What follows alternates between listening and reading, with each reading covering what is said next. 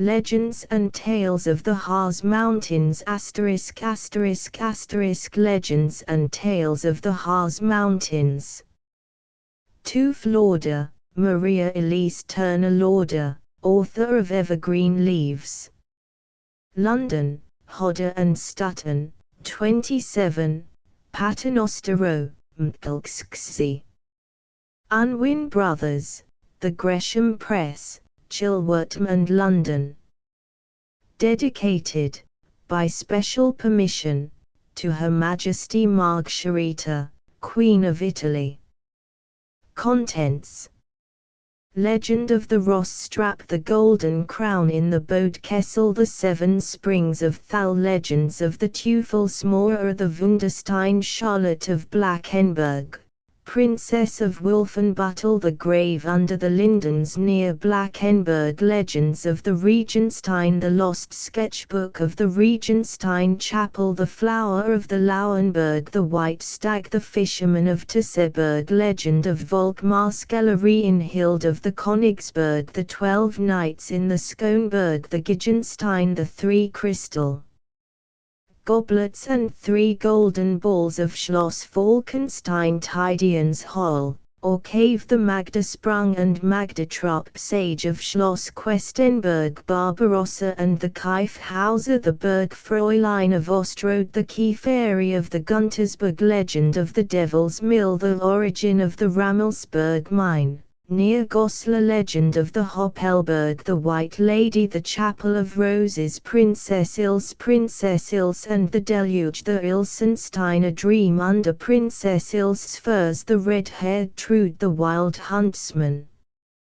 The origin of the Philippine Graf Arnaud's capture, the Pebble, the Monk and the Spring, Hildegard and the Heineberg, the 3 stone partridges, the Forester and the Enchanted Castle, the Steinkirch and the Hermit, the Nymph Rumour and the Wingarten Hall, Legend of the Schildberg, Legend of Silberhole, Lautenthal, Eva von Trotter, the Wingarten Hall and the 3 Men, the Bellfounder of Stolberg, the Cold's Cave, Legend of St. Christopher, the Maiden's Cave in the Spatenberg, the 3 Brothers of Zellerfeld.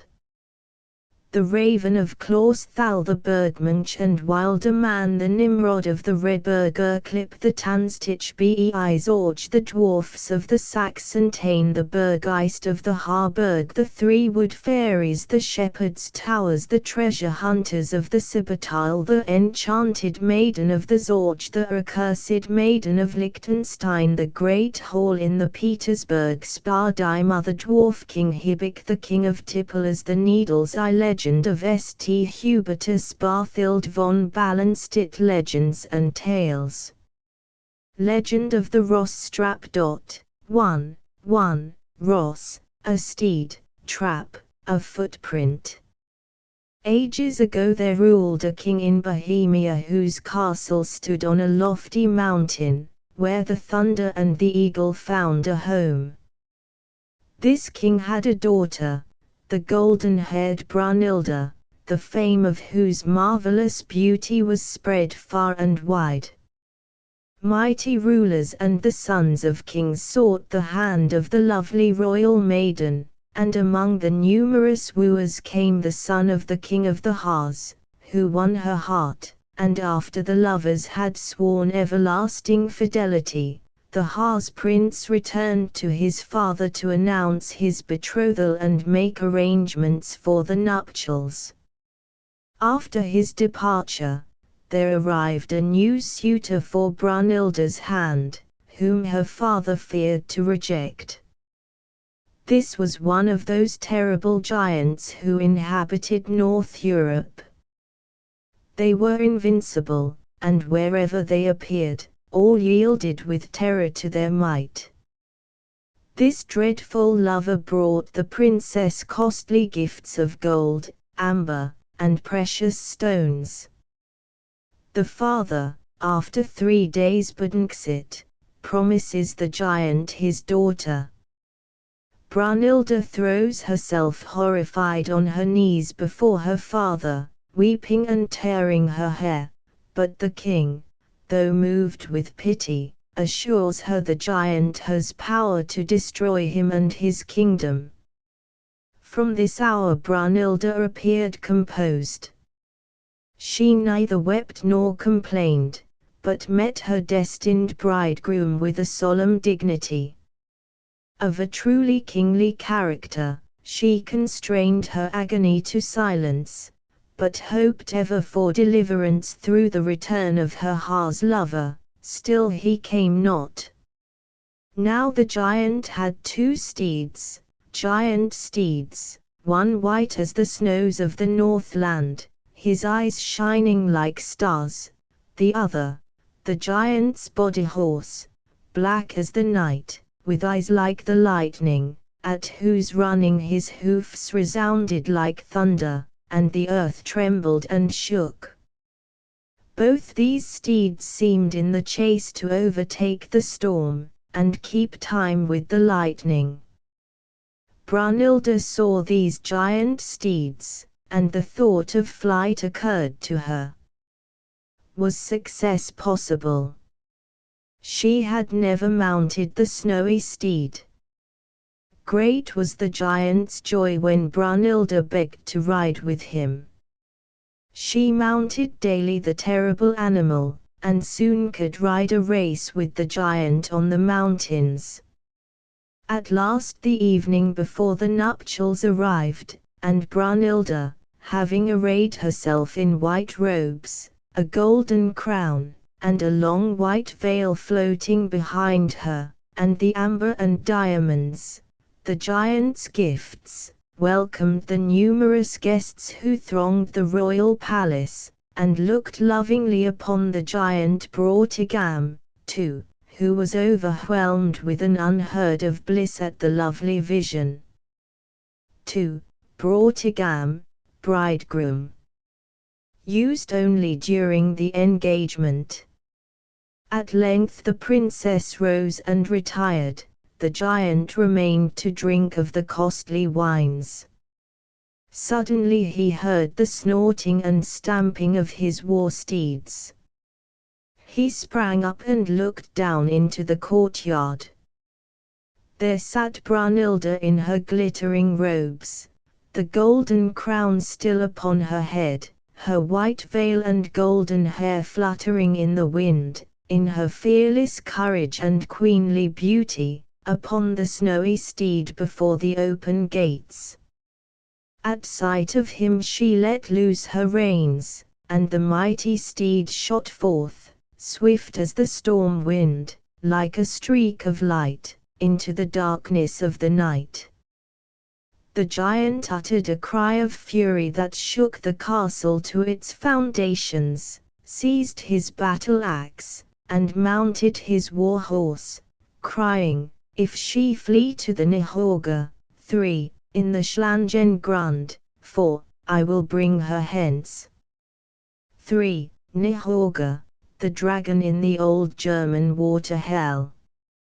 4. Schlangengrund, Valley of Serpents. And now begins the fearful race. Through meadow and forest, over mountain and ravine, flee the pursuer and pursued, the white steed always in advance, fleeing swift as a meteor through the heavens. Behind, the black steed, like a spirit from the eternal darkness. All through the night lasted the terrible ride. The earth groaned and thundered, the forests trembled, the birds and beasts fled in terror, long streaks of fire swept through the grim darkness, and the snorting of the steeds was like the roar of the north wind. At length dawn reflects her rosy blush over mountain and wood. Brunhilde utters a cry of joy and triumph. There before her lies the Harz, her lover's mountain home and future kingdom. That distant peak is the Brocken. She spurs on her noble steed till she reaches the Hexentansplatz, 5, when suddenly he stops, rears, and plunges, and refuses to advance. Before her yawns the terrible rocky abyss of the Bode Valley. Behind she hears the deadly foe advancing, uttering the most dreadful curses. 5. Hexentanzplatz, which is dancing floor. What shall she do? Forward over the wild abyss. Backward is to fall into the arms of the enemy. The choice is not difficult. She turns his head to the fearful chasm, and spurs him on. Like an eagle, the noble animal leaps the yawning abyss, lands safely on the other side, and impressing its giant hoof-print in the granite, sinks exhausted, but the princess loses her golden krone in the gulf beneath the Bode Kessel. The giant in rage and fury spurs on his dusky steed to leap after her, but falls and is broken on the rocks, and ever since, transformed into a hellhound, he guards the golden crown in the Bode Kessel. The princess, saved, dances for joy, and her footprints are still to be seen in the solid granite. The mountain has ever since been called the Rossstrap, and the giant Bodo, 6, gave his name to the valley and river. 6. Bodo, the final O has been corrupted into E, Bode. The golden crown in the Bode Kessel. Set ihr die Old Lauenburg hoch auf dem Harz-Chimmern. Der Wildnis jet der Weg hin durch zu ihren Westen Trammern. The legend of the gold krone in the Bode Kessel is connected with the Countess of the Lauenburg. In the days of the Crusades there dwelt here a fair maiden, the daughter of the Earl von Lauenburg, whose lover, Conrad von Regenstein, was a crusader. Instead of his speedy return, came tidings of his fall in the bloody combat.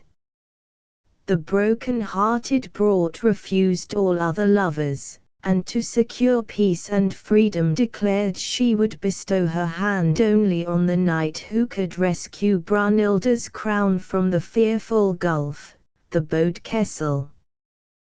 The news spread through all the plains of Germany, from the North Sea to the Alps, and knights and princes flocked to the banks of the Bodevil to learn the extent of the danger in such an attempt, but no man was even able to approach the brink of the fearful chasm. 1. It must be remembered that the Bodevil was unapproachable, no path whatever existing, until von Bülow caused the path to be constructed in 1818, past the Rossstrap to the Devil's Bridge overlooking the Bode Kessel. The object of the maiden seemed gained, but, alas! She knew not what anguish destiny had assigned her. Years had fled, and the Graf von Lauenburg held a fete in his castle. Suddenly the notes of the warder's horn resound proclaiming the arrival of a guest. The young countess looks out of a Gothic window into the court, turns pale and trembles, as her straining eyes gaze upon the entering knight. Yes. She is not deceived, that is the figure, the noble bearing of her lost crusader. Conrad. My Conrad, she cries, and rushes, frantic with joy, into the arms of her returned lover. Thou dost yet live. Thou liest not in the cold arms of death. I live, am in thy arms. No word more, a long embrace. The aged earl has followed his daughter, and amid their astonishment and joy, Conrad explains how he was severely wounded and taken prisoner, and had not for long years been able to escape. The father leads the happy pair into the great hall, and announces to the assembled guests the betrothal of his daughter, and an early wedding day. Many crowd forward to offer their congratulations, but, in the background of the whole one sees a group of knights with frowning brows. At last one of the group approaches the earl in the center of the hall, and cries, "You are in haste to announce the betrothal and wedding day. Has the Regensteiner then brought up the gold krone? Or are you playing with so many nobles?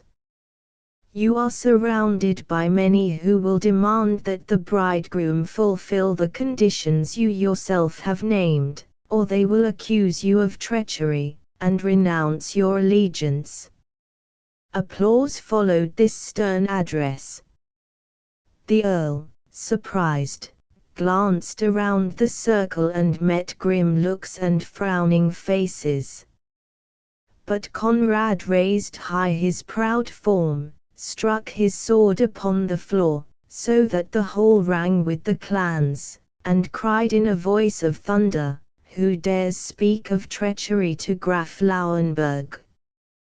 Those conditions were not made in jest or scorn, his knightly word is irreproachable. I will undergo the test, and will not lead my beloved home until I have redeemed it." Silence and astonishment filled the hall. But the maiden, pale with terror, exclaimed, "What? Thou willest face the terrible? Plunge thyself into certain destruction, and me into fresh despair." Conrad assures her the danger is not so great as it appears, that he is protected by an amulet, a cross made from the true cross of the Saviour, that has defended him from ocean perils, and rescued him from the swords and dungeons of the Saracens, and immediately prepares for the perilous rescue. The day arrived, the boat was bridged with ice, hundreds of anxious spectators lined the rocks above, the black flag floated from the Lauenburg and the Regenstein. Extreme unction had been administered in Kloster Wenthusen, and armed with a dagger for the combat with the transformed giant Bodo, and an iron chain to bind him, with a look toward heaven, Conrad plunged into the yawning gulf. The waves closed over him and drew him down into their shimmering bosom. A long and anxious stillness, then a horrible howl burst forth from the gulf, drowning the roar and hiss of the waterfall, growing every minute louder and more terrible, as if 1,000 wolves were engaged in a death grapple, and the waters rose in mighty billows, as if a storm wind raged beneath. Then a ray of sunshine bursts forth, making the colossal rocks glitter like silver towers, and the waterfall like dropping diamonds, and through the pearly foam appeared a hand holding the golden crown. The howlings became weaker, and the whisper went round, "He has conquered." And a loud voice rose above the raging waves, "The hell dog lies in chains. The crown and the beloved are mine." Hark! What is that? The terrible howlings begin afresh, the hand trembles and vanishes with the gold krone, soon all grows fearfully still, drops of blood rise to the surface, then a whole stream, the brave crusader never returns. They found the amulet thrown up from the unfathomable deeps, and carried it to the unhappy maiden, who without a tear turned her steps to the holy retreat of Kloster Wenthusen, and was never seen again. The 7 Springs of Thal. Between the red-roofed Thal and Dorf Nienstedt, one sees several low, round hills, here and there overgrown with thorns and thickets, sometimes bare of all vegetation save short grass. These mounds are graves of primeval days, in which urns and bones have been found. At the foot of these hills, in a semicircle, are 7 small springs, which unite themselves in one tiny brooklet, over which the train passes. On the summit of one of these hills once stood 7 trees called the 7 Brothers, of which now no trace remains. 7 royal brothers came from England to woo the 7 daughters of the king of the Harz mountains, the fame of whose beauty had penetrated even to the English court. These princesses were called the Sunbeams of the Mountains, and when the English princes arrived in the Felsenburg of their royal father, they found assembled their princes and nobles from Saxony and Thuringia, Franconia and Bohemia, from the banks of the Danube and the amber coasts of the sea. But the Sunbeams loved the English princes, and promised to go with them to their father's court. Then the German wooers were enraged, and said, "Not without combat will we permit these strangers to rob us of the glory of our land." The brothers seized sword and shield, but the princesses rushed into their arms and hindered the combat. At midnight, when the full moon shone, each brother, with his affianced bride behind him on his fleet steed, fled toward the rocky shores of England. Suddenly the affrighted maidens see the glitter of arms in the faint moonlight. "What is that glitters below on the plain?" they cry. "Fear not," said the youths, "'tis the waves of the boat." "What is that whistling in the forest?" "The thrushes sing in the shadows of the foliage." "Do you hear the rustling in the thicket?" "'Tis but the frightened deer." "What is that murmur?" "The spring gushing out of the rocks." "And that whispering?" "The wind." "You deceive us. Your eyes burn like the lightning, you have seized both sword and shield. Fear not. We are with you, our arm will defend you." Out of the thicket rush the concealed rivals, a furious combat follows, the English princes are all slain, their bodies burnt and the ashes buried. The princesses returned to their father's castle, but hated the murderers of their English lovers. Every day they went with the dawn to the spot where the brothers lay in their deep slumber, and night found them still there in tears.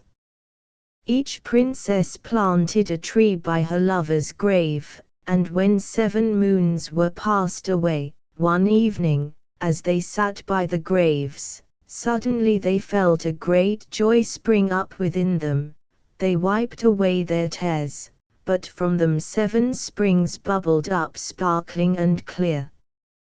Smiling, they gave each other the hand, feeling the hour of reunion was come, and in the morning they were found dead, hand in hand. Legends of the Toofie Lauder. On the plain, stretching away westward from the once imperial Quedlinburg, is the Devil's Wall, which rises in ragged rocks in the most fantastic shapes and forms, sometimes 100 feet in height, mostly bare, but nearer to Blackenberg adorned with foliage. This is the backbone of a mountain chain once extending from Blackenberg to Ballenstedt, which has been mostly washed away by the tempests of untold ages. These rocks are a firm sandstone with a vein of iron, containing impressions of fossils, shells, and plants, and are sometimes in such forms as to resemble the ruins of castles or human figures. These rent and torn rocks could not fail to possess their legends. In the time of Charlemagne there lived in Blacka a maiden called Dusnalda. The report of her charms attracted the attention of the brave Egbert, who had built on the Klus near Halberstadt a strong castle. He won her affections, of course. Just at this period the doctrines of the Christian faith had penetrated into the Harz. Egbert had become a convert, and had won Dusnalda also for the new faith. But the lovers were betrayed to Dusnalda's father, the wild and savage Luitprand, and he, in fury, having promised her to a companion in arms, shut her up in a gloomy room, deaf to all her entreaties, and laid in wait for Egbert. But Egbert assembled all the Christians of the neighborhood, and set off in the night to storm Luitprand's castle. Suddenly a wall of rock rose before them, and they were obliged to wait till morning, when lo! As far as they could see, only this formidable barrier that blocked up their way. Egbert encouraged his braves to climb it, but when halfway up, the giant rocks fell upon them and crushed every daring knight to atoms. This wall the devil had built to prevent the spread of the new faith. The other legend says the devil wished to divide with Christ the empire of the world, and therefore began this wall as the border between the two kingdoms, but the work was not finished at the time agreed upon by the contracting parties, and the contract was broken. The devil, in wrath at having labored so much for naught, broke in pieces his partly built defense. There is a tradition that the Holy Vem, or Femme, formerly held her court also in the Teufelsmoor, not far from the majestic Rheinstein. Vem, or Femme, Old German for punishment. This celebrated tribunal had its origin in Westphalia, the land of the Red Earth, and was one of the most remarkable institutions of the Middle Ages. The Femme is said to have been instituted by Charlemagne to prevent Saxony, which had been forced by his arms to embrace Christianity, from returning to paganism. Others claim for it a much greater antiquity. 2. See History of the Femme Tribunal, or Secret History of Westphalia. By Father P. Usiner. Frankfurt, 1832. The Wunderstein. The vast plain north of the Harz Mountains has been the scene of countless knightly feuds and battles. In 1115 the Battle of Welfscholz, not far from the village of Warnstedt, nestling in the shadow of the Devil's Wall, was fought between the Kaiser and the allied princes of Saxony, in which the imperial forces were routed. There is a legend that the battle was lost through the Count von Mansfeld, who seeing his men flee, exclaimed, placing his hand on a rock at his side, "This rock shall turn into wax before I move from the spot," when immediately the soft wax yielded to the pressure, and took the print of his hand, and he fled in terror and fell under the Saxon swords. There is another version of the story. Before the battle, the Earl von Mansfeld called his men in a circle around him, and addressed them thus, "My friends, fear not because the enemy outnumbers us, let the rebels come, we will be their death angel, for, listen all of you, and doubt not of victory. For so sure as my hand presses itself into this rock as if it were dough, so sure will the victory rest with our flag as long as I fight with you." and before 1,000 eager eyes he thrust his hand into the stone, leaving a deep rut. Enthusiasm inspired the souls of the soldiers at the sight, and shouts of joy went through the ranks. It is a fact that the brave Mansfeld, impatient of victory, rushed on before his men and fell.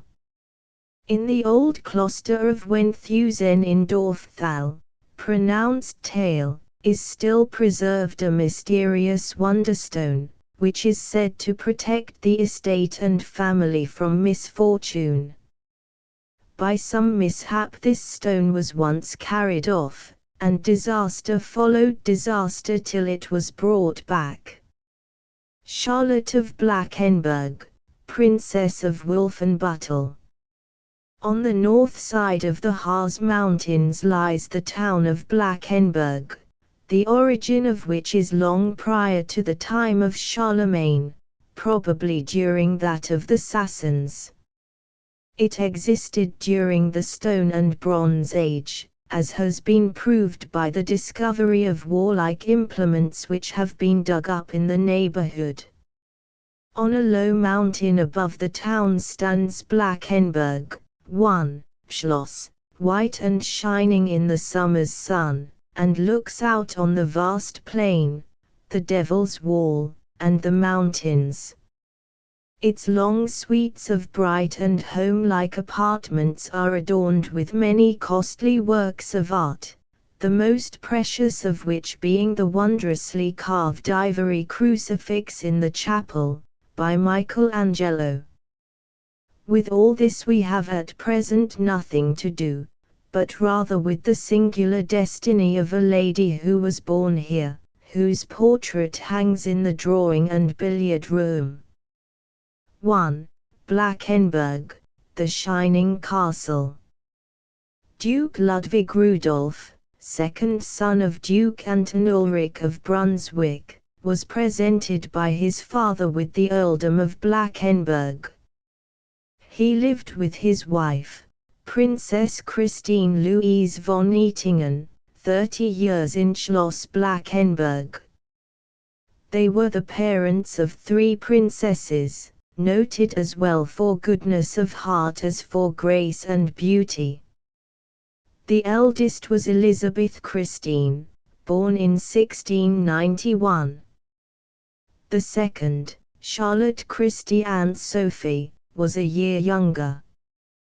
The youngest, Antoinette Amalie, was born in 1696.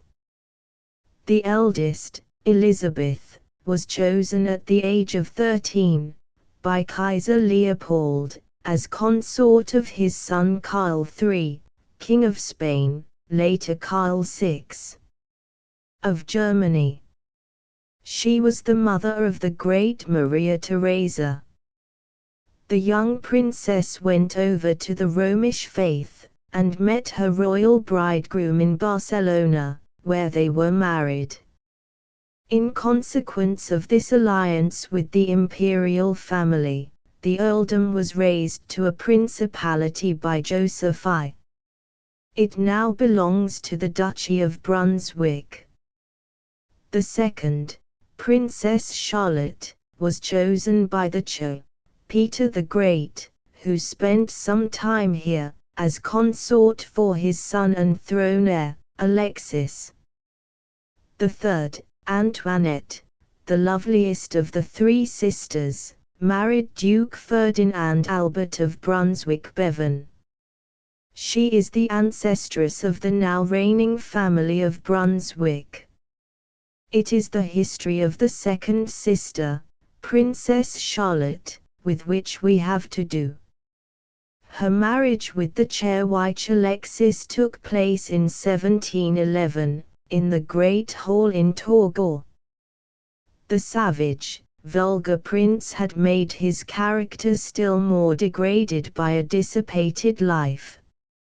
An unconquerable aversion to the amiable and refined princess led him to the horrible decision of poisoning her. He made 3 attempts, all of which failed. The inhuman treatment of this monster increased daily, and no courtier dared to defend the unhappy princess against his brutality.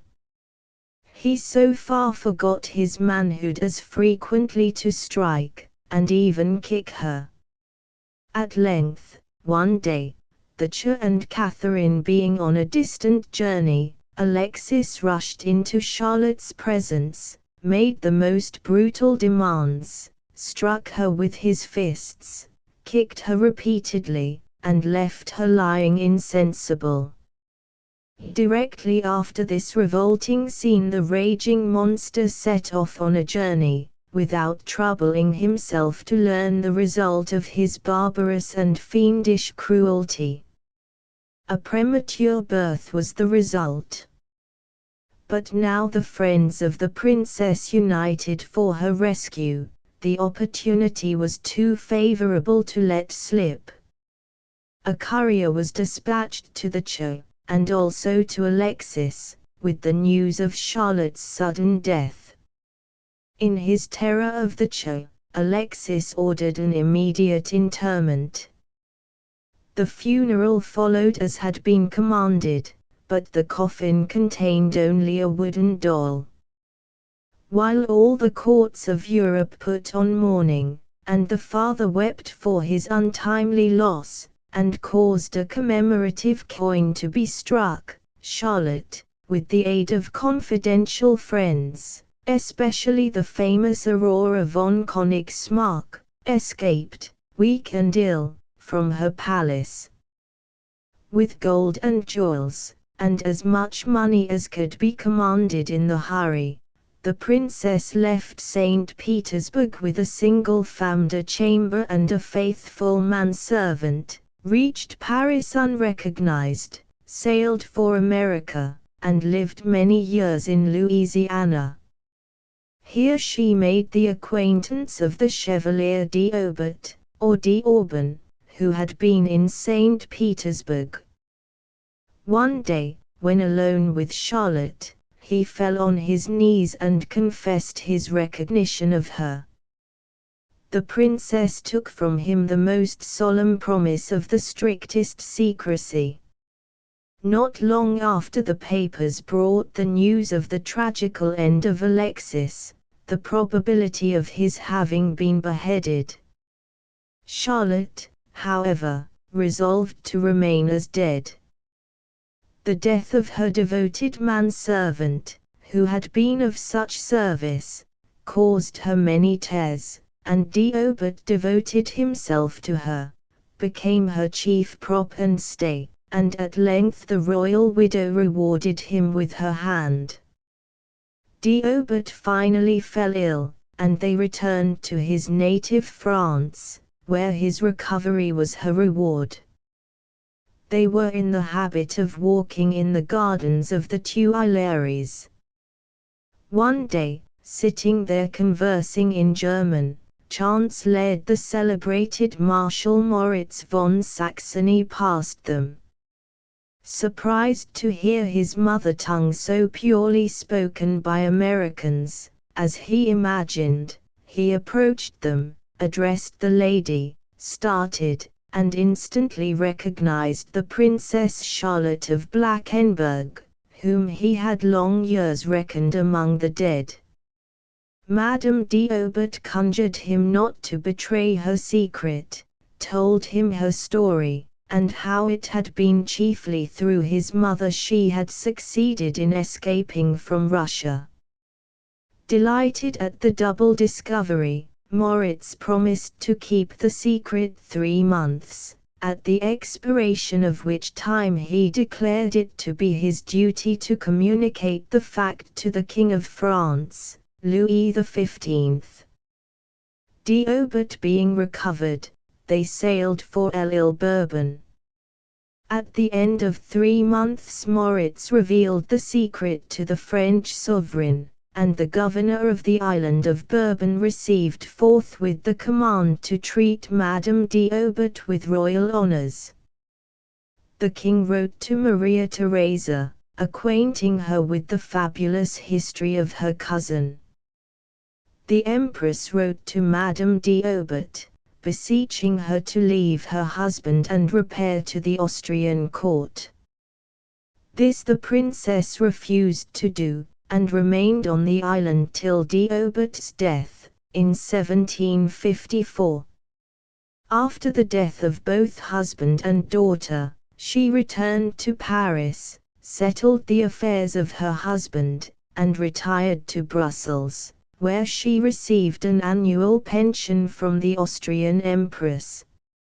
Charlotte lived a retired life, no one but the now aged waiting woman who had fled with her having the remotest idea of her high rank and astounding fate.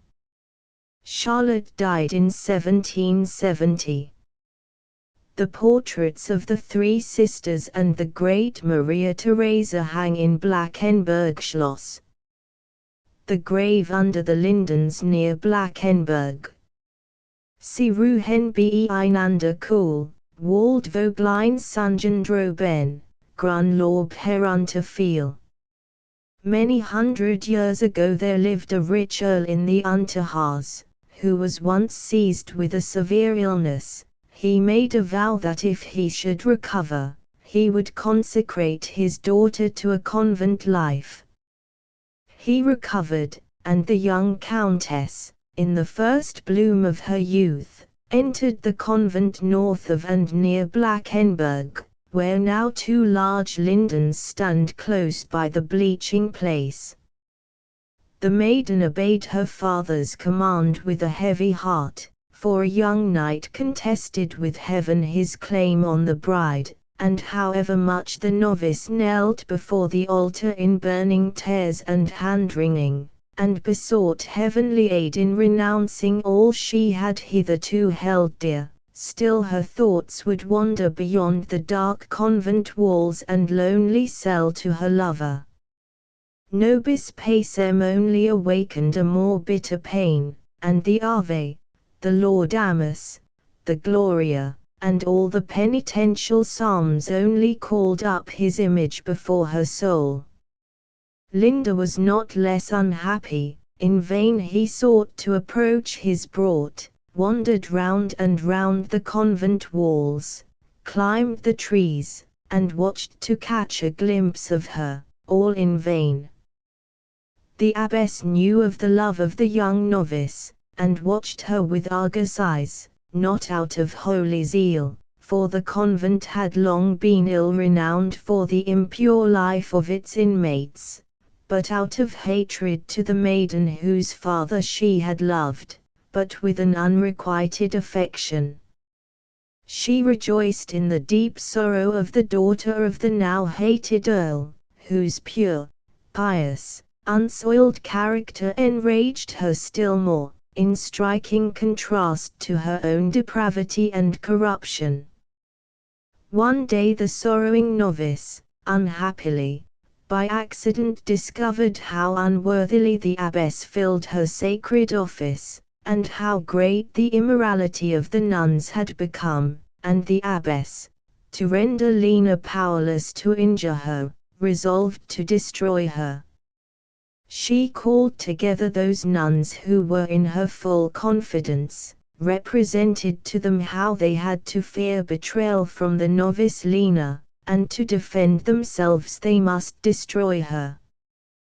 This would be most easily accomplished by permitting a meeting with her lover after she had assumed the veil, surprise her, accuse her of breaking her vow, and then wall her up alive.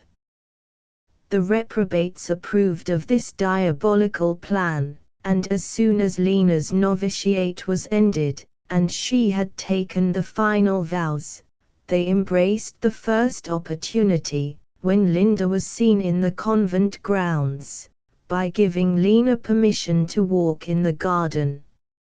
It was a sultry Saturday evening, the sun had set, and had left, instead of a golden twilight, only a grey, cloudy veil, which, increased by the mountain mists, spread gradually over the entire heavens, proclaiming a coming thunderstorm. Lena, although she had long languished for fresh air, found no relief. She glanced toward heaven, but both moon and stars were hidden behind the dark clouds. The flowers hung sadly their drooping heads, as if in sympathy with the maiden doomed to a convent life. She sat down much shaken on a seat of turf shaded by 2 lindens, and the tears streamed from her eyes. Suddenly she felt herself embraced. A cry of delighted surprise escaped her, for it was Linda, her beloved.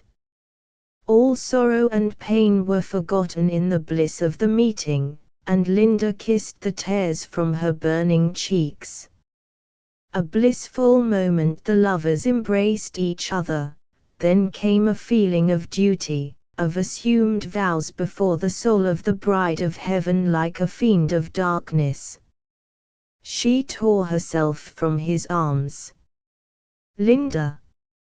Linda," she moaned, "I am lost to thee, our embrace is sin. O God! God of love! Have mercy on the sinner. Linda! Linda! Have thou also pity. Leave me. Leave thee. Nevermore," cried passionately the youth, "now thou art mine forever. Thou shalt flee with me, and no power on earth shall tear thee from me. Thou art mine, mine till death." "And my oath," cried Lena, "the oath I have taken." Linda turned pale. "So thou hast already taken the vows, art no longer novice. Art irrevocably chained to the convent," he cried in horror, for even love started back from the gulf that such an oath had made between them, opposing their union.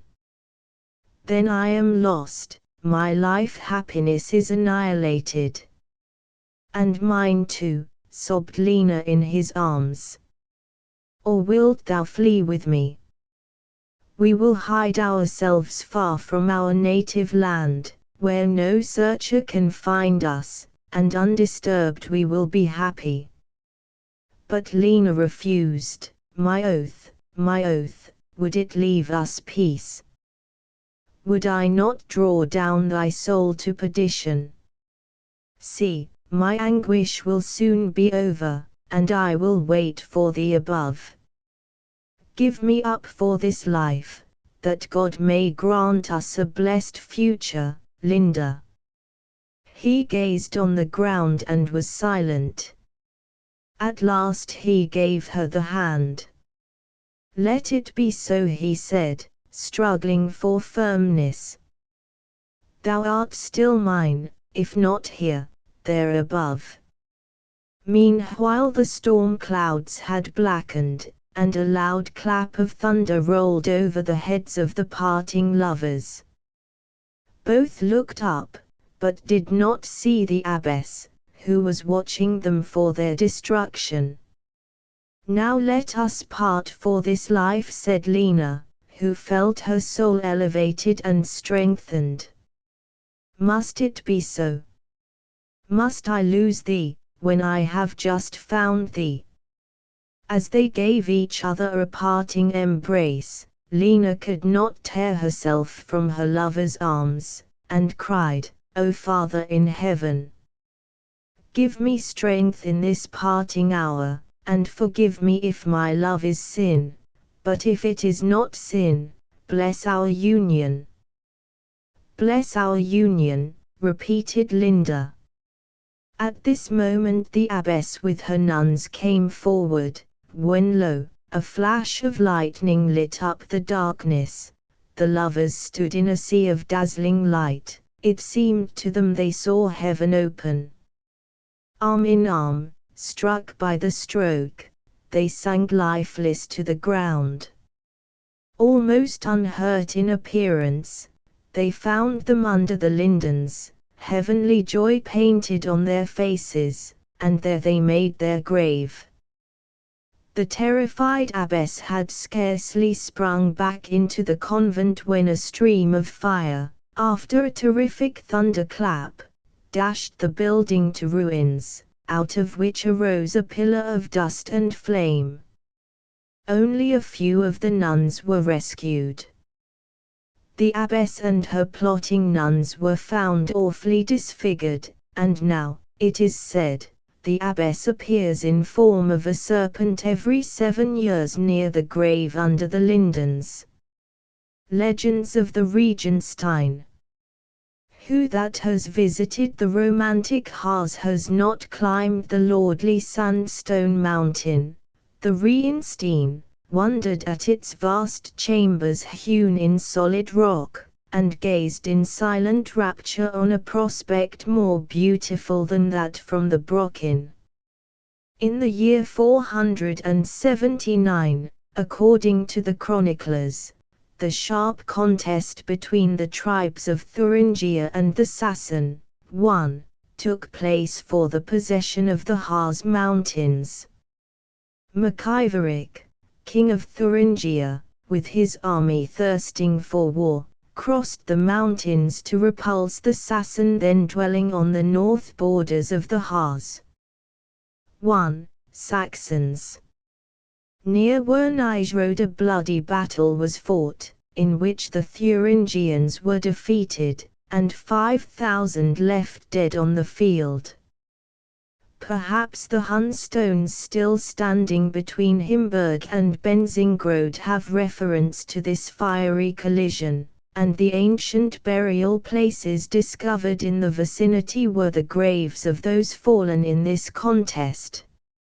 After the battle the Sassen recognized the fact that to their leader, Hatebold, they owed the victory, and to prove their gratitude they offered to build him a castle on the north borders of the Harz, in any spot he might choose. So Hatebold rode till he came to a stone mountain, which was, as if by nature, formed for a stronghold. It rose rugged and steep from the sandy heath to a mighty rock, and formed a row of impassable cliffs, the western summits of which widened into a tableland sufficiently broad for the site of a castle. And Hatebold pointed to the row of rocks and cried in the language of the Sassen, on this Regenstein, 2, my burg shall stand. 2. Regenstein, or Regenstein, row of rocks. That is the fortress whose magnificent position still delights us, at whose ruins we gaze in amazement, in whose halls and chambers, almost entirely hewn in the rocks, we see the work of a far distant time, when comfort and luxury were unknown in this region. From these grey ruins, from the grim vaults, the half-fallen tower, and the deep dungeon, breathes the spirit of the past, and whispers many a legendary note in the ear. Is it the mysterious devil's hole in an ancient vault, with the date 1090, near which house spectres, whose employment it is ever to fill this 4 feet deep and wide hole with stones, or the opening in one of the largest rock walls, which proclaims a conquest of the castle, or the ruinated chapel, with its tiny Gothic door and 2 windows, and the ambry still in the wall at the right on entering, the overgrown moat to the east and south, the arched entrance, the many half-broken flights of stone steps. All this has an untold mystic charm. The opening in the wall was made at a seizure of the castle, which tradition tells us was accomplished by stratagem. The besiegers had lain long before the stronghold in vain, had stormed the walls and the stronger rocks without success, and finally, evidently convinced that the fortress was impregnable, had raised the siege. And now there were feasting and joy, and the Earl von Regenstein commanded the best wine to be brought.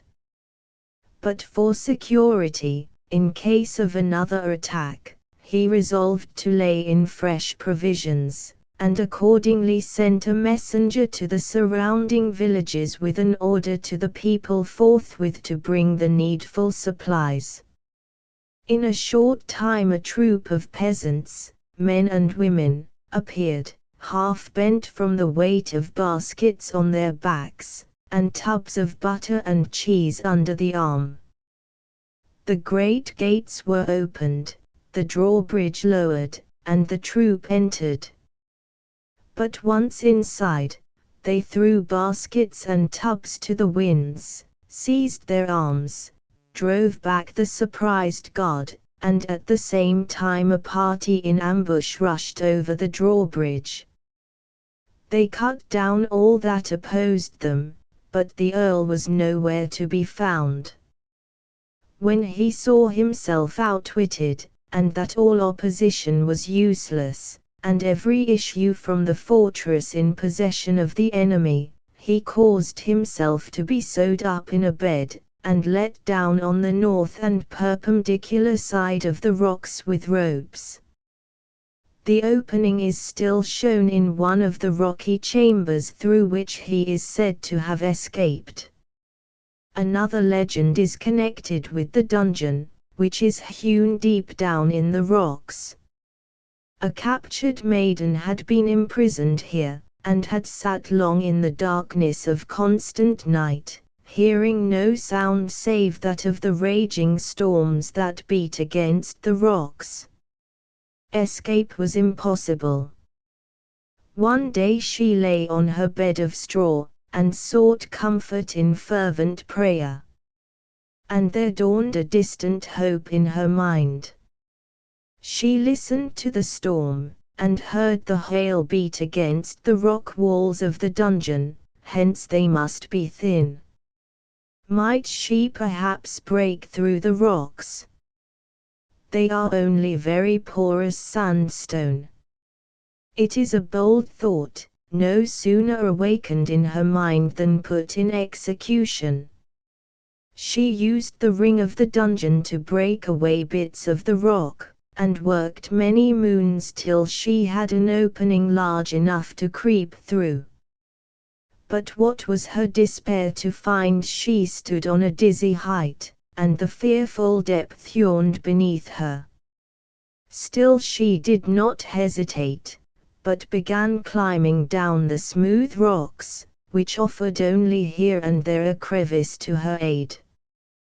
But tradition, who believeth all things and never faileth, says she reached the foot of the mountain and her father's castle in safety.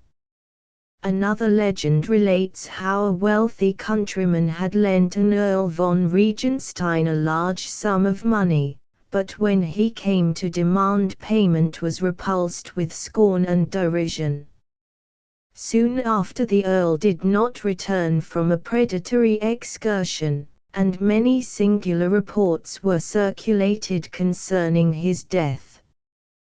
The countryman hoped for payment from the Earl's heir, but he treated him more roughly than his predecessor had done. The creditor, on his way home, heard suddenly a loud noise like the crackling of flames. He looked around and saw a cleft in the mountain, from which issued smoke. He went and looked in.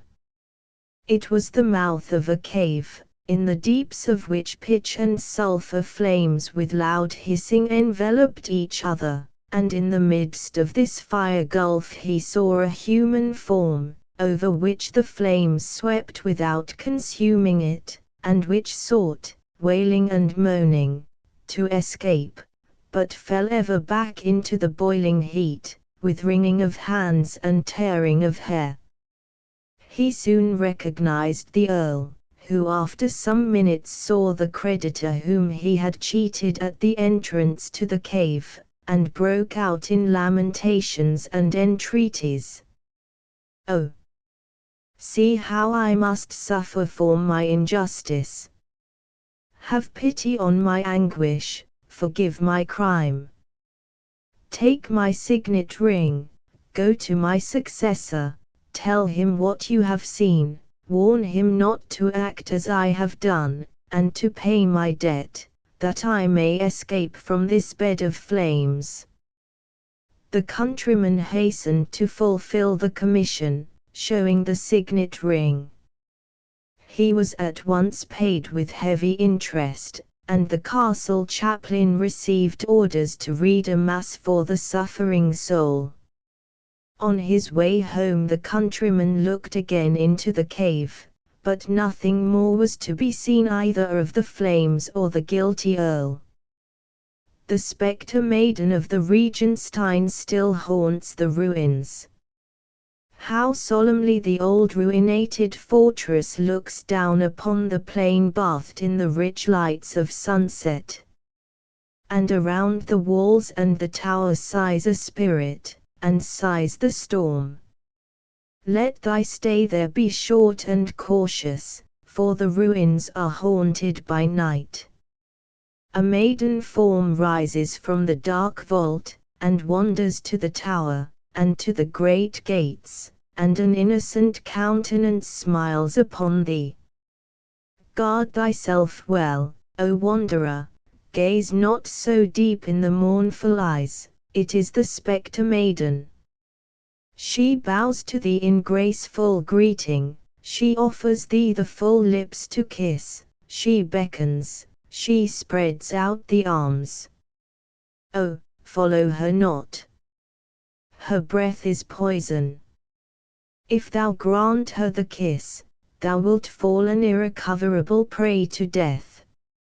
Her greeting, her beckon, are not for thee, she waits here for her lover. As crusader, he marched to the Holy Sepulchre.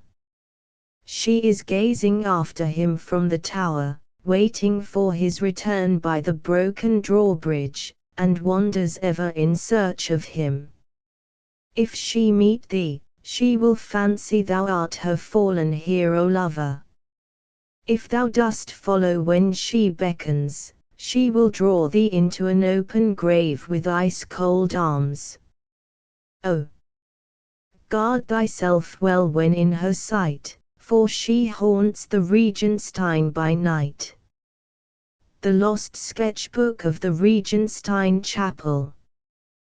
The Baronin von Felsen had led her young English friend, May Rosenmohr, through the ruins of Schloss Regenstein, the authentic history of which begins with Kaiser Henry the Fowler, till at last they wandered to the tiny roofless chapel.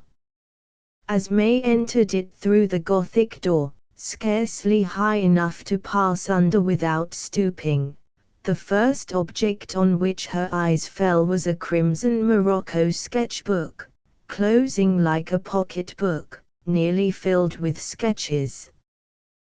The last two sketches were, first, an arbor, in which a lady and gentleman are seated. The lady is arranging roses from a basket before her, while her companion reads to her. The last sketch is the empty arbor. The book lies open upside down on the table, the roses are fallen on the ground. In the pocket was a photo of a lady and gentleman together, the latter in officer's uniform. What a contrast to these grim ruins, with all their legendary memories, is this elegant scrap of modern art, exclaimed May.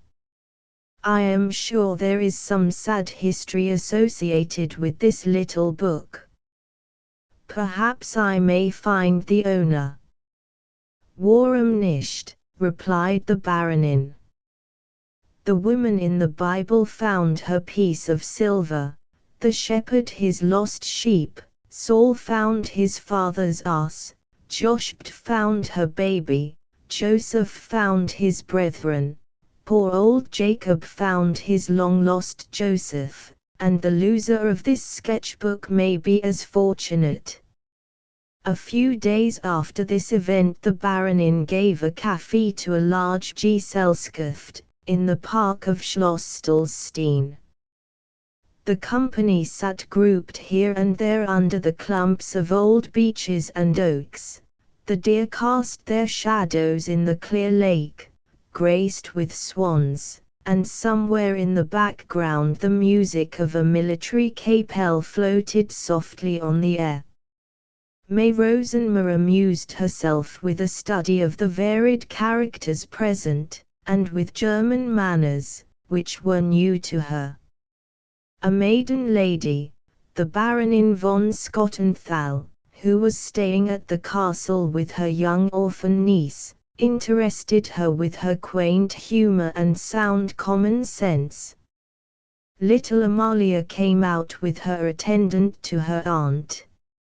She was a lovely child, with long auburn curls, and a dash of the French character, for her mother was a Pole.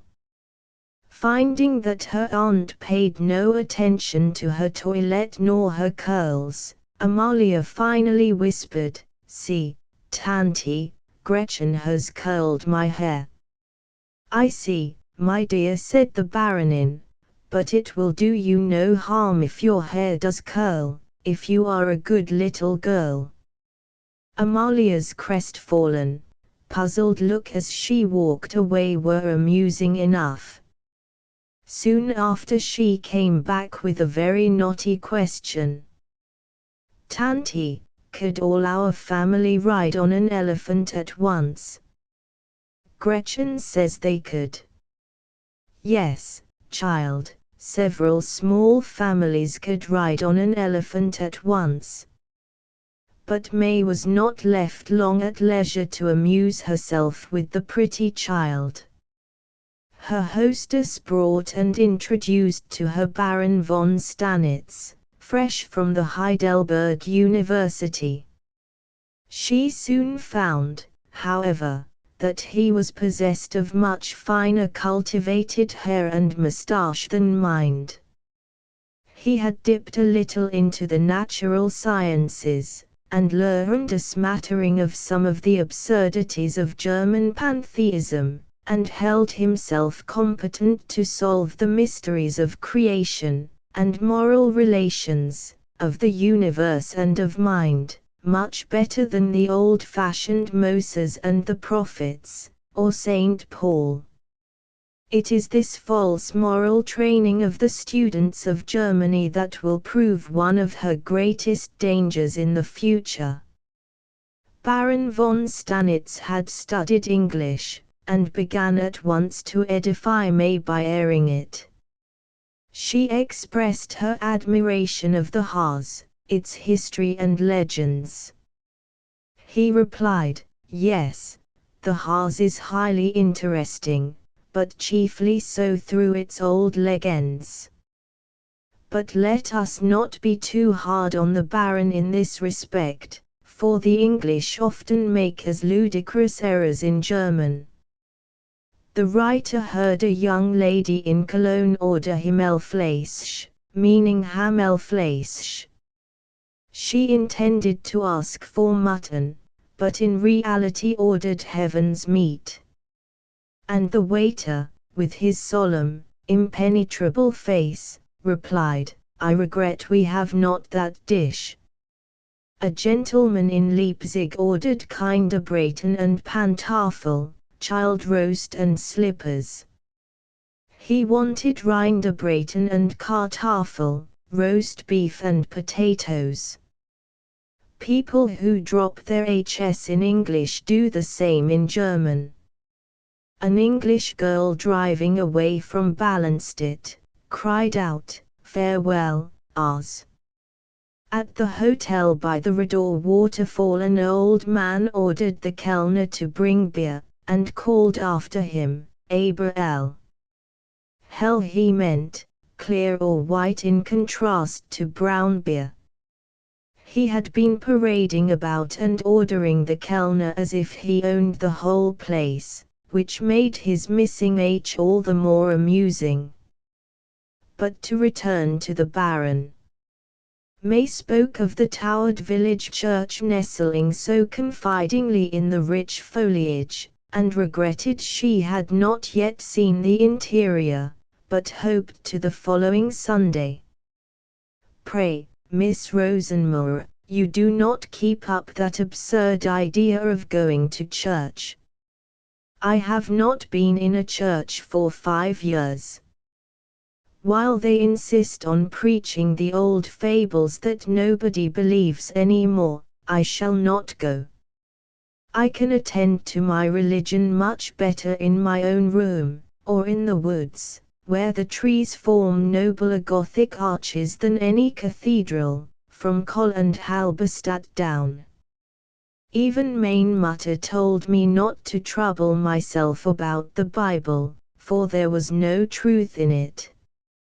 "Woe to any mother who could give such advice," cried May, in great excitement. She spoke of some of the strongest proofs of the divine origin of the Bible, and asked the Baron if he could explain why it was that Christian nations were the most elevated, those without the light of revelation being the degraded ones.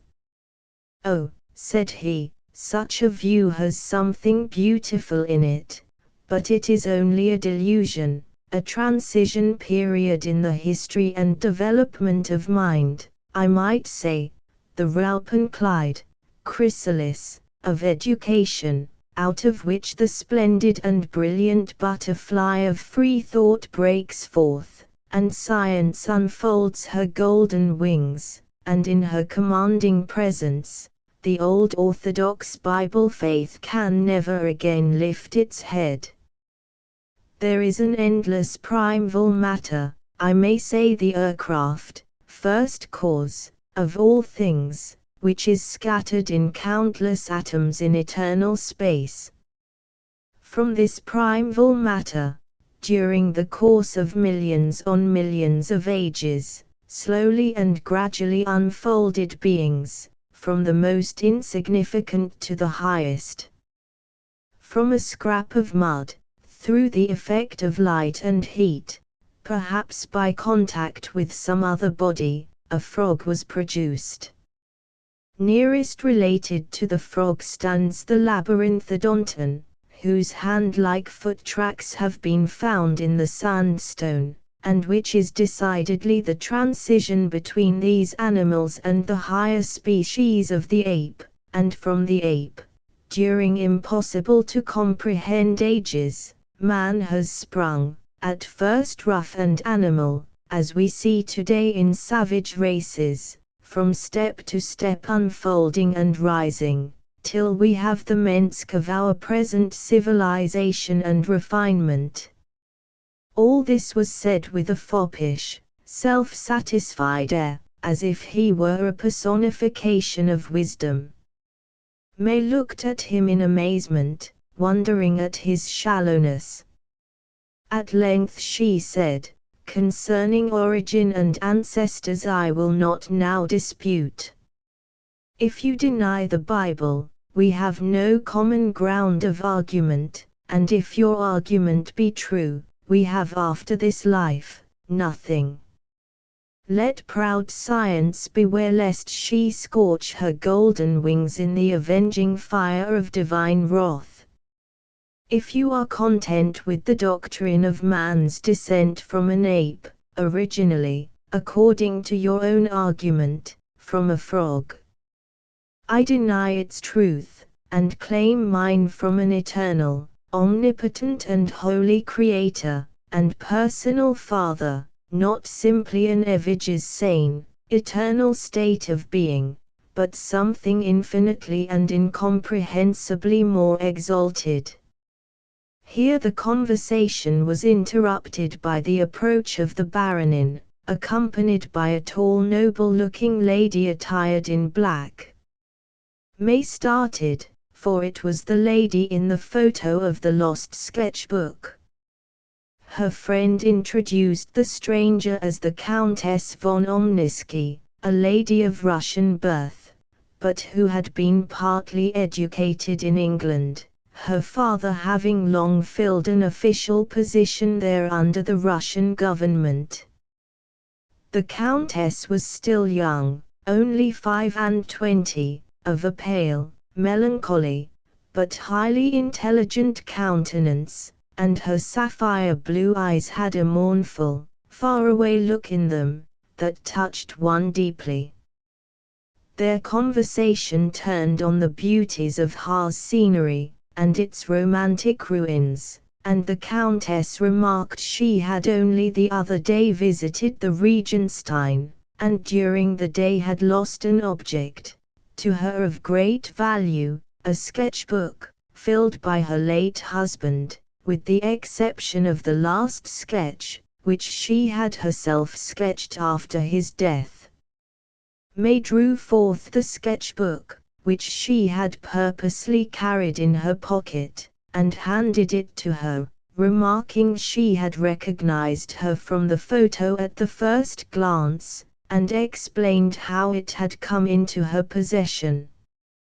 The Countess turned to the sketch in the arbor, remarking, "We were sitting thus, when Karl was summoned to join his regiment at the breaking out of the last war between France and Germany. We had only been married 3 weeks when France declared war, and my joy was broken forever. If you will not be wearied, I will tell you the history." May assured her of her deep interest and sympathy, and they seated themselves under a magnificent oak near the lake. "My sister Olga and I were married on the same day to 2 brothers, German officers, just 3 weeks before the commencement of the war. We were in Switzerland at the time of the mobilization of the German army, and hastening to obey the call, we repaired to Berlin, where we took leave of one another, never again all to meet in this world.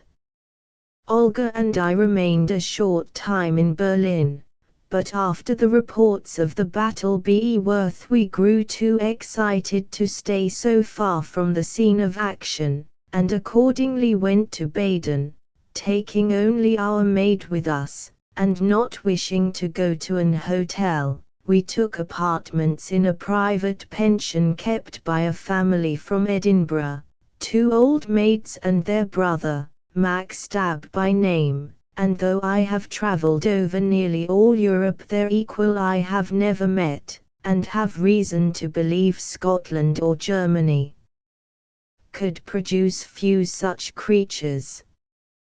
You may imagine the difficulties of travelling in time of war, with soldiers being transported to active service, and the sick and wounded to hospitals, and we lost our luggage, consisting only of 2 trunks.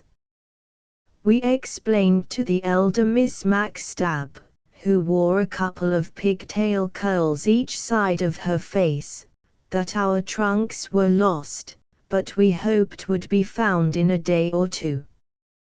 The second day passed, but our missing trunks did not appear, in fact never did, and the 3rd morning, as poor Olga was descending the stairs for breakfast, Miss Max Stab attacked her crying out, "See the painted Jezebel! With her curls and diamond rings! The impostor seeks to deceive honest folk with her pretended wedding ring and tales of lost luggage." Olga, in perfect terror, pale as marble, came rushing to meet me. She could not speak, and did not need to, for I had heard what had passed. I took Olga by the arm and walked firmly to the breakfast room. Miss Max Stab was arranging our breakfast table as we entered. I inquired if any letters were come. Miss Max Stab glowered at us with an awful face, and replied savagely, in coarse tones, "Yes, here is a letter, but you wrote and sent it to the post yourselves, nobody would write to the likes of you. Such grand pretensions, with your crests. You'll not get no more letters here, I'll intercept them, and expose your falsehoods. We hastened to our rooms, and sent Paulina to call a carriage. I knew there was an English clergyman in the place, the Reverend William Samper, and we thought it better to acquaint him with our embarrassment, as we were alone, and ask his advice. Olga went, taking Paulina with her, and I remained alone. There were 2 or 3 strangers staying in the house who had also gone out, hence there was no one but the family at home. The day before, on going out for a drive, we had locked our door, and the Maxtabs denied our right to lock any door, or even to keep any door key. No sooner was Olga gone than Miss Maxtab, accompanied by her brother and sister, came upstairs and entered my room without knocking. Mr. Maxtab demanded the keys. I told him I should not deliver up the keys till I had done with the apartments, and expressed my surprise at the insolence in thus entering my room unbidden, and the cowardice of such conduct when no one was there to see or hear. Miss Maxtab, with one sweep of her hand, brushed all my writing materials on the floor, and her no less amiable brother seated himself, saying he should wait till he had the keys. You will wait, then, I said, until my sister and maid return. My maid! Cried Miss Maxtab. Just then a loud ring hurried them all away. I locked my door till Olga returned. She had seen Mr. Samper, and shown our letters, and he would be with us in a few moments. He came and insisted on our going with him, perfect strangers though we were, at once to his house, assuring us Mrs. Samper was expecting us, breakfast was being made ready, and our rooms awaited us. The very atmosphere of their house was peace, and Mrs. Samper was like a mother to us, and the noble Christian pair have the warmest place in my memory and heart. The following day Mr. Samper received a letter from the Maxtabs, claiming damages for a broken Sevres vase and an injured piano, amounting to £4, all, of course, absolutely false.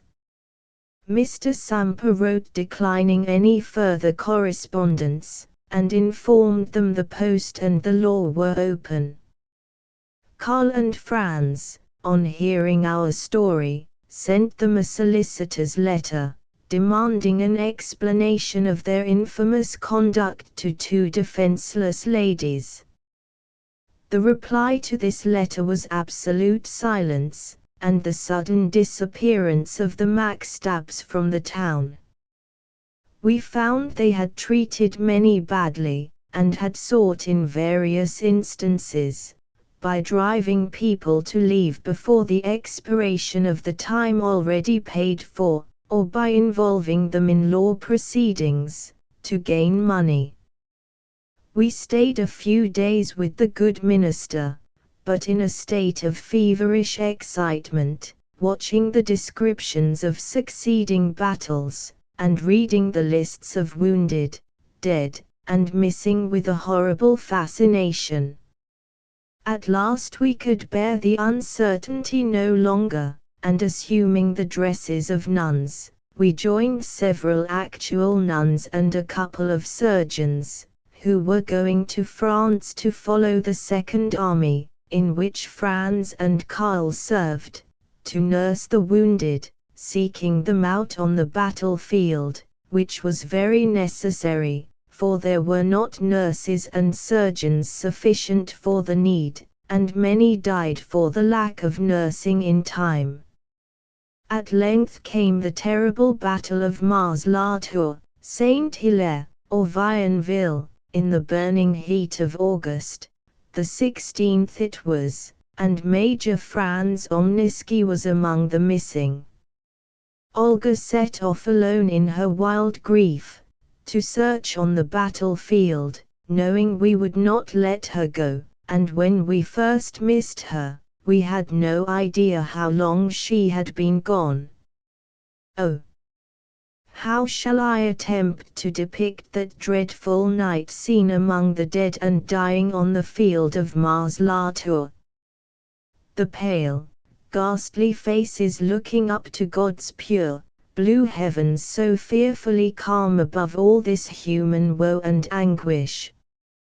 Among the heaps of the slain, stumbling over horse and rider, we searched till night grew pale before the dawn, and then we found what we sought, and dreaded to find, Franz dead, and Olga lying with her head on his breast, in a deathly swoon, her garments wet with dew, and her long beautiful hair falling over her dead husband's face.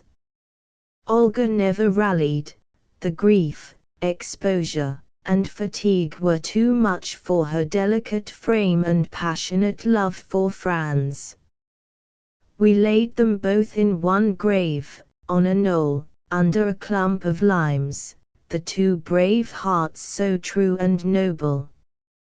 Then came the 18th of August, that most murderous of all the engagements of the war, the Battle of Gravelotte, in which the Kaiser commanded in person, with a brilliant staff, Prince Friedrich Karl, Steinmetz, Moltke, Roon, Bismarck being on it. Colonel Karl Omniski was among the wounded, and I hastened on to nurse him, as I hoped, to renewed life and vigor, but the moment I saw him all hope died forever.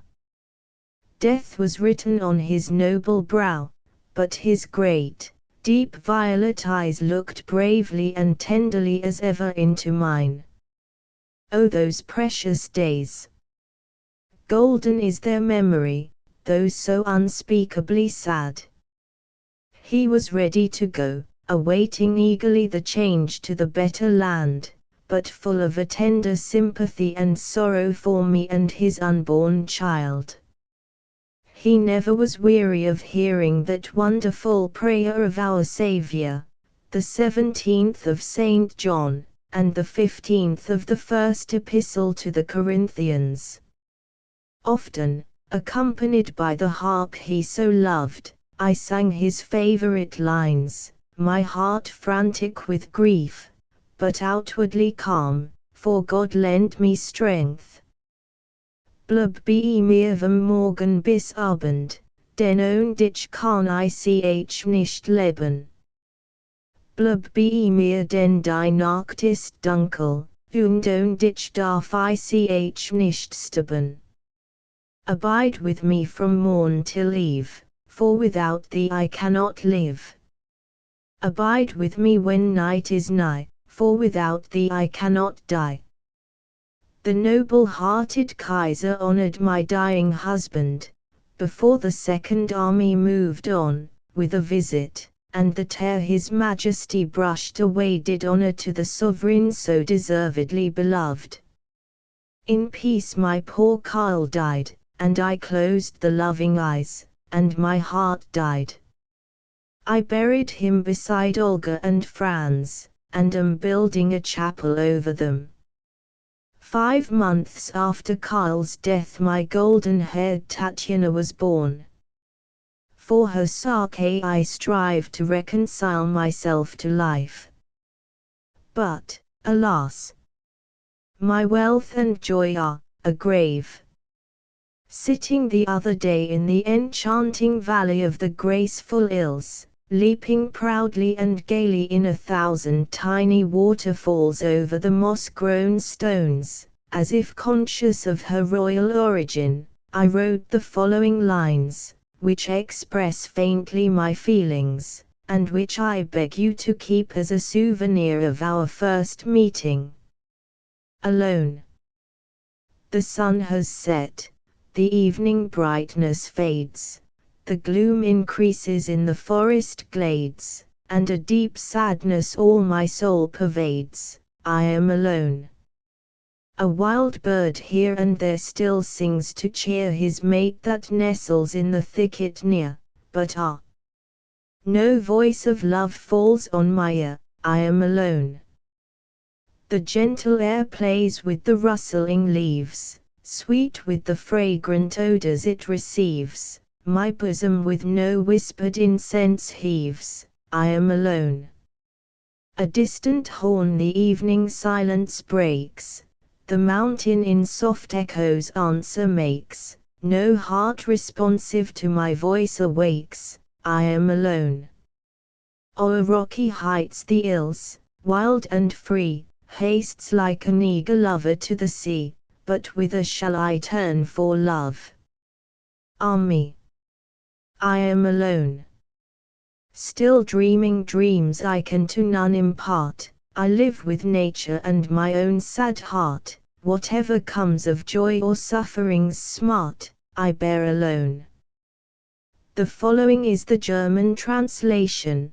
Des Abends Rosglanz erbliet.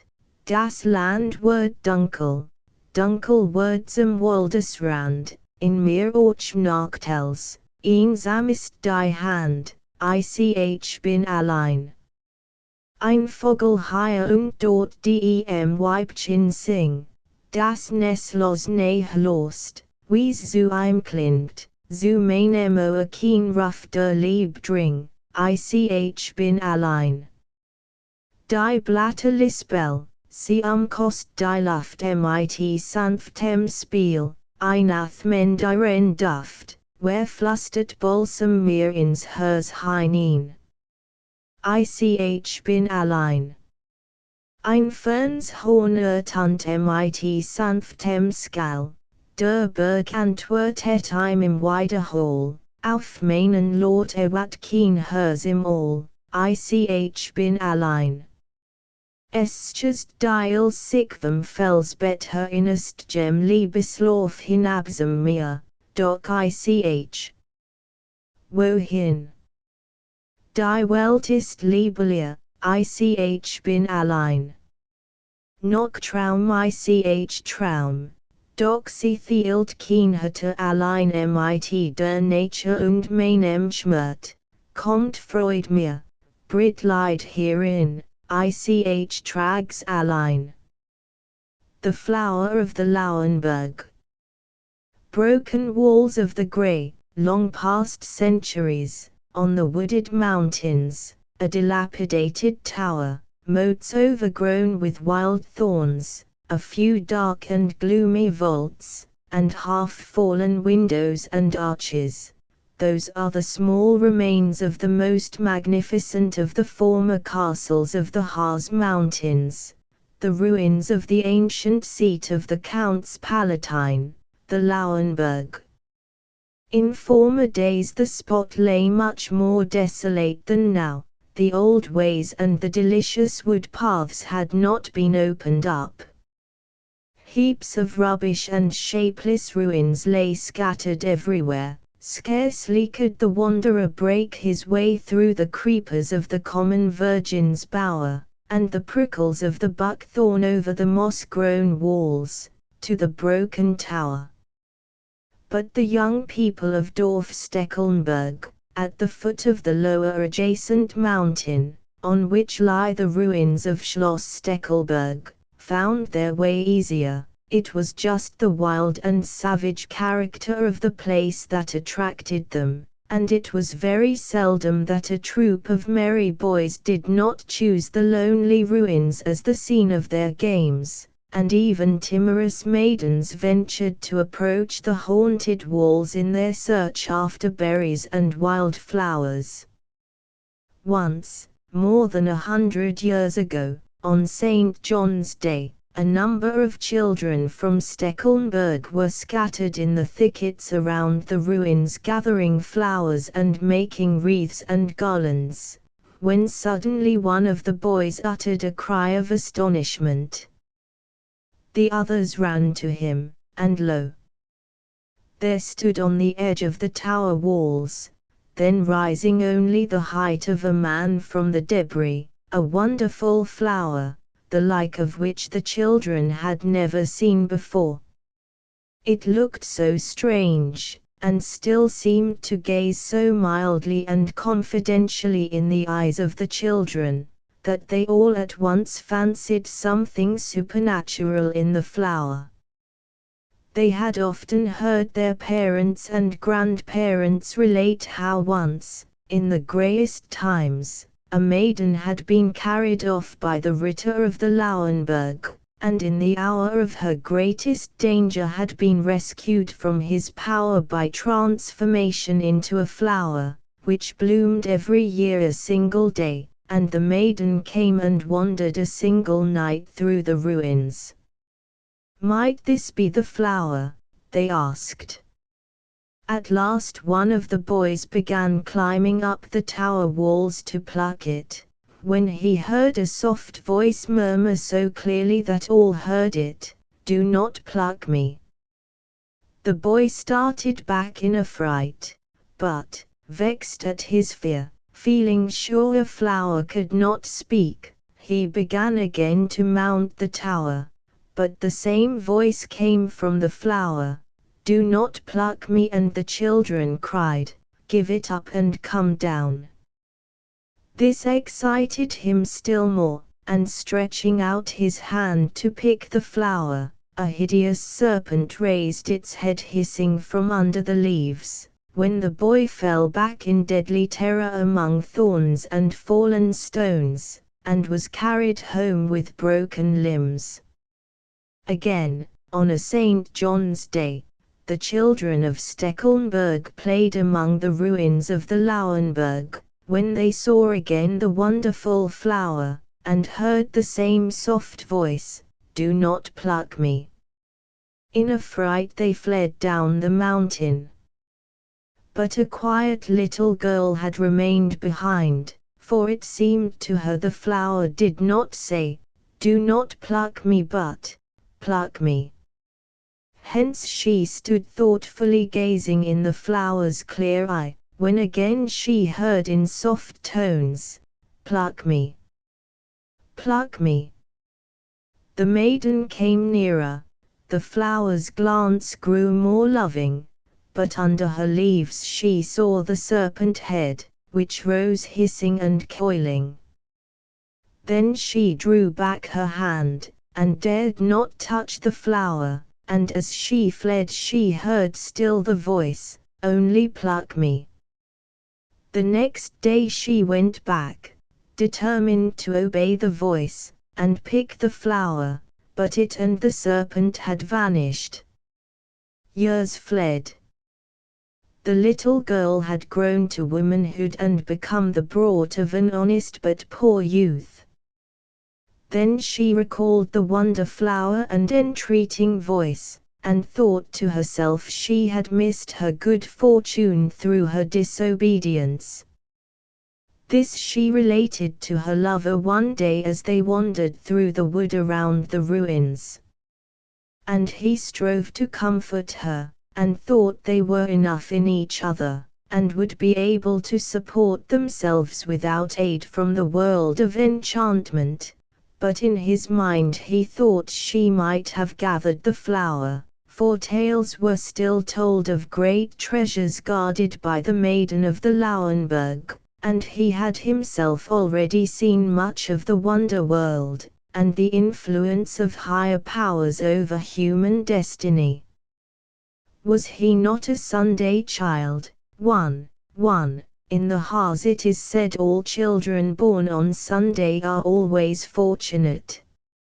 He was present as the owner of the estate Winnetahusen in Thal had removed the wonder stone, on which the good fortune of the estate hangs, and had seen how 16 horses and hundreds of men had only with difficulty moved it, while the heavens had grown dark, and the storm threatened to destroy the buildings, and only misfortune followed misfortune, till the stone was restored to the ancient convent estate.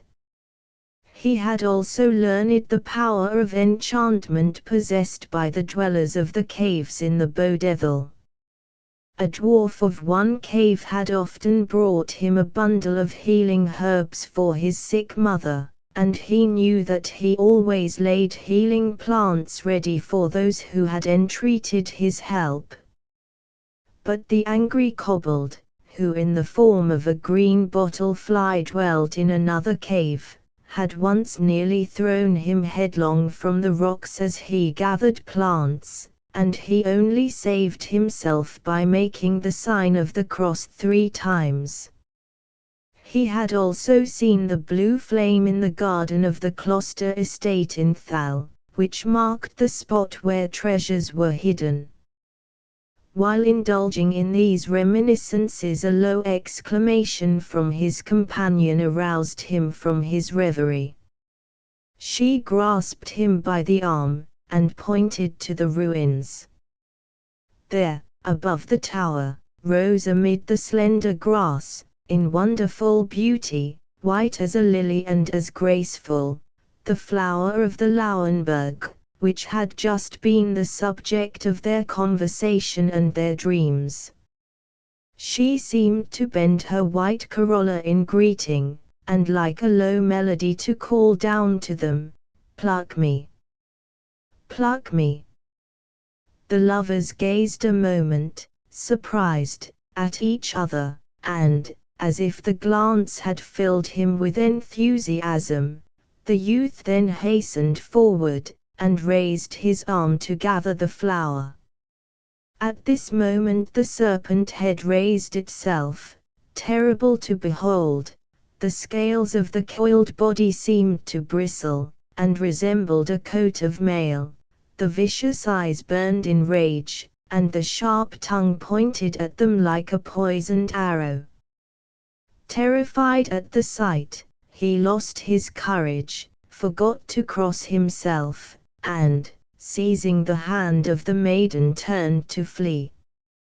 But she held him back. She stood lost in thought a moment, then pressing his hand warmly and glancing toward heaven, she approached fearlessly the tower, and stretched forth her hand firmly to pluck the flower.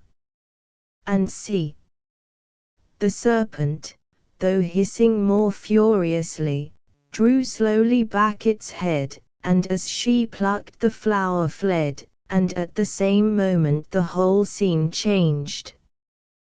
Where the flower grew, now stood, sweetly smiling, in swan-white garments, a graceful maiden, who looked kindly on the lovers, and, pointing to a vault at the base of the tower, in which glittered gold and silver vessels of all sorts, stooped and handed one piece after another to the astonished lovers, who took the costly gifts as in a dream. When they had all they could carry, she waved the hand in farewell, as bidding them to depart, and vanished. The white stag. Long centuries ago a peculiar appearance attracted the attention of the inhabitants of Dorf de Seeberg. Every morning stood, high on the summit of the Hazedornberg, which rises perpendicular to the banks of the Bode, a white stag, and gazed fixedly below into the valley. He stood hours at a time, and had done so over 100 years, without any variation or the faintest sign of age. Wonderful as this was, it was still more remarkable that no one had ever been able to come near him, although various sportsmen had attempted it, not even when they waited in the early morning on the spot where he was wont to appear. They waited in vain, and yet at the same time the villagers below had seen him as usual. So it had come that for a whole generation no one had sought to come near the white stag. Hence every one shook the head doubtfully when one day an herb-gatherer of the village, named Weidmann, declared that he had not only been near the stag, but that the animal had come close to him, leaned against him, eaten of the plants he carried, and finally had followed him part way down the declivity of the mountain. The herb-gatherer, however, was known to be a man of veracity, and they soon became convinced of the truth of his statement, for no sooner had he climbed the hazelthorn than the white stag ran to him, and walked trustfully by his side, ate from his hand, and followed his steps. This excited all the more surprise inasmuch as the stag avoided everybody else. Weidmann was surprised himself at this confidence, which grew every day, and it seemed to him, when the stag gazed at him with its clear eyes so winningly, as if it would speak, and only language failed. At last, he said one day to his wife, "There is something the matter with the white stag, and he longs to tell. If I only could know what it is." "That is not so difficult," replied his wife. "Just ask old Fishish, who will be able to tell thee." Fishish was, according to some, a wise, good old woman, according to others a witch, who lived in a hut a little out of the village, never leaving it, alone and without friends, avoiding men and shunned by them in return, but only till they got into some trouble, when illness or some accident had befallen them.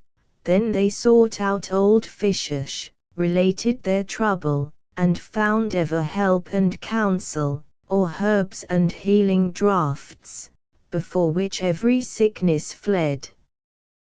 To her the herb-gatherer applied, told her what had happened, and begged for an explanation of the matter. Fishish bent her ice-grey head and remained a while sunk in thought.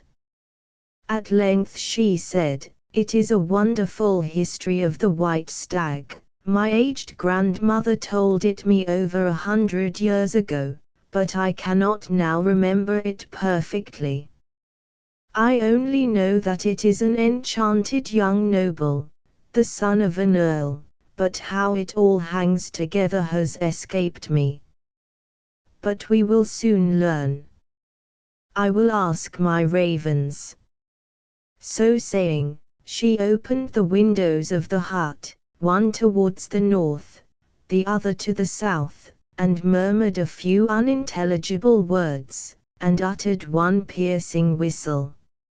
Soon the beating of heavy wings was heard, and a hoarse croaking, and a pair of huge primeval ravens flew down, and sat, one on the north, one on the south window, and cried, "Crow! Crow! Crow!" Was signed the.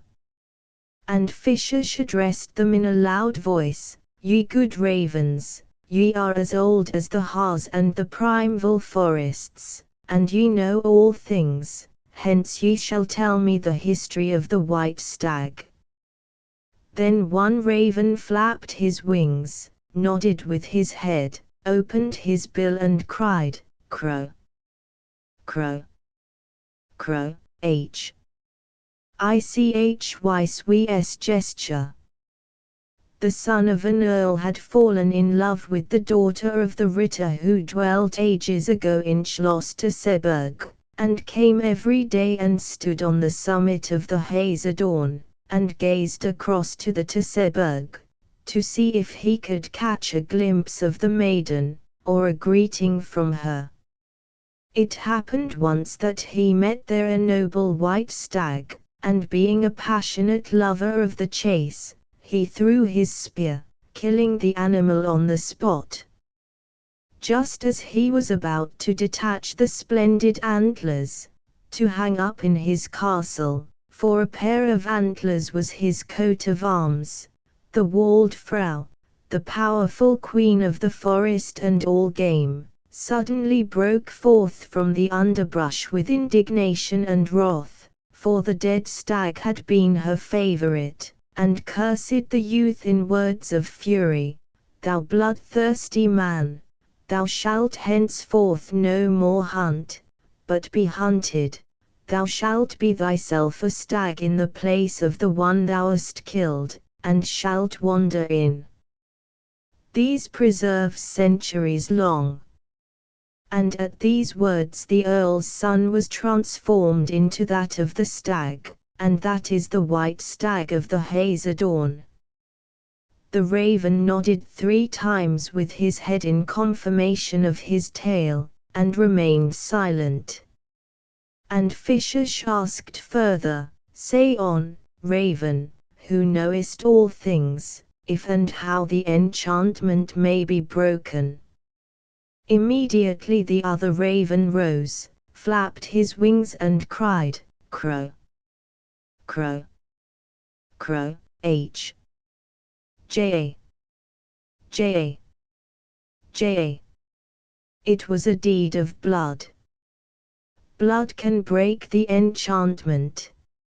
If a hunter who has never shed blood gives him blood that belongs neither to man nor beast, and he both drinks and eats it at the same time, the enchantment of the white stag is broken. Fishes would inquire further, but the ravens both remained silent, shook their heads, spread rustling their wings, and flew forth, one up the other down the roaring Bode, to their haunt, one, in the steep rocks of the Bodevil, which still bear the name of the Rubenstein. 2. 1. Safe retreat in the rocks, usually applied to the eagle. 2. Ravens' cliffs. When the ravens had disappeared, Fishes sank in deep thought, and seemed to forget the presence of Weidmann. That is a dark saying, she at length said, breaking the silence, and muttered thoughtfully to herself. Just wait, I begin to see through the thing. How was it, then? Who can break the enchantment? A hunter who has never shed blood, replied Weidmann. And where may we find such an one? Probably nowhere. Fishes looked at him oddly, while a smile flitted over her wrinkled face. Tell me, then, hast thou ever shed blood? The man started at the question.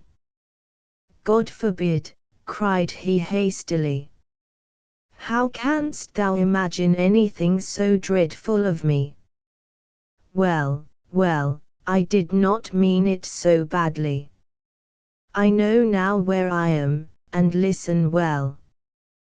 Thou thyself canst break the enchantment. Thou art called Weidmann, 3, because thy ancestor was ranger to the knights of the Teutoburg, and dost thou not say thou hast never shed blood? So a Weidmann is found, and it is clear why the white stag has approached thee, he sees in thee his deliverer. 3. Weidmann, or Walderman, signifies sportsman, hunter, ranger. The good Weidmann was speechless with astonishment, but doubted not the truth of Fish's words. But the blood, he said meditatively, the blood that I must give him both to eat and drink, the blood that shall neither be of man nor beast, whence shall it come? That is thy affair, said Fishes, dryly. That belongs to thy department, for if the blood must not belong to the animal, perhaps it might be found in the vegetable kingdom. Reflect upon it thyself. And Weidmann leaned his head on his hand in deep thought. Suddenly his face grew bright, he sprang up and almost fell on the neck of old Fishes. I have it! I have it! He exclaimed joyfully. That is the Hypericon, or St. John's wort. It drops blood on St. John's Eve and St. John's Day, and tomorrow will be St. John's Day, and the flower grows abundantly by my garden fence. Accordingly the next morning he cut a bunch of the St. John's wort, in which at this time all wonder power lies, and carried it to the white stag on the hazy dawn. The stag sprang impetuously forward to meet him, and hardly had he eaten the plants, when the stag took the form of a stately youth, in knightly gold-embroidered doublet, streaming plume in his barret, and baldric worked in gold and antlers. With beaming countenance and sparkling eyes he embraced the astonished white man, and cried, "Have thanks, thou honest man, thou hast released me, and shalt not go unrewarded. My father, when I return home, will bestow a rich reward on the deliverer of his son. But tell me, I see there only ruins, where once a strong castle raised its towers. Who has destroyed it, and where is the radiant daughter of the Teutoburg?"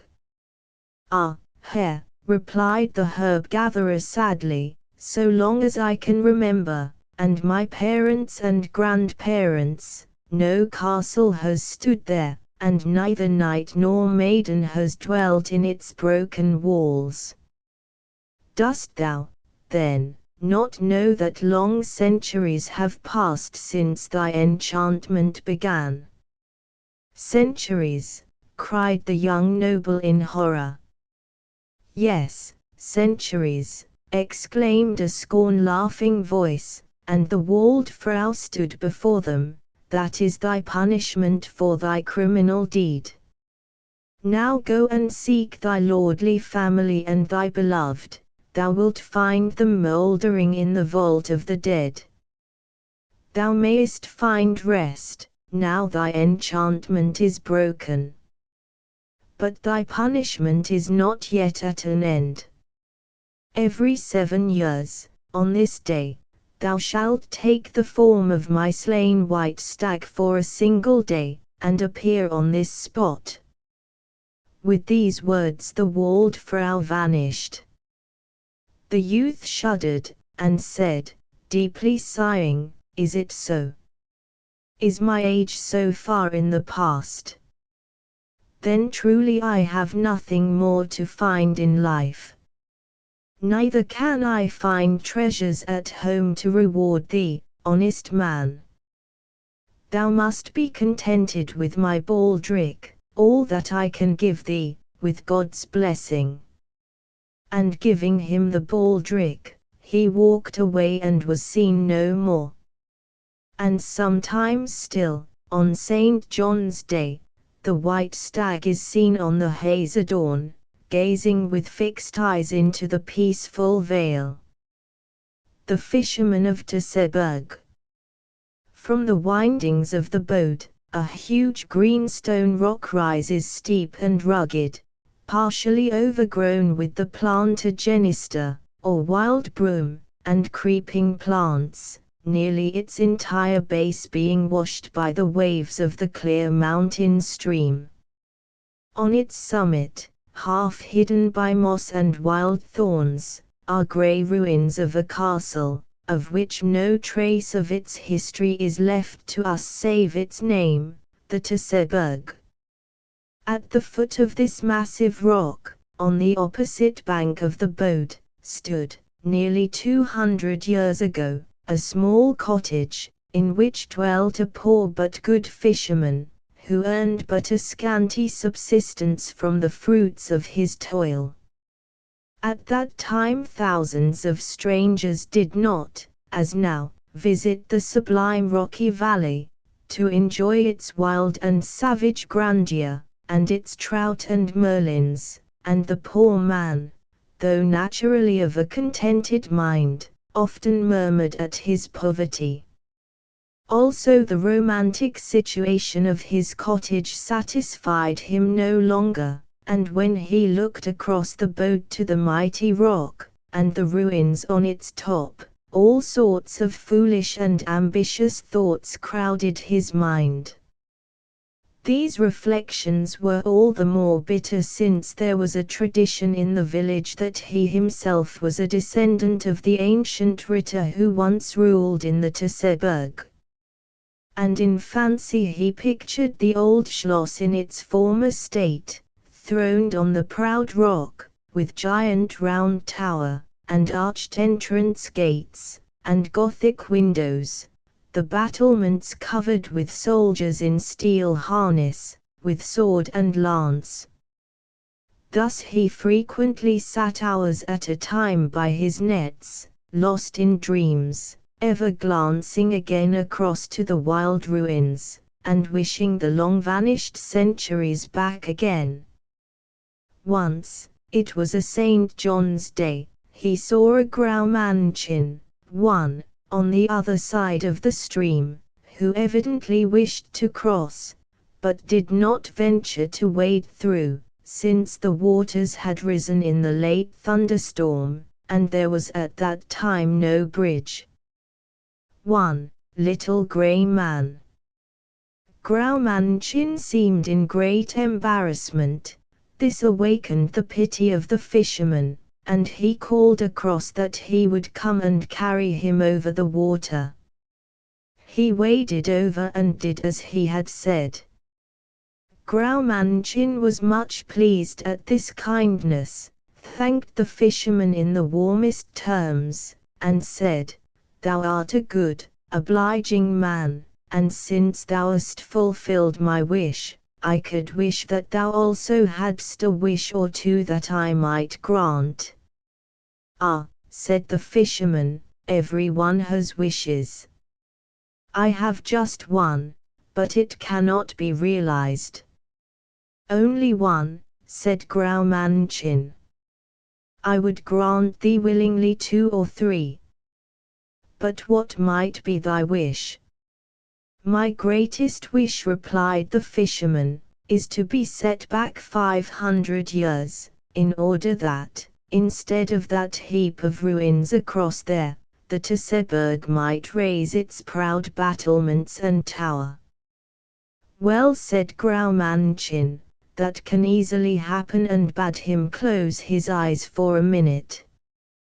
He did so, and on opening them again gazed around him in wonder, for there opposite on the dark rock stood the Teutoburg, that he had so often seen in ruins.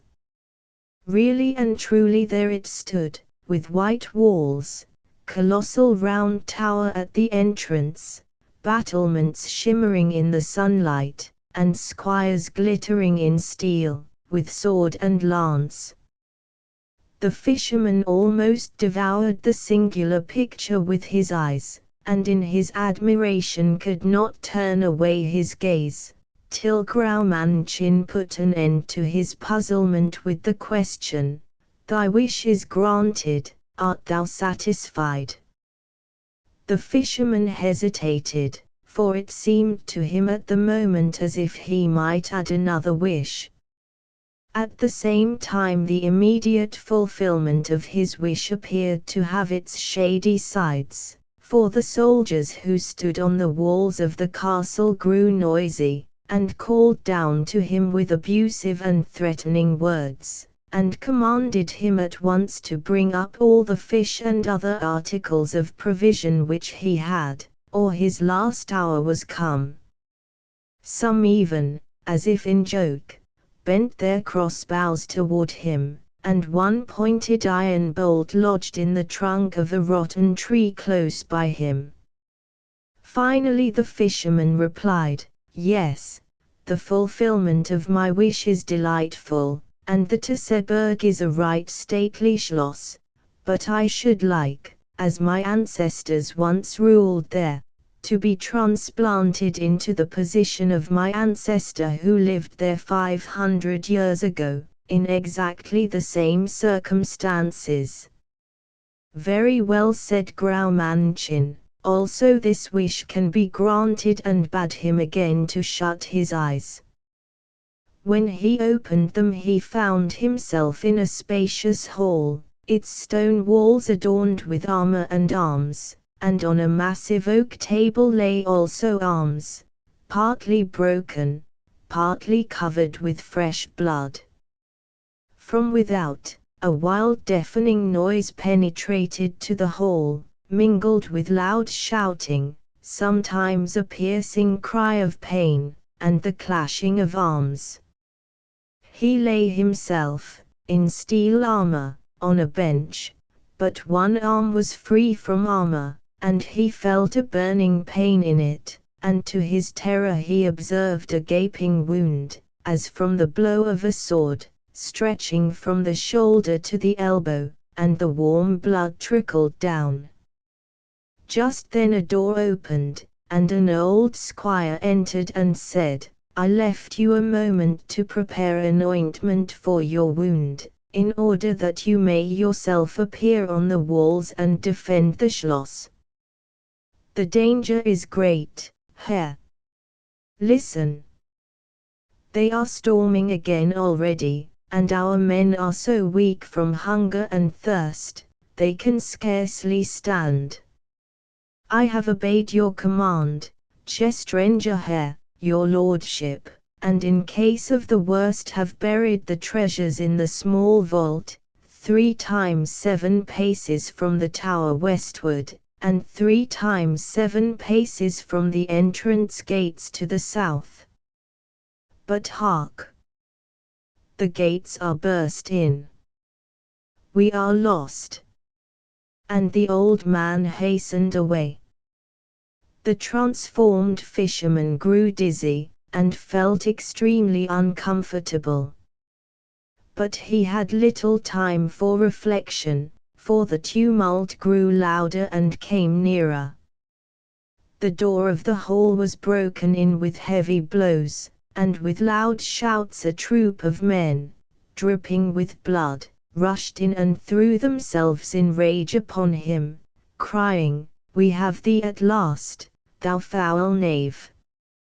Thou who hast robbed and murdered so many! At last the hour of retribution has come." And the leader cried, "Fasten a rope to the arch of the gates, give him an hour to say his prayers, but in the deepest dungeon, and then hang him for a punishment and a warning." And strong arms seized him and threw him in the dungeon on damp straw.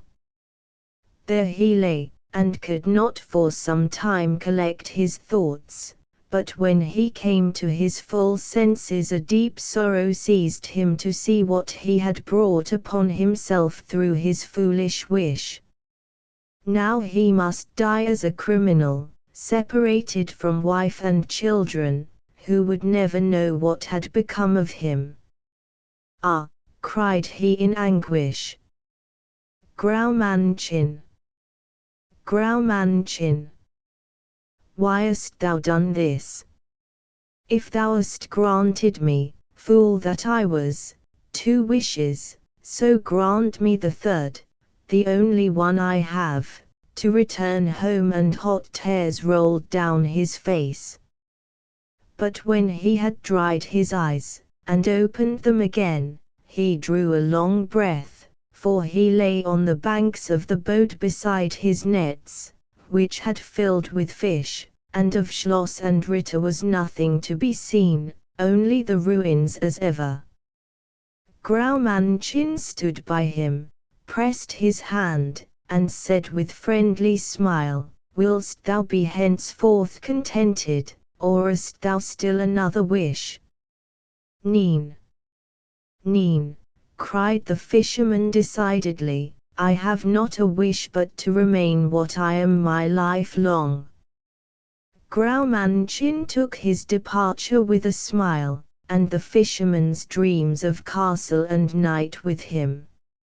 For many years he related only to his wife what had happened, but as he grew old he told the history to his sons, that they might learn therefrom the same lesson as himself.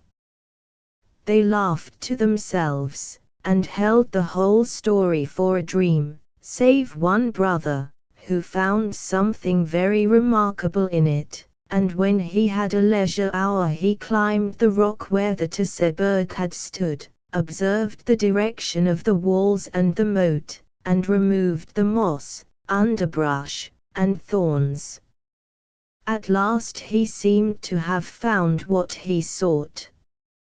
One clear moonlight night he mounted with hook and shovel to the ruins. There, where once the tower had stood, he measured 3 times 7 paces to the west from the tower, and the same distance from the gate southward. Then he began to dig and soon came to a vault.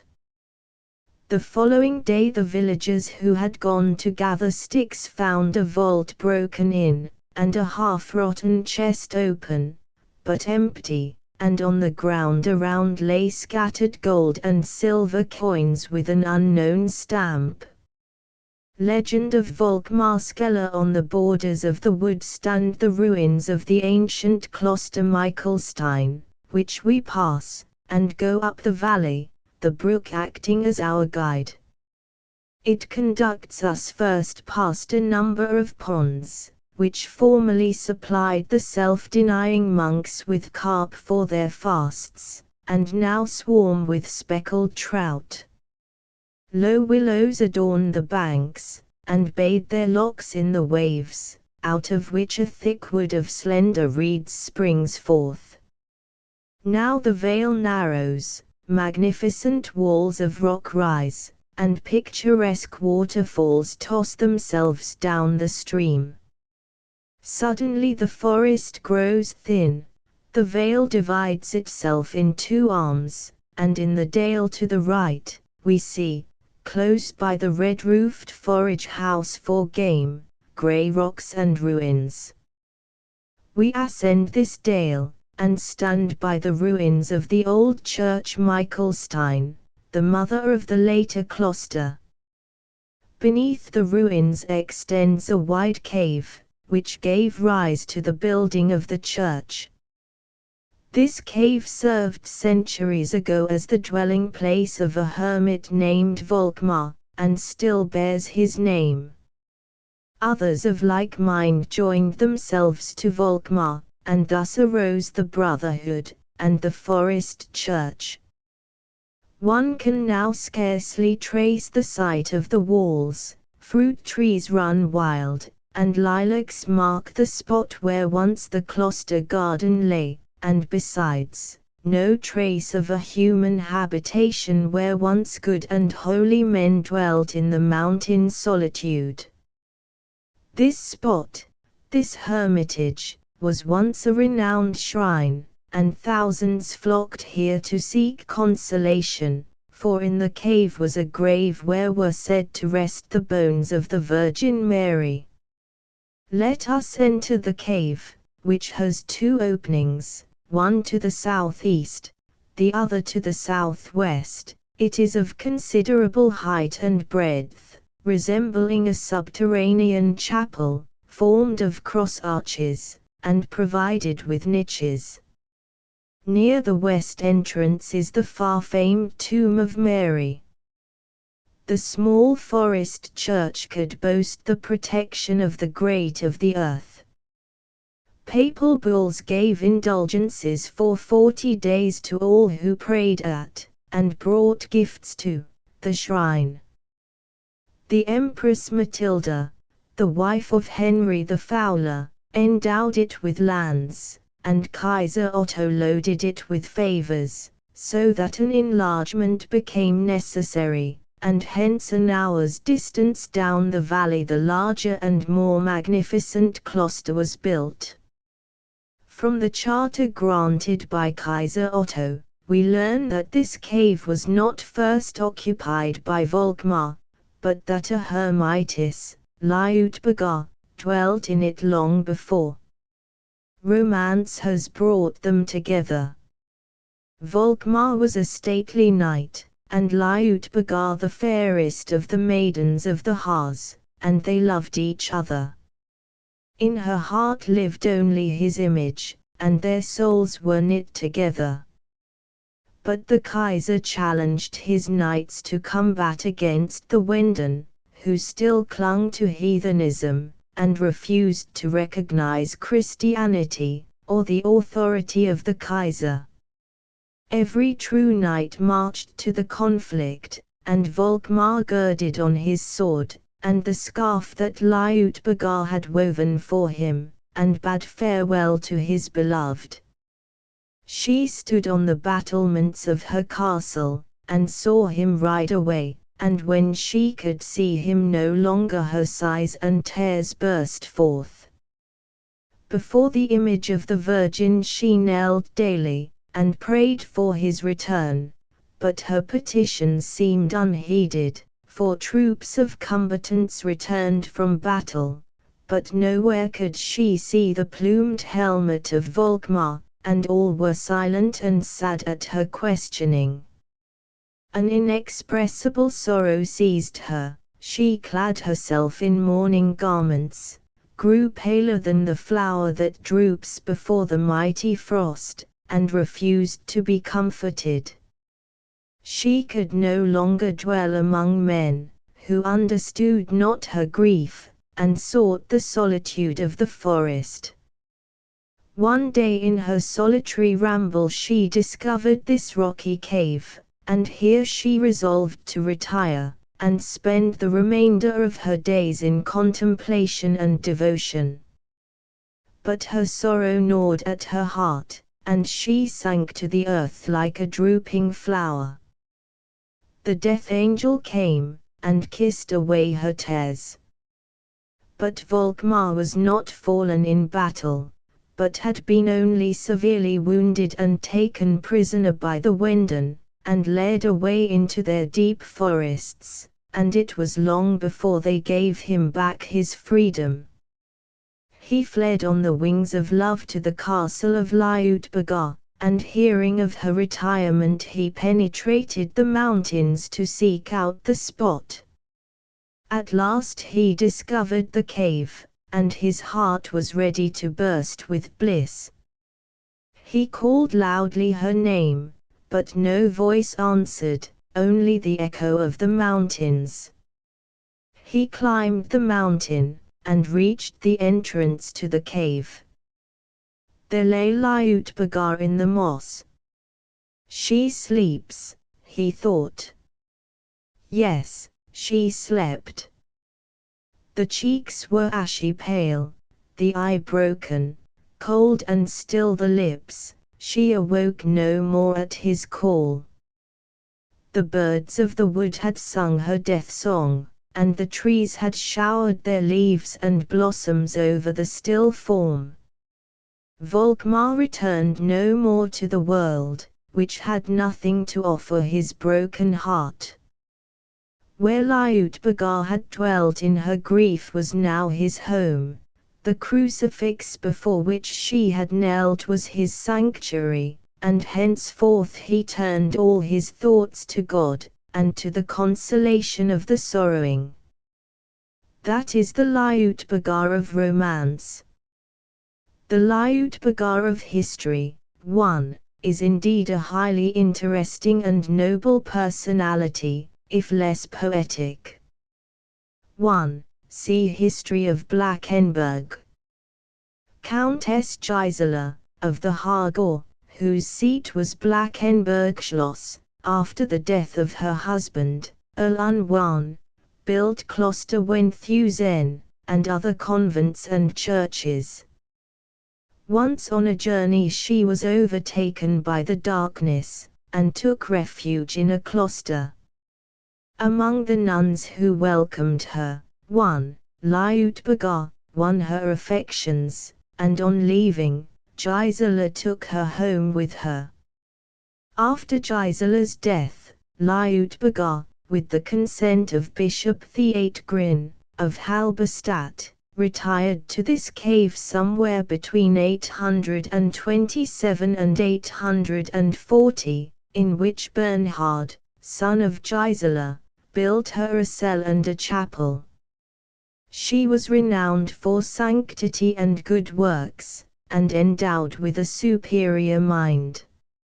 a priest of the Cathedral of Halberstadt, wrote her biography more than 1,000 years ago. We return to the later Kloster Michelstein, which is not so rich in poetic legends. Not even a ghostly monk haunts the ruins, nor wanders by moonlight in the venerable cloisters. But on the mountains that surround the dale the two monks, Hans and Henning, still hold guard. Once the abbot, fearing the attack of an enemy, sent the unfortunate brothers out to watch, with the command not to return till the enemy approached.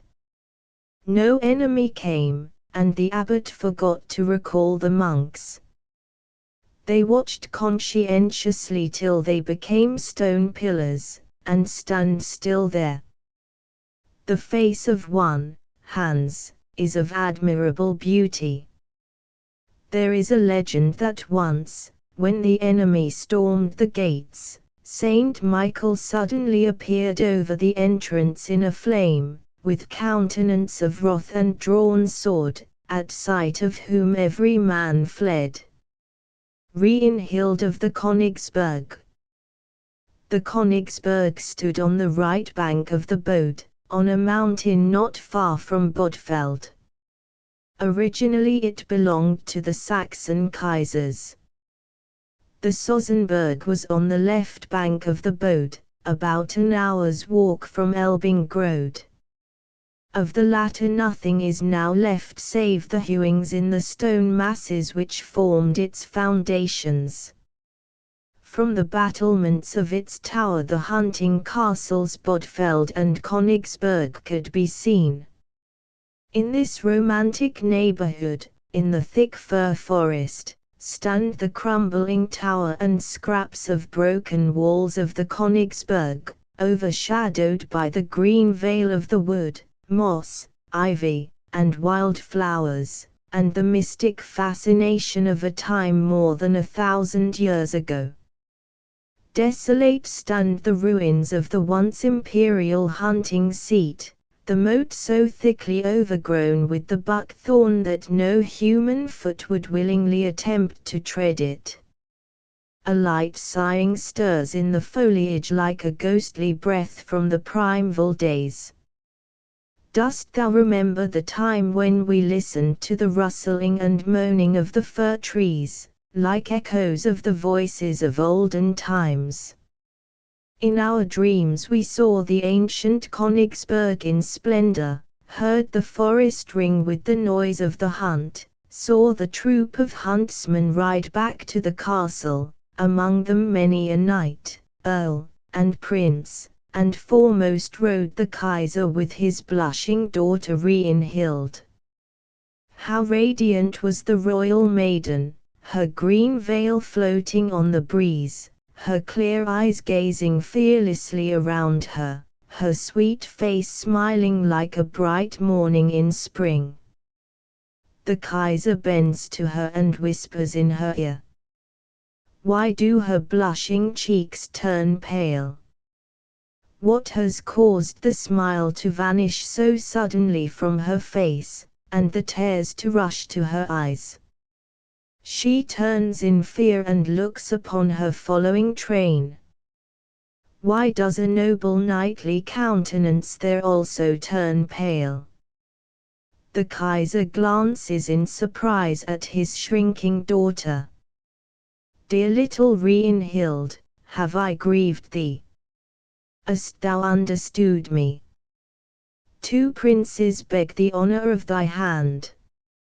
Reinhild raises her eyes with firmness to his and replies, Dear father, forgive, but I do not seek for crowns. Thou thyself hast not hidden from me how heavy is the crown. Thou hast often told me that only love makes happy, and I have found a love deep and pure, and could shout for joy, a knightly heart is mine. Oh! Do not tear this true and noble heart from mine. The Kaiser frowns and the anger vein swells on his brow as he replies, dost thou dare to speak thus to me, thou shameless girl? Who is the low knave, the insolent coxcomb, who has dared to raise his eyes to the Kaiser's daughter? My rage shall crush him, ruin on his head, who has robbed me of the joy of my old age, the heart of my daughter. All stand aghast at the Kaiser's wrath, all save one noble knight, who steps fearlessly forth from the circle, with head proudly raised, a youth of manly beauty, the blonde locks falling on his shoulders, the blue eyes blazing in just indignation, approaches the Kaiser, and cries, "Herr Kaiser, it was not a knave. At the breach on the bloody field thou hast said, brave Werner, thou art my bravest hero. And thou hast chosen me as companion for thy kingly son. Oftest thou said to me, for Werner's faithfulness where shall I find a worthy reward? Herr Kaiser, now thou hast the reward, take back the word of scorn, listen to the voice of love, make two hearts happy." Gently Reinhild clasps the father's hands, but the anger vein swells higher on the imperial brow. "Throw the traitor in the deepest dungeon in chains," he cries, "and thou, whom I disown as daughter, get out of my sight, let me never see thee again." The Kaiser sets spurs to his steed and rides to the Schloss. The attendants bring the unhappy knight to the dungeon. Reinhild faints and sinks from her steed in the grass, and soon no sound is heard save the sighing in the firs. With heavy head resting on his arm, the Kaiser sits alone in the great hall of the Königsberg. Suddenly he starts wildly to his feet. Was that a moan that fell upon his ear? No, 'tis only the rattle of the hoarse weathercock. Hark! Surely that is a cry of anguish. He listens in agony. No, no, the watcher cries from the tower. He hears the moaning of the tempest, and rain and hailstones beat against the windows. In heart-rending tones the Kaiser cries, "Reinhild." It was too hard and cruel, a loving word had been better. Quickly he calls his old servant. "Alter, one, bring me my little daughter." "One, old man." The servant trembles in terror, and tears burst forth. "What ails thee, Alter?" cries the Kaiser. "Herr Kaiser, thou knowest thy little daughter is not here. Thou hast disowned her." The Kaiser stares at him in horror. "Reinhild not here?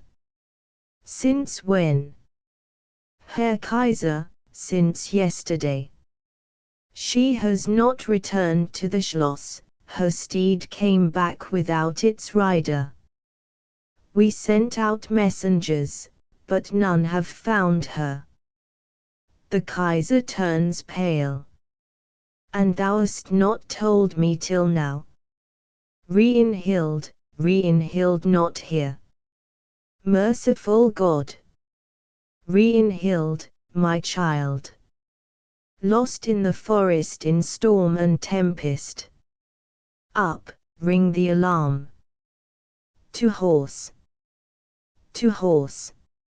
Let loose the hounds in the forest, let the horns resound that my child may know the Father calls. Bring me my steed, I will myself ride forth into the storm." And 1,000 torches light up the forest, and the echo of 1,000 voices rings far and wide. And the Kaiser's voice combats with the storm as he cries, "Reinhild! Reinhild! My little daughter!" At length despair seizes the father's heart. he throws himself to the earth in wild agony, beats his brow and tears his hair, while a troop of attendants stand weeping around him. With a sudden light in his face, he springs to his feet and exclaims, "Back to the Schloss! There is one who will find Reinhild, but that one pines in the dungeon. He has loved her like me. I know his love is true, the god of love will be with him, he will find my little daughter." And the Kaiser commands, "Let Werner be set free. And when he finds Reinhild, she herself shall be his reward, let her be his wife, and he my son." In the dark mountain cave, on the hard, cold ground, kneels the silver-haired hermit Volkmar, and without before the entrance, by the image of the Virgin, Reinhild, pale and trembling, is kneeling, in prayer. She vows to become the bride of heaven if the Kaiser does not relent. The good old man, when she came yesterday telling him all her sorrow, received her lovingly, and gave her a secure refuge in his peaceful retreat. "Stay here, my daughter," he said, "hope and trust in God." Hark! The horns are heard, and Volkmar rises hastily from his knees and cries, "Quick, in the cave, Reinhild, that no one see thee, the way leads close by the Virgin's shrine." The searchers come, and cry, "God greet thee, Volkmar. Hast thou not seen the Kaiser's daughter?" And Volkmar replies, "I have only seen a bride of heaven, who is resting in the cave." They ride on, and Volkmar asks the trembling Reinhild, "Hast thou heard? They are seeking thee. My father has disowned me. I stand alone. Only in the cloister can I find a home." And now a single man approaches, stops by the entrance, throws himself on his knees before the shrine of the Virgin, and as Reinhild hears the voice she trembles and turns pale, for the Kaiser it is who prays. She exclaims in anguish, "It is my father, but I do not answer, for he has disowned me, his child. I stand in the world alone. Only in the cloister can I find a home." The Kaiser rides forth with his train, and a knight comes on foot and alone, kneels before the shrine and prays, and at the sound of his voice Reinhild's eye grows bright. His prayer ended, his voice rings mightily through the forest as he cries in love and longing, "Reinhild! Reinhild!" And a silvery voice answers, "Who calls Reinhild?" The Kaiser, who is yet near, turns in joyful surprise in the direction of the voice. "Merciful Heaven," he cries, "hast thou heard our earnest petitions? See! From the dark cave issues a light form, and a cry of joy resounds through the whole forest. And in a blissful embrace kneel before the Kaiser Werner and Reinhild. The 12 knights in the Skånberg. About a Stundy, 1, from Tseberg, up the Bode, lies the picturesque foundry village at En Brack, the spot where in the old days Schloss Skånberg looked down from its high, steep mountain seat into the vale below.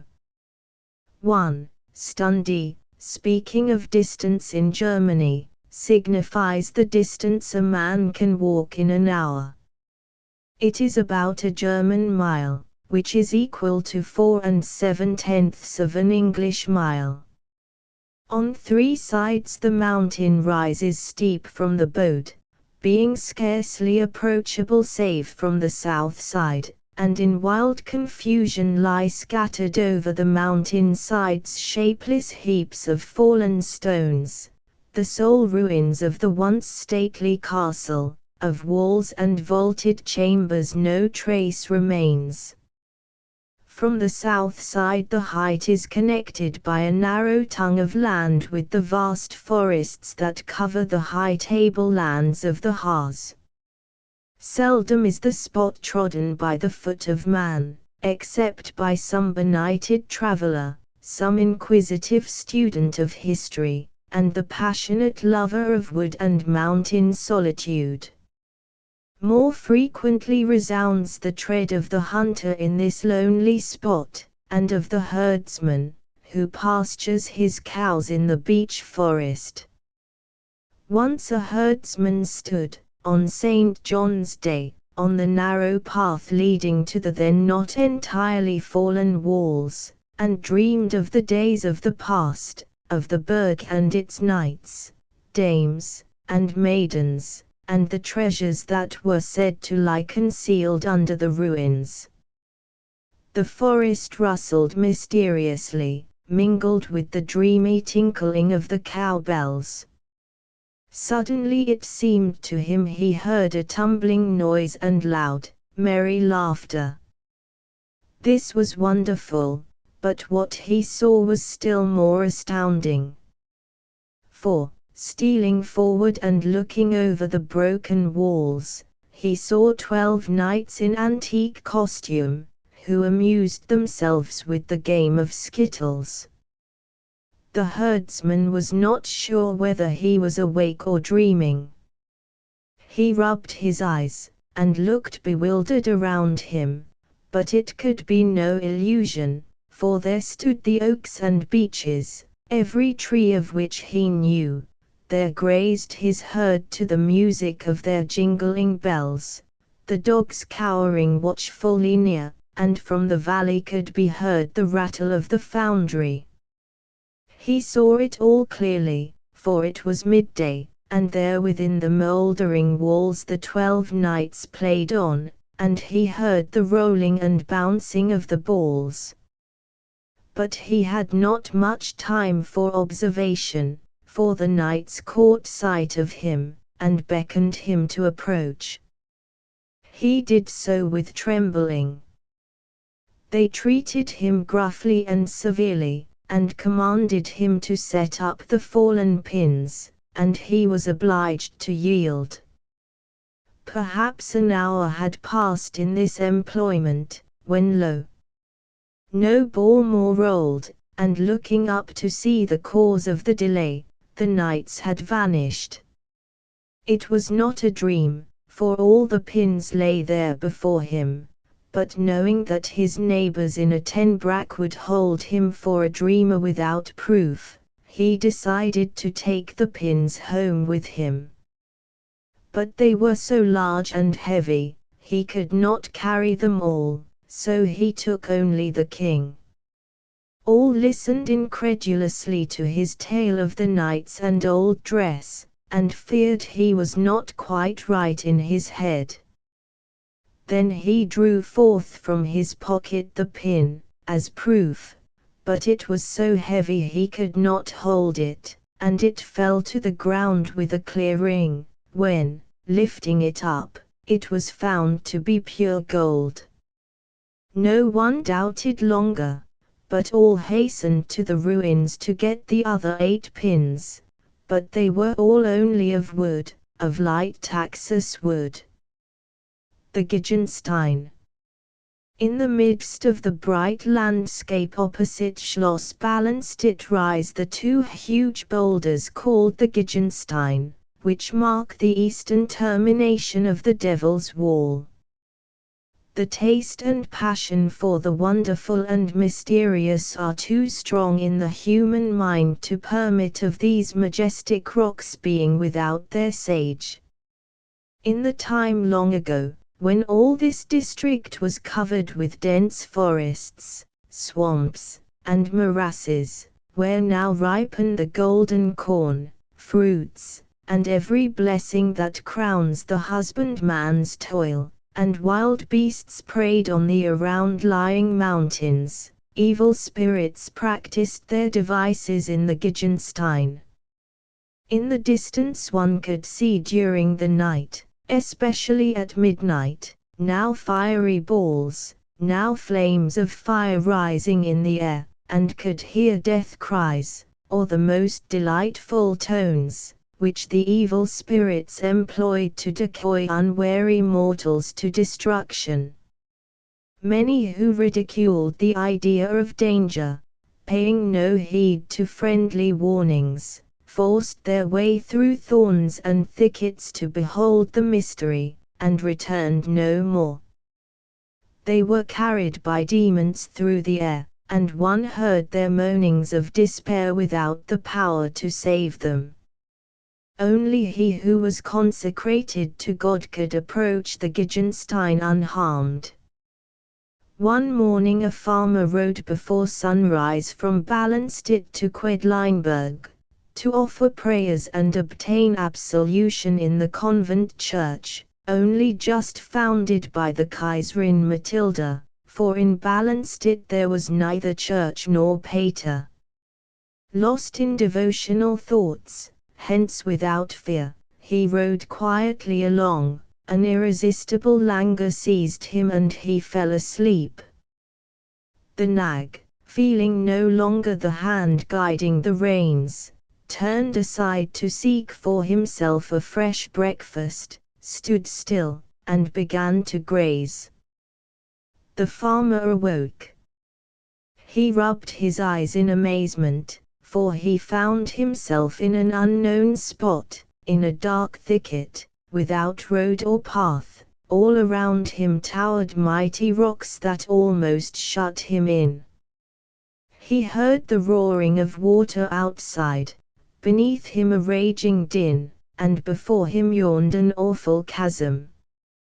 The farmer had never heard of such a wild and savage scene so near his place of residence, and fancied he had been transplanted through enchantment to some distant land.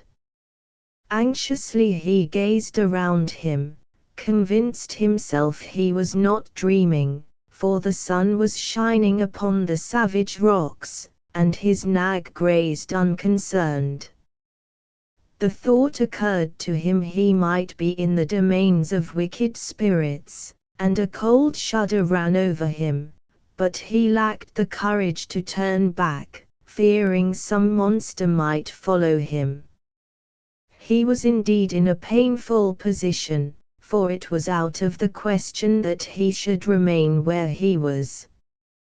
Meanwhile the terrible din and roar had ceased, all grew peaceful, the birds sang joyfully in the sunlight, and all notion of danger vanished from his mind.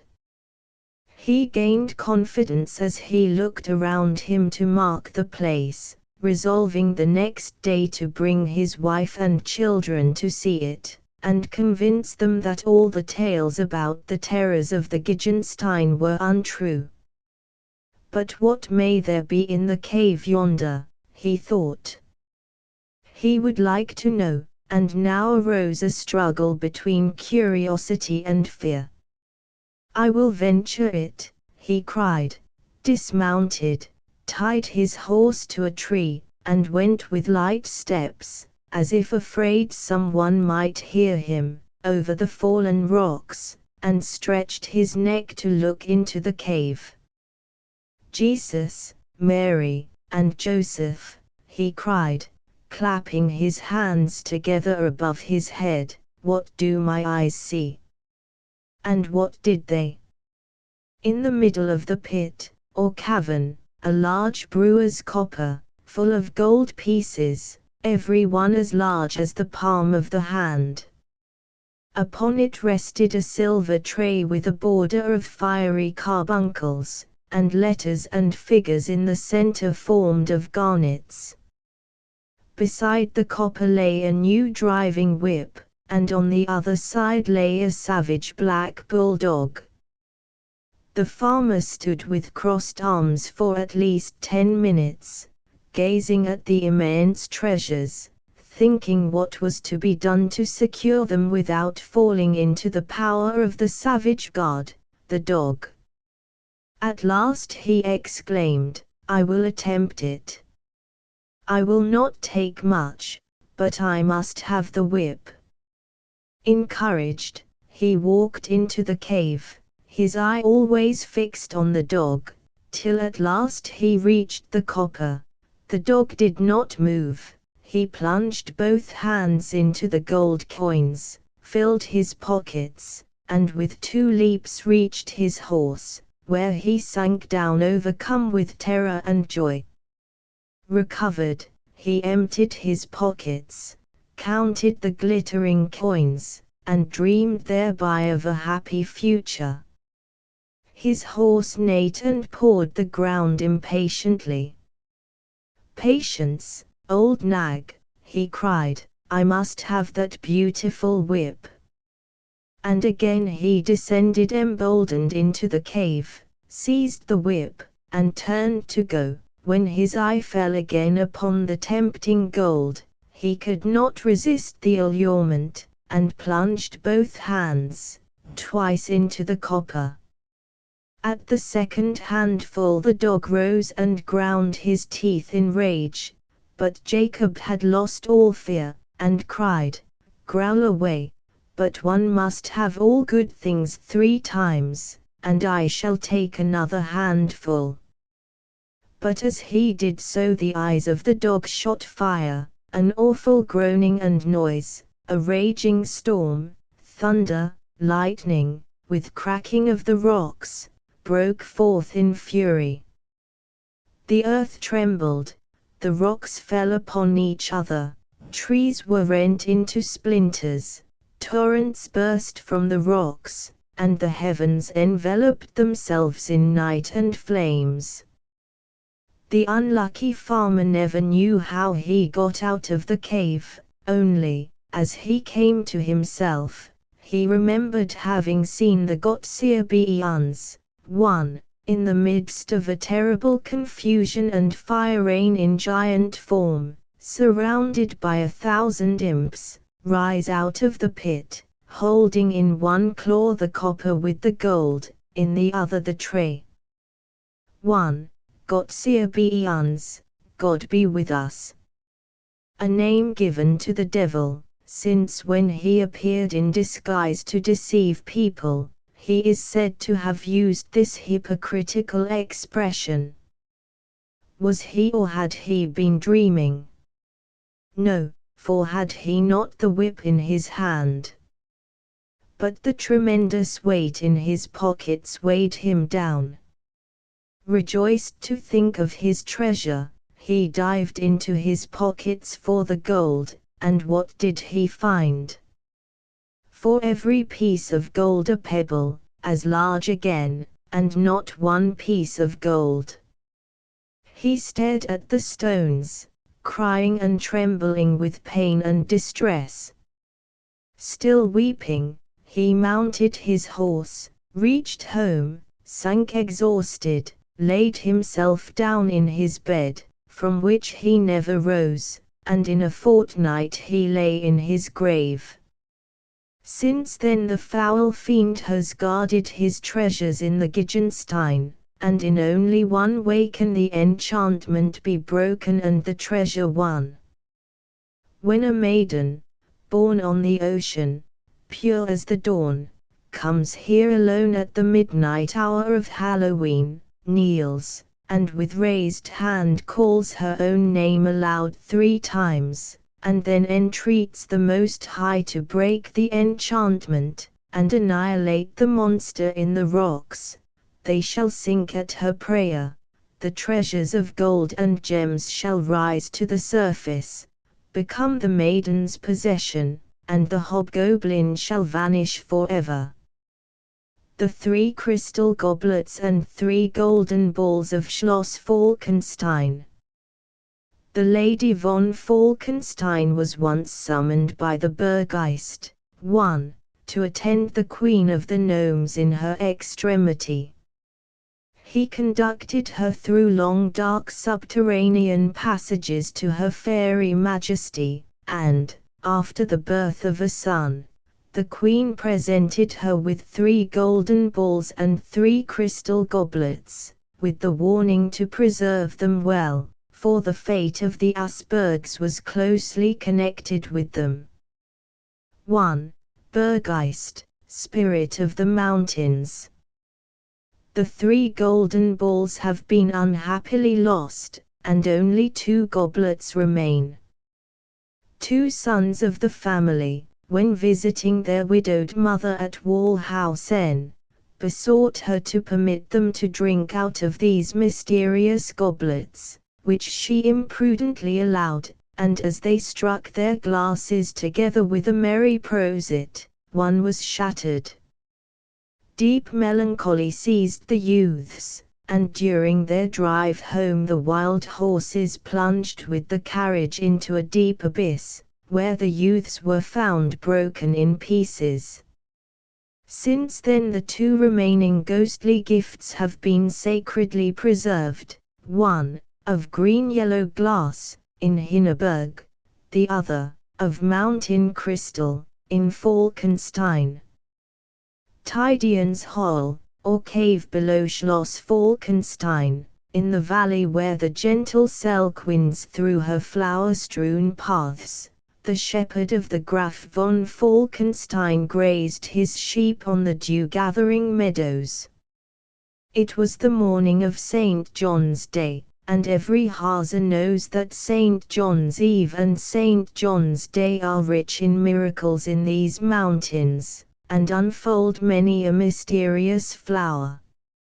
Not only at this time is the St. John's wort gathered, which is said to bear a red dewdrop at midnight, hence called St. John's blood, and to be a sure remedy against every disease, but also the spring versal, or caper spurge, which bursts open gates, and even opens the earth and the rocks, the magic wand, Vunskelruth, Aaron's rod, which points out the spot where buried treasures or the precious metals lie hidden, and the Wunderblume, marvel of Peru, which opens the eyes of him who is so fortunate as to find this wonder flower, so that he sees sunken or enchanted castles, and discovers untold riches in gold, diamonds, and rubies. Tidian found a tiny blue flower, attracted to it by its perfume and its beauty, which must have been one of these miracle-working plants, for no sooner had he stuck it in his hat-band than a never-before-seen cave in the side of the mountain opened its splendors to his dazzled eyes. He entered it, his mind full of tales of buried treasures, filled his pockets with the glittering sand and stones, with the intention of offering them for sale to a jeweler in Askersliben. They proved to be more valuable than he had hoped, and the jeweler begged him to sell to no one but himself. The fame of this gold speedily spread, and it happened the Graf von Falkenstein himself visited the goldsmith, when by chance this gold was spoken of. "Yes," said the jeweler, "it is indisputable that Tidian's gold is as good again as any other." "Tidian's gold," cried the earl, surprised. "Why do you give it that name?" "The man from whom I buy it is Tidian." Instantly it occurred to the earl that his shepherd Tidian had lately grown rich, and he might be the seller. His avarice awoke, he hastened home, and demanded to know the cause of Tidian's wealth. True of heart, the shepherd told him everything, showed him the concealed way to the cave, and in company they carried away much of the costly treasure, till at last avarice awaked the fear in the mind of the earl that Tidian might at some future time reveal the secret to someone else. This thought left him no peace. At length, To make himself secure of the entire wealth of the cave, he put out Tydion's eyes and shut him up in the castle dungeon. Then the Earl hurried alone to the cave. He did not know that the flower which Tydion wore in his hat caused the cave to remain open. The unhappy shepherd tore the flower in pieces, stamped upon and cursed it and the cave, and wished it to close and never again to open until, among the descendants of the Earl, a lame, a dumb, and a blind Falkenstein had ruled.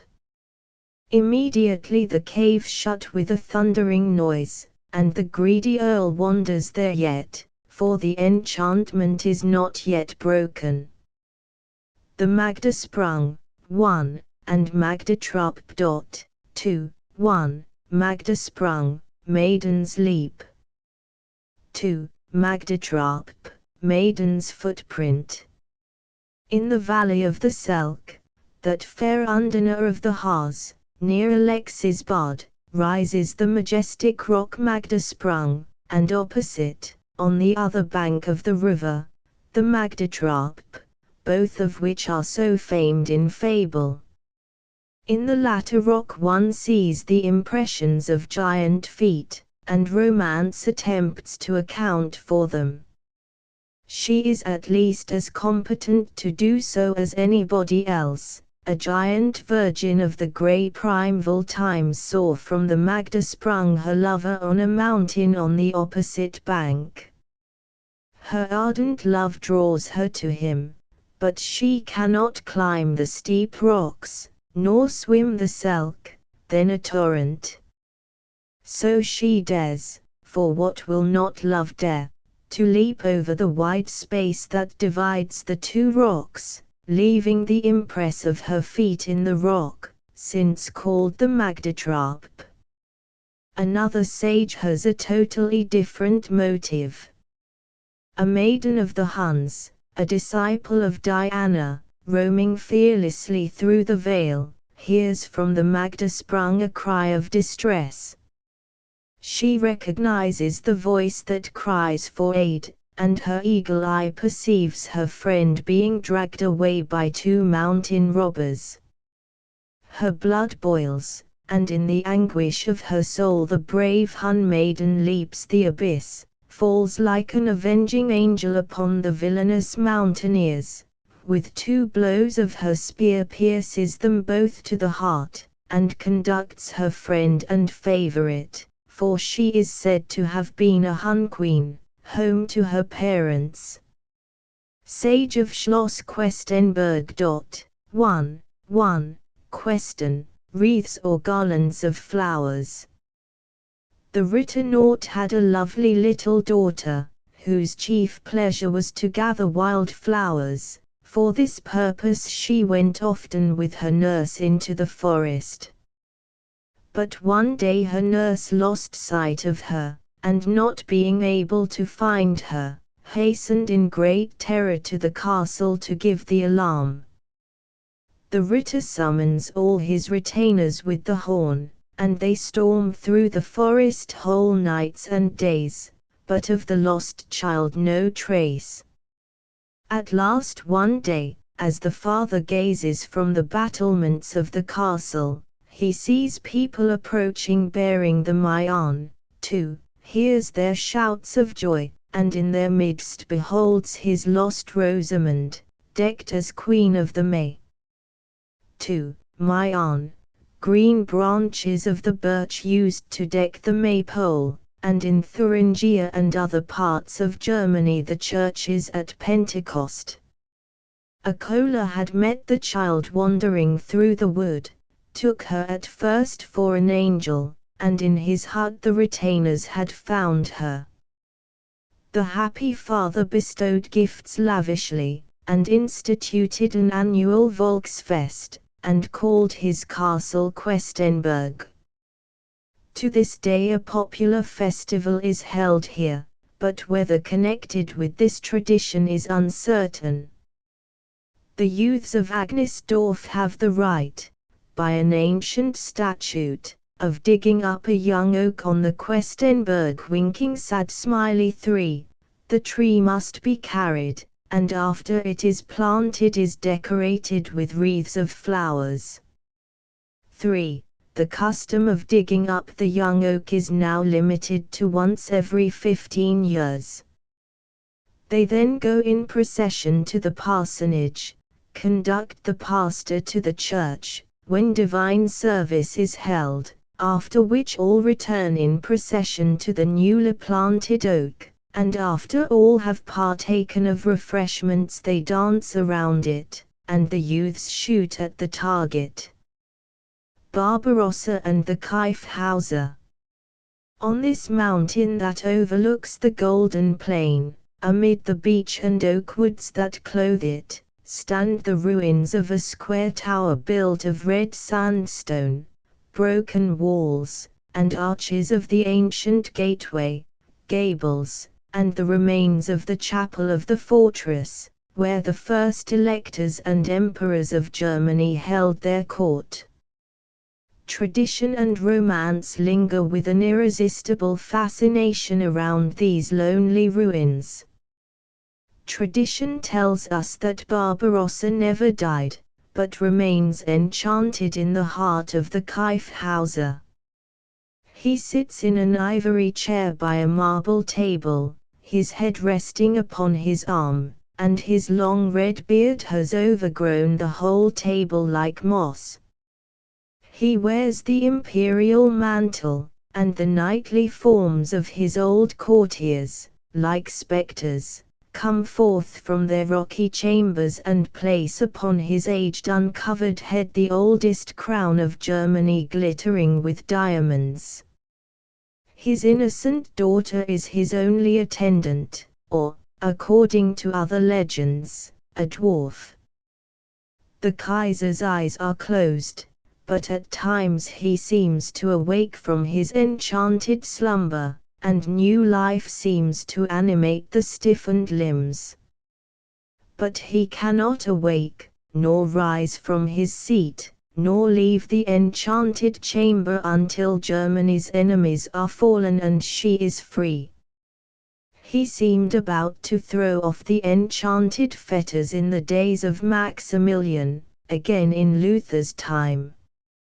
At the time of the Rhine Treaty, and when the first Napoleon won the brilliant victories of Ulm, Austerlitz, and Jena, the eyes of the old Redbeard sparkled with anger and grief, and at his cry of rage, lightnings flashed through the dark chambers of the Kyffhauser, thunders rolled through its rocky caverns, and Barbarossa slumbered again till the great victory of the Allies in the Battle of the Nations, awaked him, and at the death of Napoleon on St. Helena he broke the enchantment, and Napoleon sits in his place.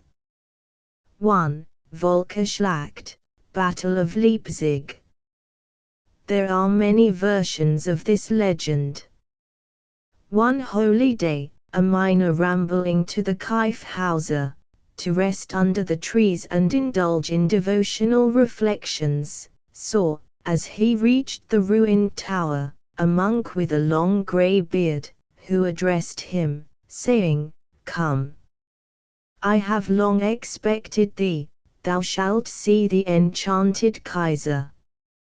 Graumanel has brought me the spring Wurzel, too, and I must have a mortal to accompany me, no evil shall befall thee. 2. See Tydian's cave." The monk leads him to a green spot surrounded with walls, forms with the staff which he carries a circle around him, and his companion takes from his pocket a gold-colored velvet book, and begins to murmur and read, no word of which the miner understands. Suddenly there is a terrible clap of thunder. The mountain cracks, the circle on which they stand becomes loose, and sinks slowly into the mountain. The miner, in terror, clings to the cowl of the monk. At last they reach firm ground. Now they go through a long dark passage to great brass gates. The monk touches them with the spring versal, and immediately they open. They enter an aisle, lighted by a brilliant lamp, and again stand before a door. The monk cries, "Herr Vater," and the door opens. They enter a large, brilliantly lighted, magnificent chapel. The walls are of marble, the altar is of beaten gold, and its eternal lamp bathes all in a wondrous light. The miner cannot gaze enough at the marvelous sight, crosses and recrosses himself. The monk kneels at the golden altar and says an Ave Maria. Then he rises, commands his companion to remain standing in the middle of the chapel, and approaches the door opposite the one by which they had entered. At his mighty word this door opens also. The imperial chamber, or throne room, is brilliantly lighted. On the glittering golden throne, in imperial robes, sits Barbarossa, sad and silent. The monk approaches the enchanted sovereign and bows reverently. The Kaiser returns the greeting graciously, and the monk lifts with great solemnity some object from the ground, again bows low before the monarch, and retires slowly to the door, seizes the hand of the astonished miner, who has gazed as in a dream at the splendor of the enchanted chamber, leads him to the green circle, which begins at once to rise, and soon reaches the summit of the mountain. The miner draws a long breath, receives 2 small metal rods from the monk, who exclaims, "Gelobt sei Jesus Christ," and before the bewildered man can respond, in Ewigkeit, the mysterious monk has vanished. The Burgfräulein, 1, of Ostrode. 1. Burgfräulein, Castle Fairy. One Sunday morning early, a poor linen weaver was walking to Ostrode. Aurora showed her gaily laughing and blushing face above the green mountains. A balsamic freshness floated over the valleys and streams. The peaks of the woody heights swam in the blue ether, and the dew-bathed mountain flowers sparkled in the sun's golden splendor. The songs of the birds rang out of the thickets, and soft chimes rose from the villages summoning to worship and praise. A mild, blissful peace hovered over the entire scene. It was long before the wanderer noticed these surrounding beauties of the morning, for a heavy sorrow lay at his heart. A beloved wife lay at home ill, 6 hungry children waited with her anxiously for his return, and he must return with empty hands. His rich cousin, from whom he had hoped for assistance, had repulsed him with cruel words, and now his future lay dark and hopeless before him. But as the sun rose higher, as all nature bloomed and sent forth her frankincense of praise, and the streams murmured of peace, he grew more composed. How glorious! How wonderful, he thought, as he stood still and gazed around him. And what a mystery it is that only man is so often shut out from the universal enjoyment of creation. Why should he be crushed to the earth, and provide in sorrow and pain for his bodily sustenance, while the birds sing and the flowers bloom free from care? Doth he not clothe the lilies, and give the rose and violet their perfume and exquisite hues? Can the Eternal Father care less for an immortal soul? No, no, never. He began again to move forward, singing that noblest hymn in the German language, which has been so perfectly translated by John Wesley, beginning, Befehl du dein Weg. 2. Commit thou all thy ways. When he came to the lines, Auf, gib deinem Schmerz und Sojourn gut Nacht. Lass fahren, was das Hert betrübt und traurig macht. He quickened his pace with a firmer tread and lighter heart. Perhaps he would have sung on to the end of the hymn, had not a voice, clear as a silver bell, greeted him with Guten Morgen. The singer looked in the direction of the voice, and stood like one transfixed at the sight of the vision before him. On the banks of the brook which flowed past his path sat a lovely maiden clad in white, and bathed her marble-white feet in the crystal water.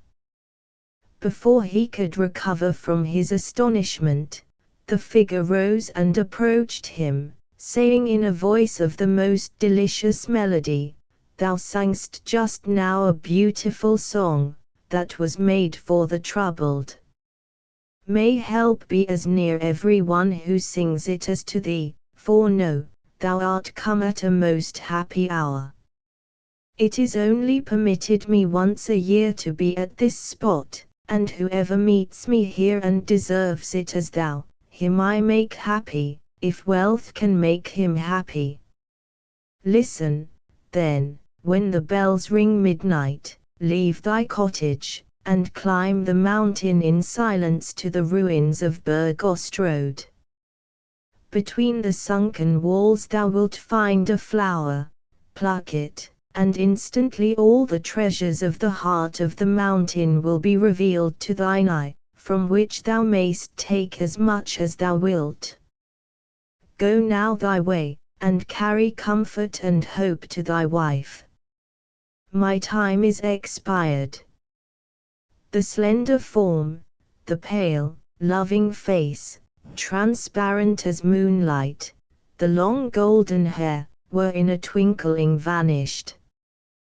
Wonderfully cheered, the weaver hastened home and related his vision to his suffering wife and little children, and they waited with impatience for the appointed hour. At last the leaden-footed hours had passed. It was midnight. The weaver kissed his wife and hastened forth. It was a glorious night. The full moon shone, the quail sang her nightly song. The picturesque ruin contrasted wonderfully in its dark grey masses with the cloudless blue of the heavens and the silver moonlight. A peculiar light shone out of an arched chamber. He followed it, and there sat the pale maiden, adorned with a wreath of white roses in her hair. She raised her jasper blue eyes, looked kindly on him, and beckoned him to approach and gather the shining flower. The weaver obeyed and tremblingly plucked the lily. Hardly had he the flower in his hand when a fearful, rumbling sound arose in the heart of the mountain. The ground close to his feet sank crashing into the depths, and a huge cauldron rose in flame, filled to the brim with glittering gold pieces. The maiden bade him take what he would, for he was so overcome with astonishment and terror that he could not move.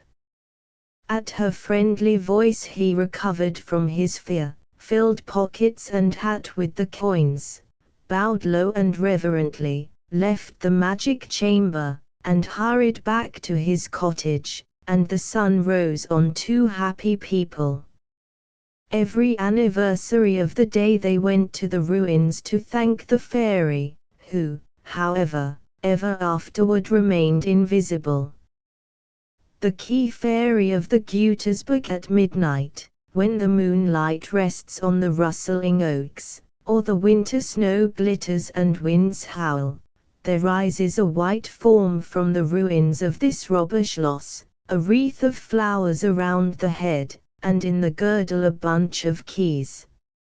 Centuries ago a convent stood near, and a monk belonging to it, longing to possess some of the treasures of the underworld, was once bold enough, as the bells rang midnight, to climb to the spot where the fairy dwelt. He used the formula employed to open the gates of the spirit world, and instantly, white as a swan, rose the Virgin beautiful to behold. "What dost thou desire?" she asked. The monk approached her too boldly, begging for the jewels of the depths, and she gave him such a blow with her keys that he fled in terror, and never dared to visit the place again. Soon after, as a shepherd was feeding his sheep on a meadow near, a blooming, quiet maiden came and gathered flowers, which she bound in a garland. Approaching him, and looking kindly at him, she let a flower fall. He picked it up and put it in his hat band. The maiden departed smiling, but beckoned him to follow her. Soon they reached the summit of the Guntersberg. They entered a subterranean passage, a door opened, and the youth beheld the wonders of the fairy world.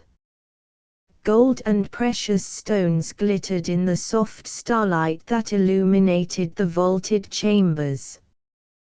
"Take what thou wilt," said the fairy, "but choose wisely."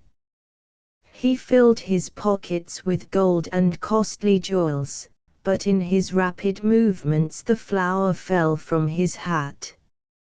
He looked around seeking the door and rushed out, hearing only the words, "Forget not the most beautiful treasure," and never stopped till he had reached the meadow and his sheep. He emptied his pockets of the precious treasures, when lo! they were worthless stones. Legend of the Devil's Mill. The summit of the Ramberg, or Victor's Hohe, is strewed with gigantic ruins of the primeval rocks, and is called the Brocken of the Harz. Two huge granite boulders, lying as if they had been placed there by hands, are the remains of the Toofie Lauder. At the base of the mountain, in the ages long ago, a miller possessed a windmill. But the mill, an inheritance from his great-great-grandfather, was in a tumble-down condition, and when the wind blew from the north or west the sweeps stood motionless, for mountain and forest intercepted the breath of God. Often the miller had sat on the summit of the mountain, and thought how nice it would be if the mill only stood there in the free, full breeze, with a strong tower, built from the materials that lay scattered around in superfluous abundance. Once, as he thus sat and mused in the twilight, the bats and owls just beginning their nocturnal rounds, a huge, swarthy laborer suddenly appeared before him, greeted him with a "Gott sei uns," and told him he would build him a mill, so soon as the miller signed a promise with blood to be his in 30 years. Want, avarice, and vanity won the day with their unholy counsel, and the bond was signed. Suddenly scores of little black figures issued forth from the darkness of the night, and began to work among the rocks. Trees were cut down with a stroke, chisel and hammer rang on the granite, and the work went forward with a rapidity of enchantment. The fear of the miller rose to despair, and as he saw the roof and the huge sweeps set up and finished, and the last millstone rolled to its place, he seized it with the power of a deadly terror, threw it from the rollers with such force, that it rolled down the mountain. Then the black wings of the arch-fiend unfolded and spread themselves. He soared high in the air, let fall the millstone on the miller, who was buried beneath it, and the ruins of the mill, broken to atoms. The origin of the Rammelsburg mine, near Goslar. The rich treasures of the Rammelsburg were discovered in 970, according to tradition, by accident. Otto the Great hunted in the forest. His squire Ram dismounted, tied his horse to a tree, and went after some game that had been shot. The impatient animal pawed and stamped, and his rider returning, found a glittering piece of silver all laid bare. Another story is, that the discovery was made by a servant girl in the mill at the base of the mountain. She rose one morning before daybreak, and went out to gather wood, when she saw a fire burning on the mountain. She hurried to the spot, and found several men with white beards sitting around it. Approaching them, she asked permission to take some of the burning coals to kindle her fire. They gave no answer, but sat motionless and gazed upon the ground. At last she took some coals, saying to herself, "No answer means yes," carried them home and laid them on the hearth, but they would not burn. This she repeated several times, but the coals, once thrown on the hearth, refused to burn. At last it became broad day, and a great heap of gold lay on the hearth, and on the spot where she had seen the fire, lay only pebbles. Search was made, and the wealth of the mountain discovered. A similar tradition, with slight variations, is told of the Bergmal, or Castle Mill, near Askersleben, on the Wolfsburg. The tradition is quite as probable that Askenas, grandson of Noah, died on the Wolfsburg in 1964 after the creation, having left the East a few centuries previously to escape idolatry. Legend of the Hoppelberg. Many and mighty tribes, as the Wenden, Katten, and Sassen, once dwelt in the Harz. Bloody battles have been fought for the possession of this district, whose dense forests and impassable valleys afforded not only defense, but the pleasures of the chase.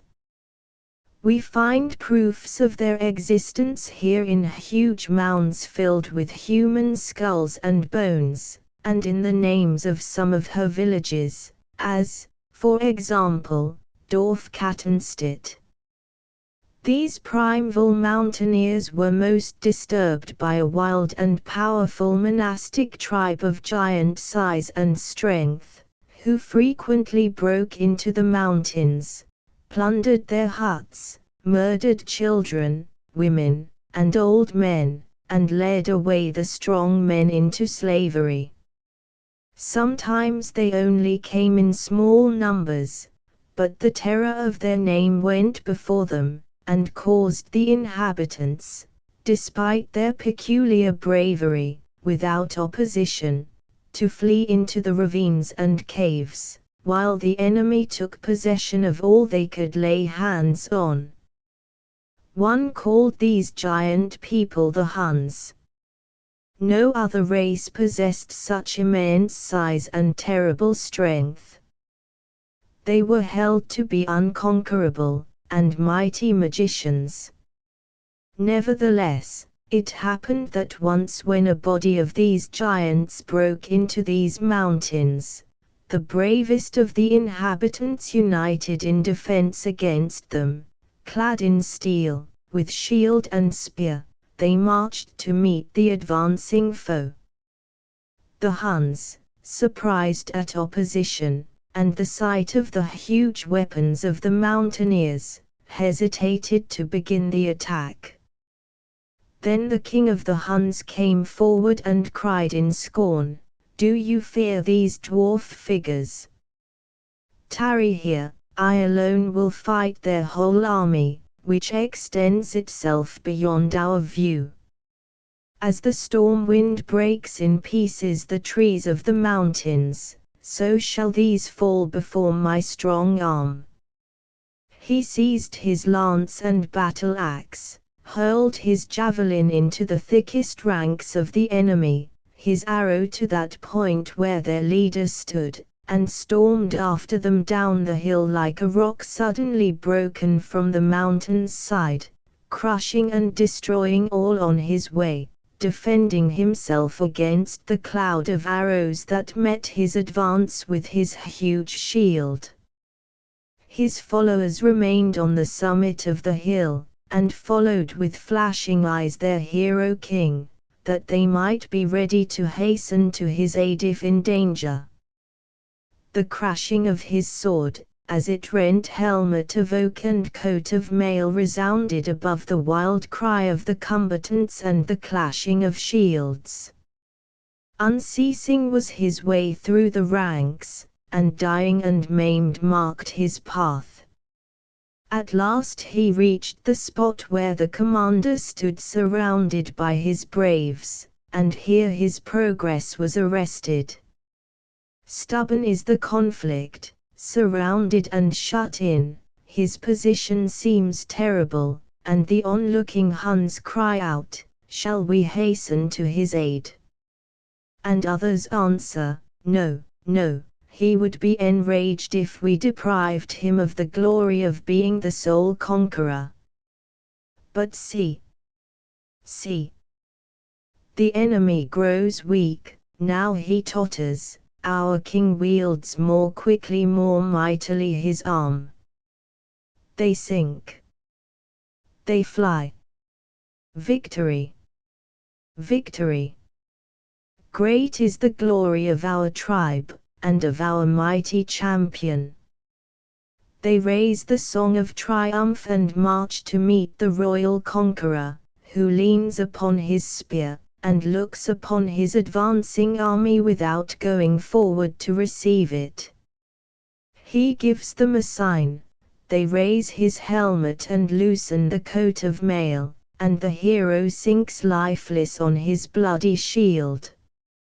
Strong and deep is the sorrow of his people, and loud are the lamentations of woe.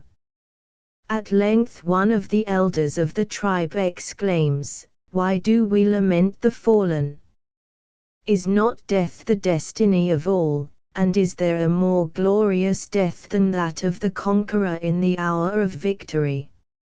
Let us make a grave for our king on the field of his victory, a grave that shall not only receive his ashes, but proclaim his victory to the most distant centuries." And they did so. They made a funeral pile, and laid the victor, borne upon his shield, upon it, and the Huns formed a circle around the burning wood and sang the death song, led by the bards.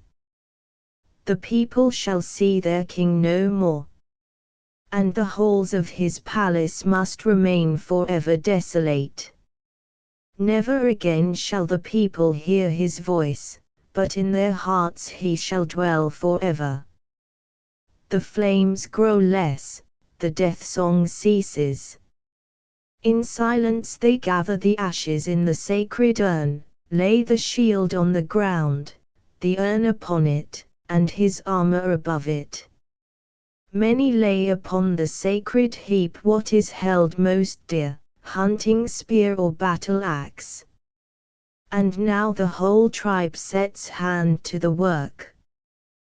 "We will build," they said, "a grave which neither man can destroy nor storms and tempests wash away."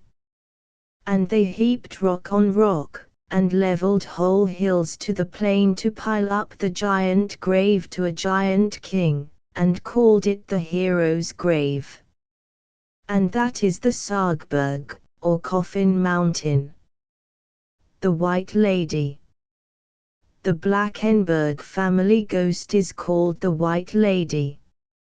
A portrait bearing this name hangs in the castle, said to be a likeness of a Countess of Orlamundy.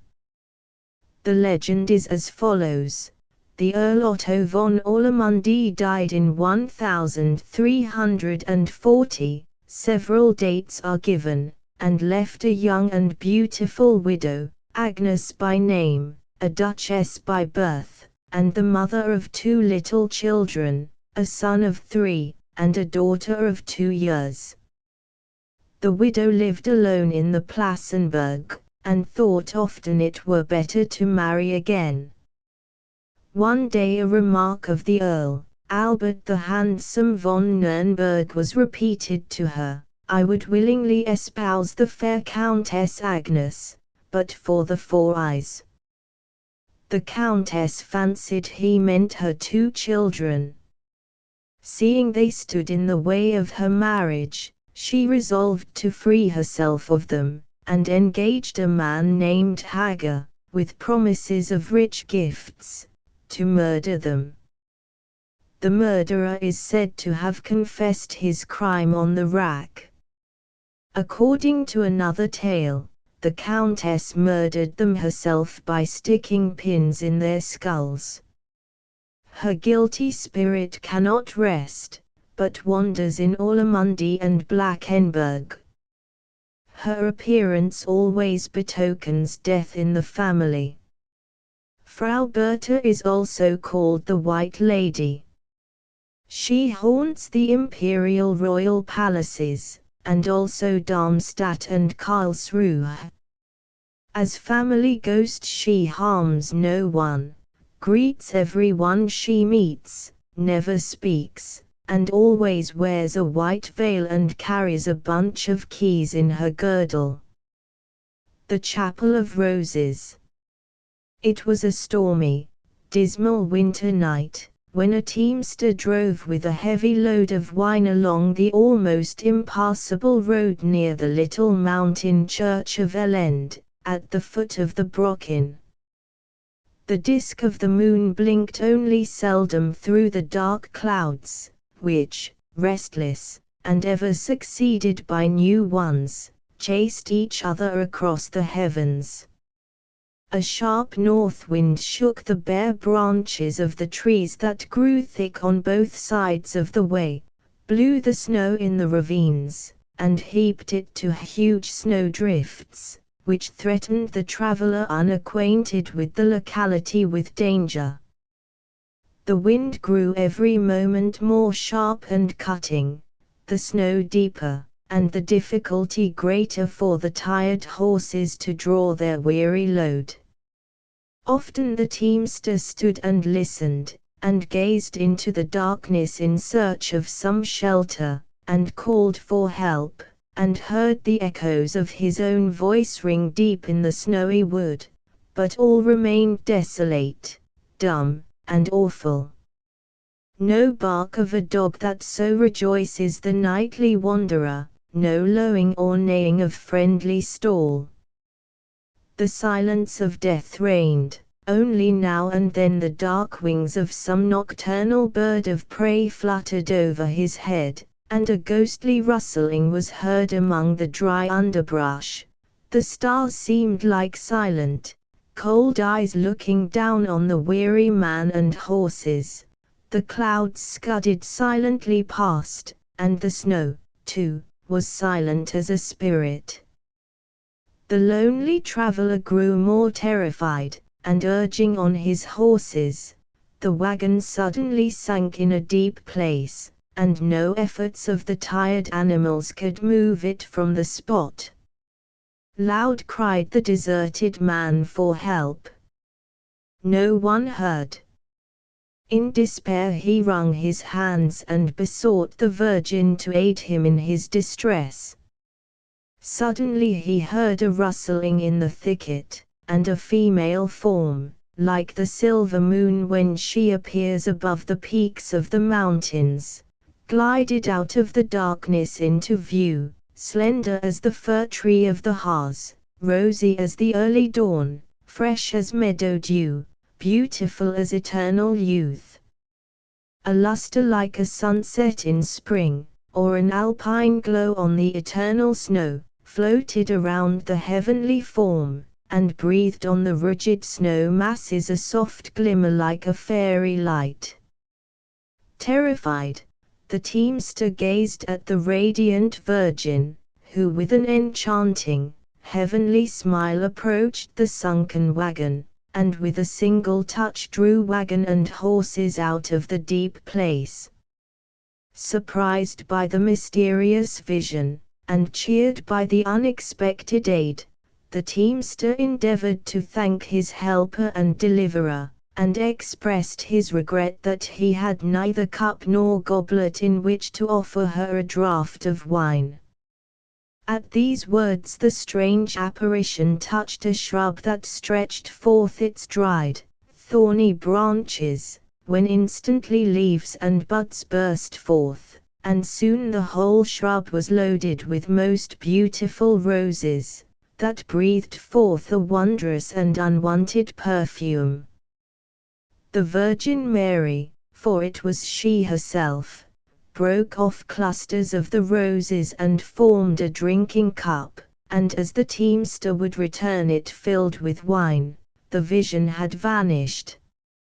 Meanwhile the horses had gone on with the wagon, which they now drew with perfect ease, but stood still before the chapel of Elend, and could not be brought from the spot. The teamster entered with reverence the oratorium, to thank the Almighty for his deliverance, when lo! He recognized in the figure of the Virgin his deliverer, and placed the rose drinking cup as a costly relic before her shrine. With amazing rapidity the fame of the miracle of the Church of Roses spread over Germany, and it became one of the most frequented and sacred shrines. The original of the rose cup was sent to Rome, but first an exact copy of it was made in clay and preserved in Elend. The most wonderful miracles continued to be performed. The devotees swarmed to the mountain church, so that it was enlarged, and 7 doors were cut in its walls. Princess Ilse, the beautiful Princess Ilse, daughter of King Ilsing of Schloss Ilsenburg, having ridden to the chase with her royal father, and her lover the Ritter Ralph, lost her way on the wild mountains, and came at nightfall to the gates of the fairy world, over which the fairy queen of the mountains rules. The queen met her with kindness, and invited her to enter her gorgeous crystal palace. Hesitating and with fear she followed the powerful sovereign. Gnomes and kobolds attended everywhere with homage. Beautiful Ilse tarried a whole year in the richly adorned subterranean world, witnessed the mysterious government, policy, and life of the fairies, the creations and destructions by the king of the giants, the hostile relations of the fairy queen to the giant king, the unhappy loves of her children Rumar and Romar, and what she could not understand the amiable queen explained to her, and introduced her fully to the fairy world. But all the splendor and glory of this fairy realm could not still Ilse's longing for her beloved Ralph, and the light of the upper world. She demanded her return, which her fairy majesty granted, but threatened her with destruction, should she ever reveal to mortal what she had seen. Princess Ilse returned to the friendly light of day and rejoiced in the fidelity of her lover. But he threatened her with the loss of his love if she did not tell him where she had been so long a time, and what she had seen. The 2 lovers seated themselves on the soft moss. Ilse laid her lovely head upon Ralph's breast, and gazed up into his face with her wonderful and faithful eyes, Ralph laid his hand upon her shoulder, and beautiful Ilse began her tale. With caresses she betrayed the secrets entrusted to her, and described the magnificence of the fairy queen. The new moon rose and the stars appeared one after another in the dark blue heavens. Fair Ilse chatted on, related the legends of the Harz, of the giants and dwarfs. Ralph listened at first in silent astonishment, and hung enraptured on the tales from her beautiful lips. Then he began to dream and fancy, and at last fell asleep. In the grey of the morning, as he awoke, he heard still the murmuring tones of the princess, and as he turned to salute the princely maiden, he saw, instead of Ilse, a crystal-clear bubbling spring illuminated with the dawn. The water sprang gaily out of the soft moss, and murmured ever in 1,000 leaps and tiny waterfalls over the moss-grown rocks adown the vale. Deepest despair seized Ralph's spirit. He knew now what he had done, and what had become of Ilse through her betrayed secret, a clear pure stream doomed forever to ripple and murmur through the mountains. Ralph built a cottage near the spring, and when the new moon rose Ilse awaited him by the mossy bank, leaned her head caressingly on his breast, and he heard her sweet prattle till the blushing dawn spread her radiance over the silver ripplets, and then the fairy virgin vanished in the blue air. Princess Ilse and the deluge. Princess Ilse, says another legend, in order to escape the general deluge, fled with her lover to the Brocken. But before they had reached that witch-haunted mountain, and just when standing on the rocky wall connecting the Ilsenstein with the Westerberg, the rock on which they stood was rent asunder in order to separate the lovers, whereupon they both leaped together into the floods. The Ilsenstein, this lordly cliff, and the Westerberg were once connected, it is said, by a granite wall, which was rent asunder by flood and storm from the Brocken, and according to one legend, Princess Ilse issues from the rock at dawn, when the weather is mild, robed in white satin, her long golden hair floating around her like a veil, a diadem of mountain crystal adorning her regal brow, lays aside her costly array, bathes in the crystal stream, and combs her golden hair. Whoever is so happy as to meet her at the right moment, she calls with friendly voice, takes him by the hand and leads him before the Ilsenstein, which at her command opens, when she conducts him to her palace in the heart of the mighty rock. There the most unheard of splendor rivets his astonished gaze. The floors, walls, and ceilings glitter with gold, silver, and precious stones. The lofty arches are supported by columns of mountain crystal, while carbuncles illuminate the vast chambers with a soft light. In the most magnificent of these chambers will the happy mortal find the most delightful entertainment, and when a youth, pure, and free from all guilt, bathes in the Ilse at the same time as the princess, she will be free from the enchantment. Whoever approaches her with impure heart, she sprinkles with water, and instantly he turns into a fir tree. Es stehen dort einen gar weil in ihres Badsna, es hat sie verobert dickest Schwasserfee. And many a fir tree's deepest shade falls o'er the crystal stream, enchanted by the pure mermaid, their fate to moan they seem. A dream under Princess Ilse's firs. It was during the heat of August, when my friend Josephine and I sat long chatting on a moss-grown stone under Princess Ilse's dark evergreens. Finally she went to gather some ferns and wild flowers, and I fell asleep. Then I heard a deep voice above me say, "I am Castiglione the magician." I approached the Princess Ilse with the guilt of falsehood on my soul, and she transformed me into the fir against which you are leaning. If she would only break the enchantment, and set me free, I would lead an honest, truthful life. Plead with her to release me. How can I do that? I asked.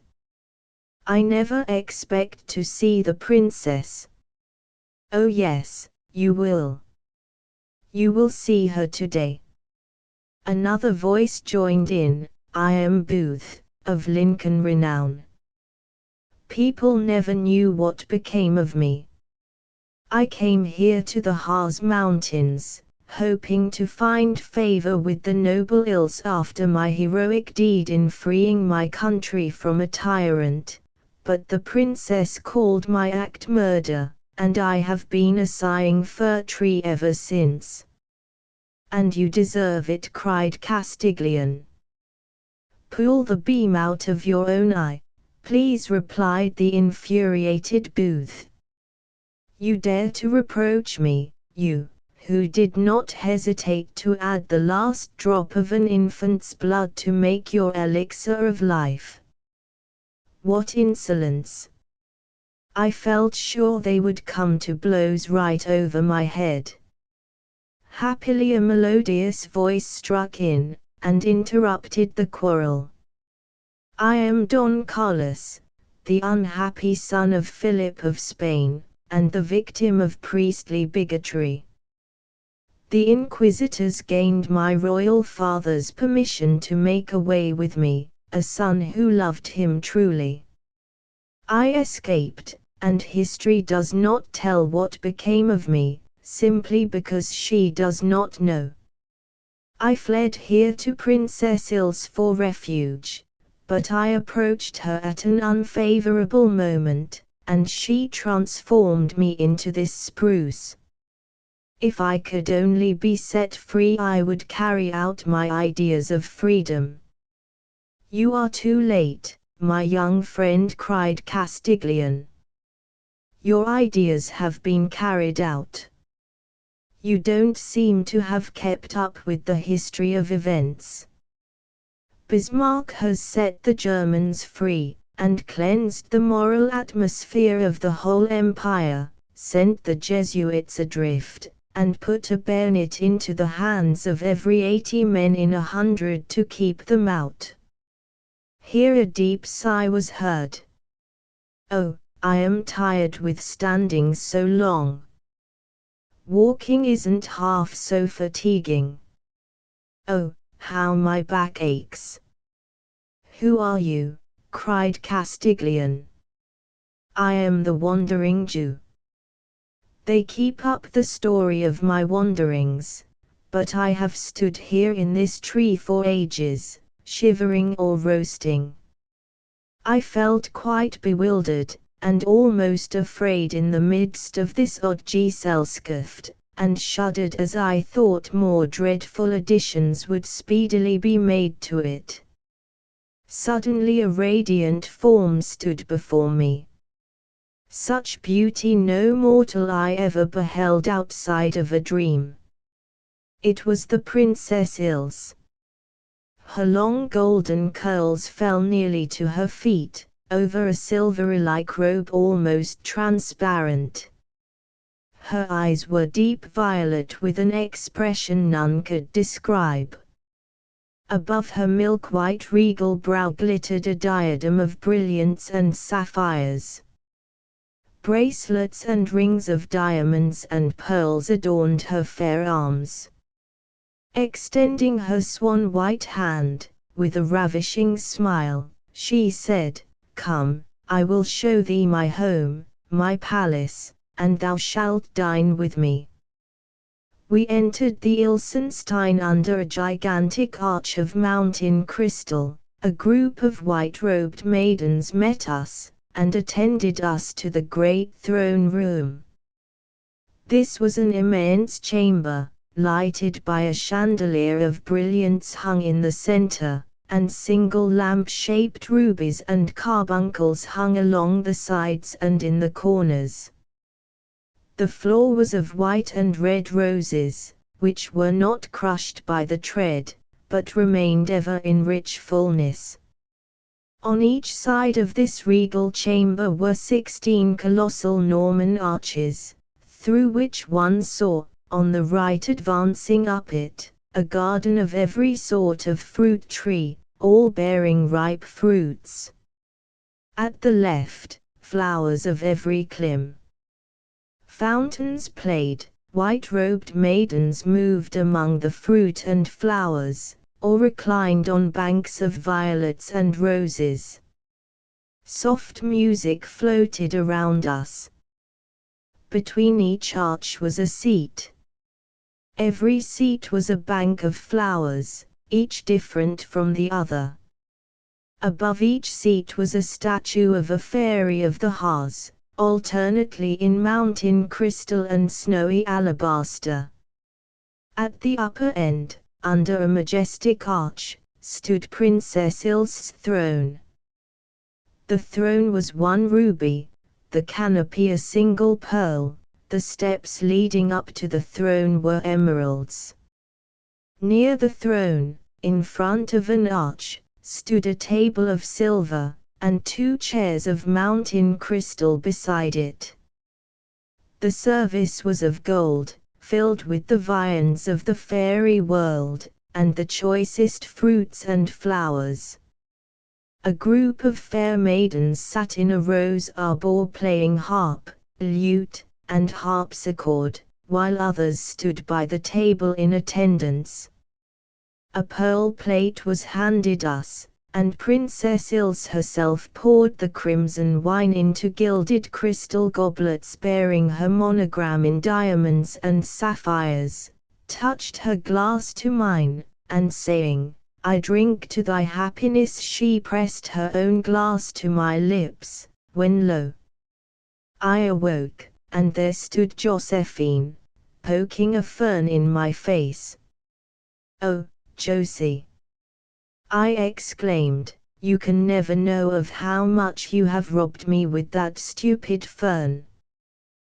The red-haired Trude, at a time when very few men lived upon the earth, when towns and villages were few and very widely separated, when there were no roads in the mountains, and before Romulus and Remus were rescued by the motherly wolf on the yellow Tiber, or Nausicaa fell in love with Odysseus, there stood a house on the site of Schloss Ilsenburg, inhabited by a widow and her daughter Trude.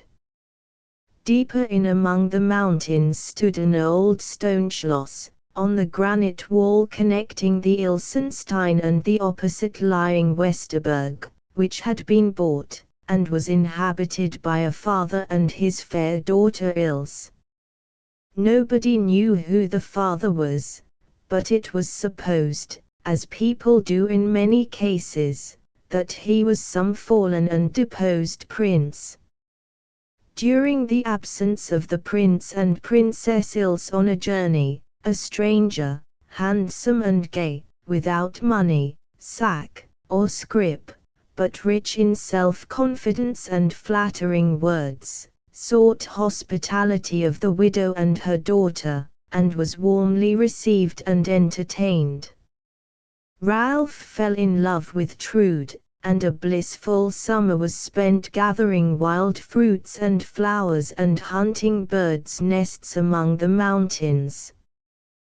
The nuptials were near, and the widow was busy with the bride's trousseau, when unexpectedly with autumn arrived the foreign prince and fair Ilse from their mysterious journey.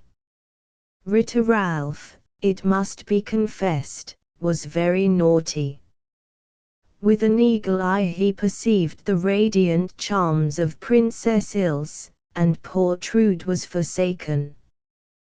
The widow reproached him with his perfidy, but he replied, the eagle mates but with the eagle, and though I have fled from a severe father, I am of noble blood, and have found a brought of my own rank." The widow swore revenge, and consoled the weeping Trude, begging her only to wait till Walpurgis won, and her perfidious lover should be punished. One night before the 1st of May, when all evil spirits and witches, according to the legend, meet on the Brocken. See Goethe's Faust. She made a league with the evil spirits of the mountains and the air, and devoted herself to the unholy arts of a witch. Walpurgis arrived. The widow stood on the balcony of her house and invoked the demons and witches, who swept through the night, which rested black as destruction on the mountains, heavy as the day of wrath and vengeance. From the Brocken broke a terrible tempest. Awful thunders rolled, lightnings in fiery serpents cut their way through the heavens and mountains, and a tremendous flood swept down from the Brocken, destroying all in its course. The colas clung to the rocky walls, but Princess Ilse looked calmly on the wild scene, saw the rocks rent on which her father's castle stood, and it, her lover, father, and servants all swept away, and as she too was about to perish, a tall manly form, with majestic head and black locks, probably the fairy king, seized her in his strong arms, wrapped her in a white mantle, and vanished. Poor Trude, from the balcony by her mother's side, saw her faithless Ralph carried down the torrent, threw herself over after him, and when the flood had subsided the widow found them in each other's arms, washed up on the banks of the river. The Wild Huntsman. Eberhard von Württemberg rode one day alone into the forest to amuse himself with the chase. Suddenly he heard a loud roar and noise, as of a hunter riding furiously past. He was terrified, dismounted in haste from his horse, and approaching a tree, as if for defense, cried aloud to the imagined huntsman, asking if he intended violence. "No," replied the now visible form of the hunter, "I am a man like thyself, and stand before thee quite alone. I too was formerly a noble. I found such pleasure in the chase, that I besought God to permit me to hunt until the judgment day. Unhappily my sinful wish was granted, and for 450 years I have hunted the same deer. But my race and name are known to no one." Thereupon the ghostly hunter vanished. Hans von Hackelberg, a master of the hunt in Brunswick, had an unhappy dream one night on the Harburg. It seemed to him in his dream as if he struggled with a huge wild boar which conquered him after a long combat, and that he died of his wounds. He could not drive this terrible dream from his mind. Shortly after he encountered a boar in the Harz similar to the one in his dream. He attacked him.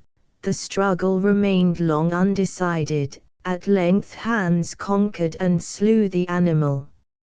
Rejoiced to see the boar stretched at his feet, he kicked the tusk with violence, exclaiming, "Thou shalt not yet kill me." But he had struck with such force that the sharp tooth pierced his boot and wounded his foot. At first Hackelberg paid no attention to the wound, but continued the chase. On his return, however, the foot was so swollen, that the boot had to be cut off. He hastened back to Wolfenbüttel, but the vehicle shook the foot so that he was obliged to stop on the way at Vulprode, where he died. Before his death he expressed a wish that he might hunt forever, and his rash desire was granted. The Tutozel, or Tutursel, always accompanies him. At midnight, when in storm and rain, Hackleberg with horse and dogs tears through the Thuringian forest, the Harz, and the Hackle forest, the night or death owl flies before him, which the people call the Tutozel. The wanderer, when he hears the ghostly hunt, listens in terror to the barking of dogs, and hears the hoo of the chase, and the uhu of the death owl.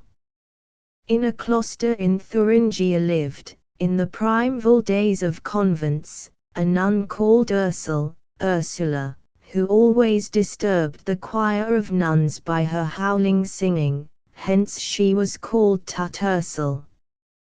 But after her death she disturbed them even more than in her lifetime, for at 11 every evening she poked her head through a hole in the church tower and tooted dreadfully, and every morning at 4 she joined her voice in the matin song. For some days the holy sisters bore this lamentable disturbance, but at last one morning one of the nuns whispered in fear to her neighbor, "That is certainly the Ursel."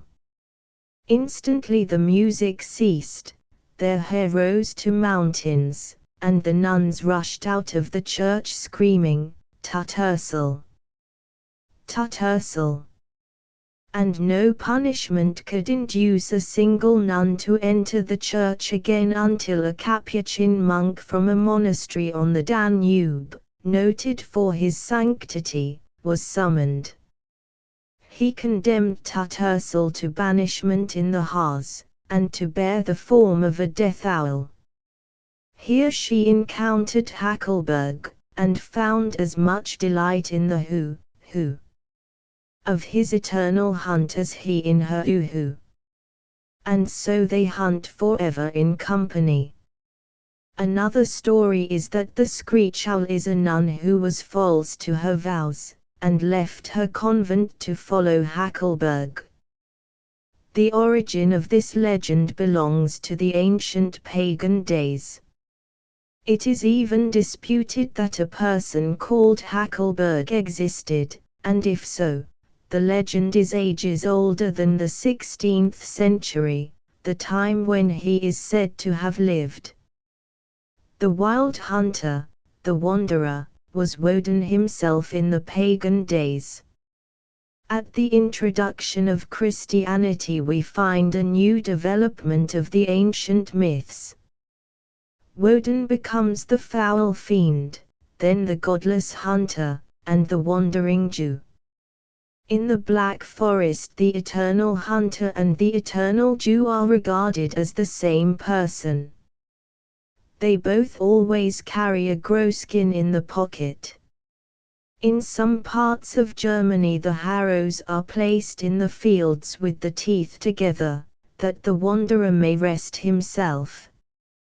According to some authorities, he may only rest Christmas night, and then only when he finds a plough in the field, only on that may he sit down. Every 7 years the huntsman passes over the 7 mining towns of the Harz, and woe to him who calls after him. According to one legend, the wild huntsman met Christ at a river where he sought to quench his thirst, and would not permit him to drink. He also drove him from a cattle trough, and when the Saviour found water in a horse's footprint, and would drink there, he drove him away. As a punishment, he is doomed to wander forever, and eat only horse flesh. This is the pagan legend Christianized. In West and South Germany we find the wild army.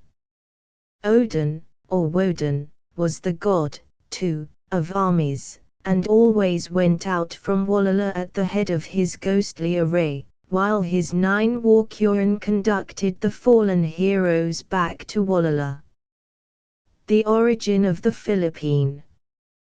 Once, long centuries ago, a princess lived in Schloss Hohenstein who was very fond of almonds, but was firmly resolved never to marry, so she invented the following plan. She caused every prince who came a-wooing, and her suitors were countless, to eat the half of a double almond, and she ate its twin half. And then she said, "If you can induce me to take anything from your hand without saying pence, I am ready for marriage with you.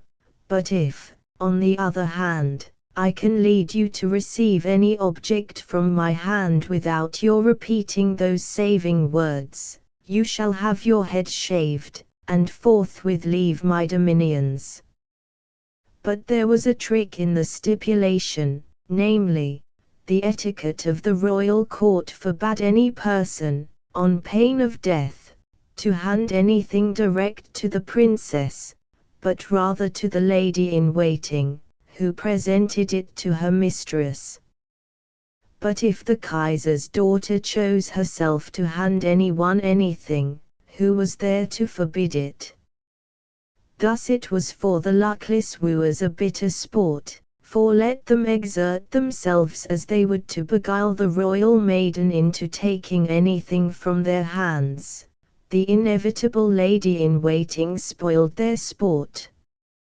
But when Princess Huldigund determined to get rid of a certain adorer, she grew so engaging that he became perfectly enchanted, and as he sat beside her, intoxicated with joy, she seized either a pomegranate, or an egg near her, and handed it to him, saying softly, "Keep that as a souvenir." As soon as the wooer took the object, it sprang open, and a frog, or a hornet, or bat flew into his hair or face, and in his fright he forgot to say, pence. And then he was shaved on the spot, and away with him. This went on for years, and in all kings' houses princes wore wigs. It happened at last that a foreign prince saw Huldigund, and found her fair, and saw through the trick. A friendly fairy had given him an apple, which he was to smell once a year, when a prudent idea should occur to him. Just at the time when he first saw Huldigund, it was time to smell the apple. He smelt, and it occurred to him that if he would win the game through give and take, he must neither give himself nor take anything from her. He caused his hands to be bound to his girdle, went with his marshal to court, and declared his wish to eat almonds. Huldigund liked this prince, and commanded almonds to be handed him. Then his marshal took them and put them in his mouth. The princess inquired why he carried his hands in his girdle. He replied that the etiquette of his court was still more severe than at hers. It was not permitted him to take anything with his hands, only with his feet or head. In that way, cried Huldigund, we shall never settle the game. Prince Otto only shrugged his shoulder, and replied, only when you graciously condescend to take something from my boots. And the court stood aghast at the bold idea. Why did you come to Schloss Hohenstein with such a stupid etiquette? Cried the almond princess. Because you are so beautiful, cried Otto, and, if I cannot win you, I can look at you.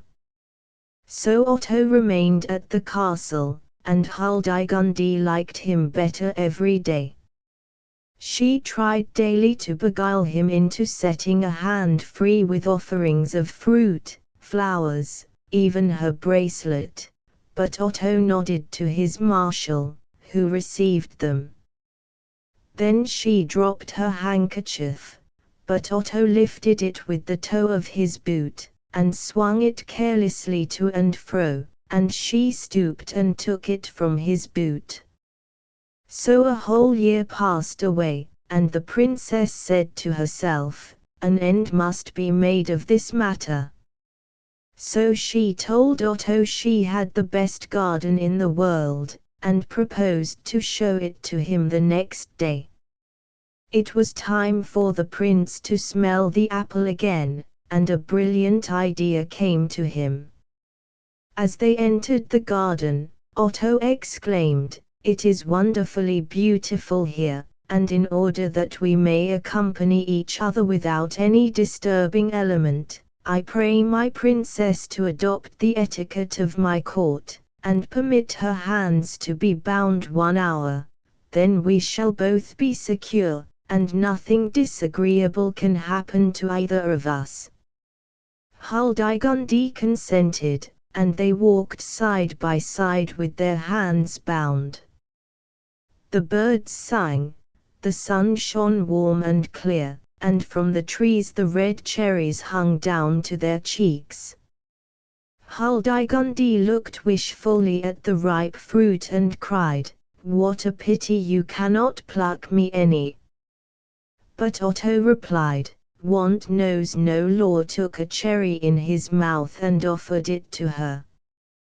The princess could only put her mouth to his to take the cherry, and when she had the fruit between her lips, and his kiss with it, could not at the moment say, "Jy pence." And Otto cried, "Good morning, Philippine," drew his hands from his girdle, and threw them around her neck. Graf Arno's capture.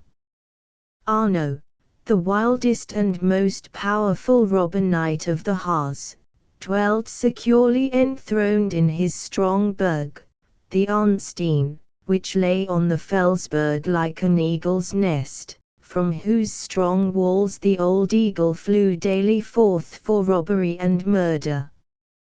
He and his castle were inaccessible. Frequently, when the inhabitants of the neighborhood had united to storm his nest, he had sent them home with bleeding heads, and each time punished them by making worse disturbance than before.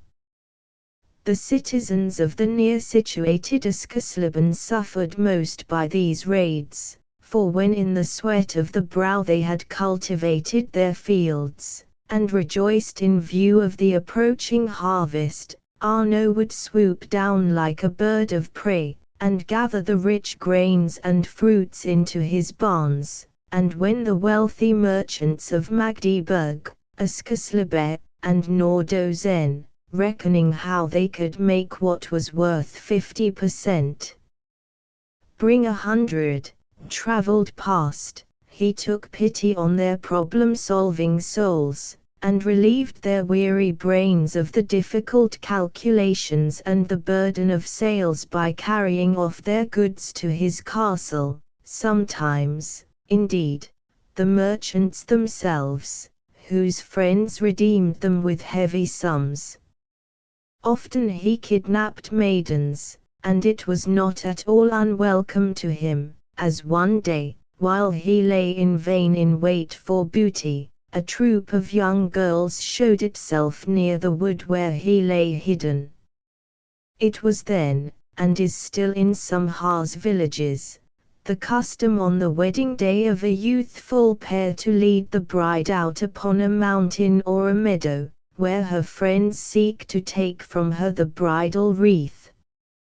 Dancing and singing they follow the fleeing bride, who strives to keep her treasure as long as possible, hides behind hedges and underbrush, till at last they rob her of her wreath and carry it in triumph to the bridegroom. It was such a bridal party that issued this day from the gates of Askesleben, to enjoy the fun after the fashion of their ancestors, for the fairest flower of Ascania, Ida, a merchant's daughter, celebrated her wedding. How her bridal veil and ribbons fluttered and shimmered in the wind and sun, as she in the joy of her heart, light of foot as a fawn, flew over the meadow, pursued by her laughing companions. Shouts of merriment and scraps of song rang over the laughing landscape to the wood where Arnaud lay concealed, watching the charming scene. "Little maiden," thought he, "if no train of wagons comes that I prefer, I can take thee. That is not difficult, and costs no blood." And as the train came near, and the bride, ever in advance, would hide in the thicket, he seized her and bore her pitilessly away. The other maidens searched long in vain, till at last they caught sight of the fleeing robber with his booty. What consternation! What lamentations! Breathless they fled back to the town, proclaiming the dreadful news with loud cries. All became uproar, women ran moaning through the streets, girls locked themselves in their rooms, as if the robber were behind them, the older citizens talked and reasoned, the younger swore revenge, and the members of the town council moved with solemn steps and imposing mien toward the town hall, where the walls of the dark council chamber should become silent witnesses of all the wisdom of their puffed-up pride and self-importance. Evening came on, the council chamber was lighted, the palate of each worthy member of the council rebelled against the fatigue of a longer sitting, and at last the burgomaster raised his voice and addressed his colleagues. "It is necessary, honorable gentlemen, that we come to a decision, and as it has been proved, through reliable witnesses, that the robber of the bride is our dangerous neighbor, the Earl von Arnstein, and the crime has been committed within the territory of our town, and as such a crime is punishable with death, we sentence the said Arnaud to death by the hangman, do we not?" "Yes, your worship," cried the chamberlain. "Of course," said the syndic. "Certainly," echoed the town clerk. "Certainly," agreed every member of the council unanimously. "If we take into consideration," continued the burgomaster, "how much damage the said Arnaud of Arnstein has caused, death by the sword is too mild. Shall he not die on the wheel, or be quartered?" "Of course," said the chamberlain, with a knowing nod. "Certainly," agreed the syndic. "How wise!" cried one part of the councillors. "How just!" another. "I am of opinion," resumed the burgomaster, "that the execution should take place immediately, before the said Arnaud does any more mischief." "Of course! Of course!" cried the assembly. But, oh," resumed his worship, hesitating and undecided, "we must first have the criminal in our power, and that is not so easy a matter. Can anyone offer advice as to what is to be done?" Silence. All were dumb. At last one cried, "We must take him prisoner." "Quite right," voted the councillors, "he must be taken prisoner." "That is also my opinion," said the burgomaster. "Nevertheless it is no easy matter to accomplish. We could march out at once with all the armed men we possess, and storm—" "Yes, yes," cried the syndic, "we will storm the nest." "We will storm it," exclaimed the town clerk, with a look intended to be brave. How wise, how heroic, was the praise on every lip, while the Burgermeister continued his interrupted address, but we have already experienced the fact that the Arnstein is not easy to seize. By force nothing can be done. No, by force nothing can be done, echoed the assembly as one man. We might attempt to take him by strategy, continued the orator, but Arno is cunning as a fox, and we should probably only expose our town to more robbery if he discovered that we were trying to waylay him. Certainly. Certainly, agreed every mouth. Hence I give it as my opinion, concluded the Burgermeister, that as force and stratagem would only bring upon us expense and danger, and the result is uncertain, that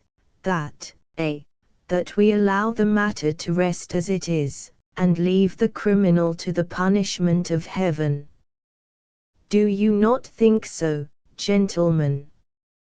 Certainly, your worship, certainly. How wise! How mild! How forbearing! Shouted the assembly. The Burgermeister rose with official dignity, dismissed his colleagues with a wave of the hand, and the exhausted councillors were in the act of retiring, when the unhappy bridegroom rushed breathless into their midst. What is decided? He cried hastily, and seized the syndic by the arm. What's that to you? Growled that dignitary, who felt himself insulted by such familiarity. How do you dare to force yourself unbidden into the council chamber? I beg your pardon, gentlemen, stammered the bridegroom, surprised. I come to give you a capital piece of advice. The idea just occurred to me. Every face grew long from assumed dignity. What? You will give advice? You, to us? But as the young man entreated them to hear him, the Burgermeister permitted him to speak, provided he would be short. The bridegroom unfolded his plan, which, though unwillingly, was approved of. Meanwhile, Arno concluded that his robbery of the bride was undiscovered, and was strengthened in this idea, as some days after he saw a group of maidens, decked in bridal array, issue forth from the town to the same meadow. Suddenly he resolved to carry off one of them, and when they had danced themselves weary and had thrown themselves down on the grass to rest, he rushed out of the wood, and, like a vulture, swooped down upon his prey. But, to his astonishment, the maiden, instead of resisting, held him fast, and the others drew forth daggers and attacked and killed his retainers. Resistance was useless, he could not free himself from the powerful arms of the disguised soldier. They dragged him to Askesleben, and shut him up in a cage, where he starved to death. The bridegroom put on Arno's armor, and the troop, concealed in loaded wagons, were conducted to the Arnstein by the disguised bridegroom. The warder saw the train approaching, and at once opened the gates to admit it. Too late, when all were within the walls, he discovered his error. Soon they had possession of the stronghold, and the bride was restored to the bridegroom. The cage they still show in Askesleben, and the meadow is still called the dance meadow. There is a tradition of another knight of Arnstein, who, cold and cruel to all who in the least displeased him, was buried in the now ruined chapel. His ghost still haunts the ruins. His second wife, a cruel stepmother, who oppressed her beautiful stepdaughter, keeps him company. She is the spinner of the Ornstein, doomed to spin until her web breaks, when her spirit will be set free. Whether the ghostly monk bore relation to this cruel pair we are not told. He visits the ruins, probably nightly, but can only be seen every 7 years by those who were born on St. John's Eve. His duty is to chastise idle and deceitful servants. The Pebble. An old, poor, but honest man left his cottage to gather sticks and healing herbs in the wood for sale in the neighboring town. He soon had a huge bundle of sticks bound together for his weary, bent back, bent from the burden of toil and of years, and a luxuriance of the healing wood roofs made gathering them a light task. But when he reached the town everybody said, "What's the need of wood now, when it is summer?" And the apothecary declared, "It is June, and the blossoms have already absorbed all the strength of the plants. You must bring them henceforth in May." No one had an ear for the entreaties of the distressed man, and he set off for home hopeless and discouraged. He saw no way of deliverance out of his deplorable condition, no relief for his suffering wife.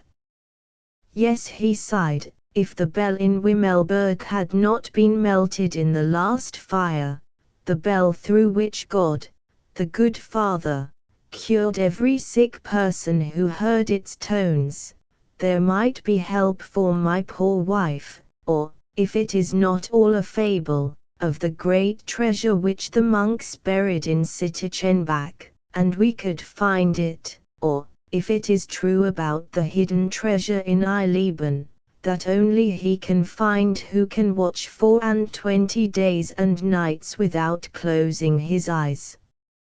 Oh, I could watch the time, for sorrow keeps me awake every night. But all these tales must be only fancies, and the benevolent fairies in these mountains, who used to help the poor when they were near despair, are most likely long since gone, or else my trouble would have brought them to my relief.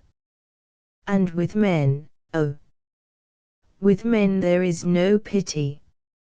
It seemed to him by these reflections as if a long, giant, shadowy form brushed past him in the twilight, whispering in his ear, "Do not despair."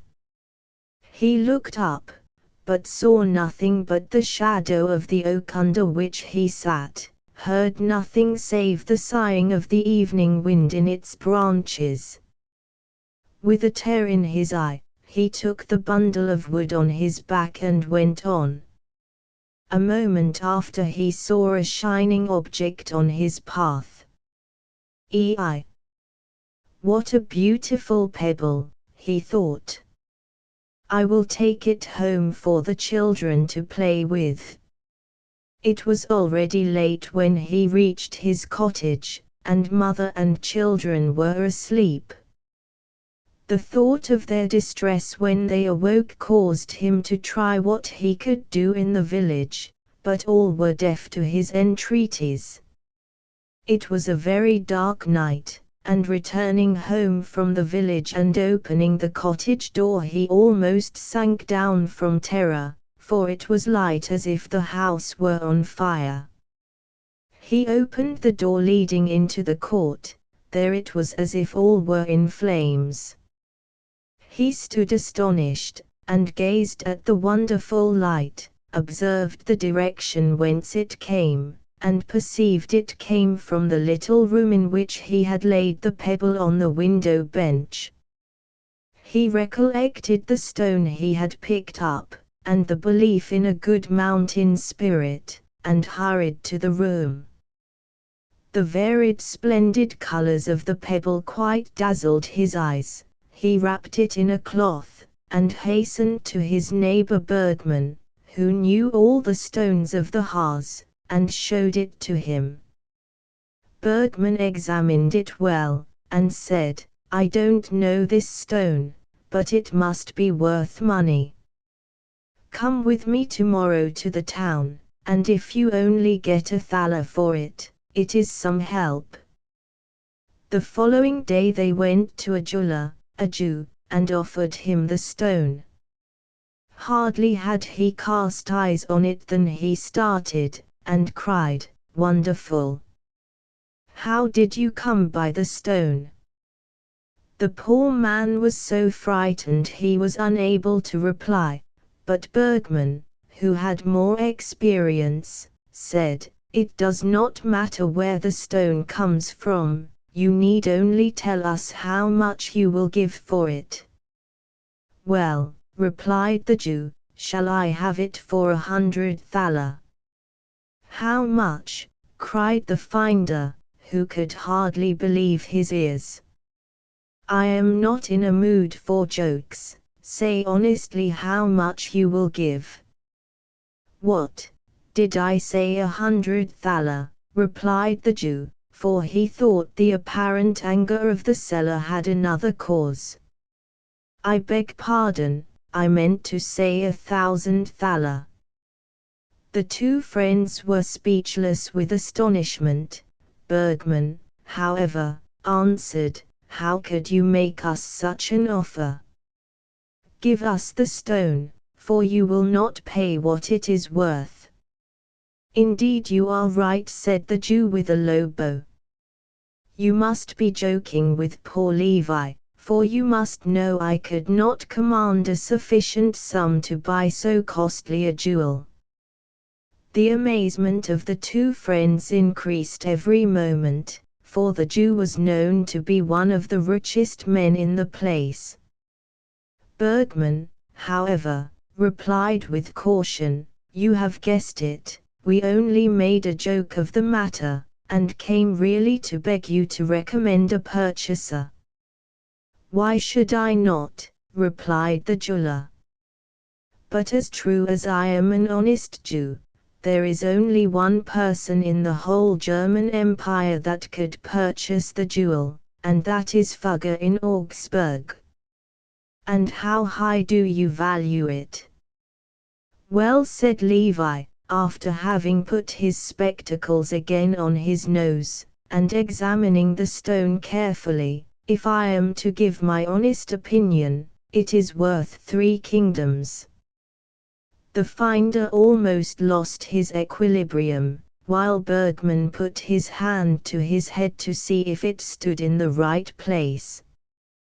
3 kingdoms, did you say?" 3 kingdoms, and the purchaser could make money in the transaction.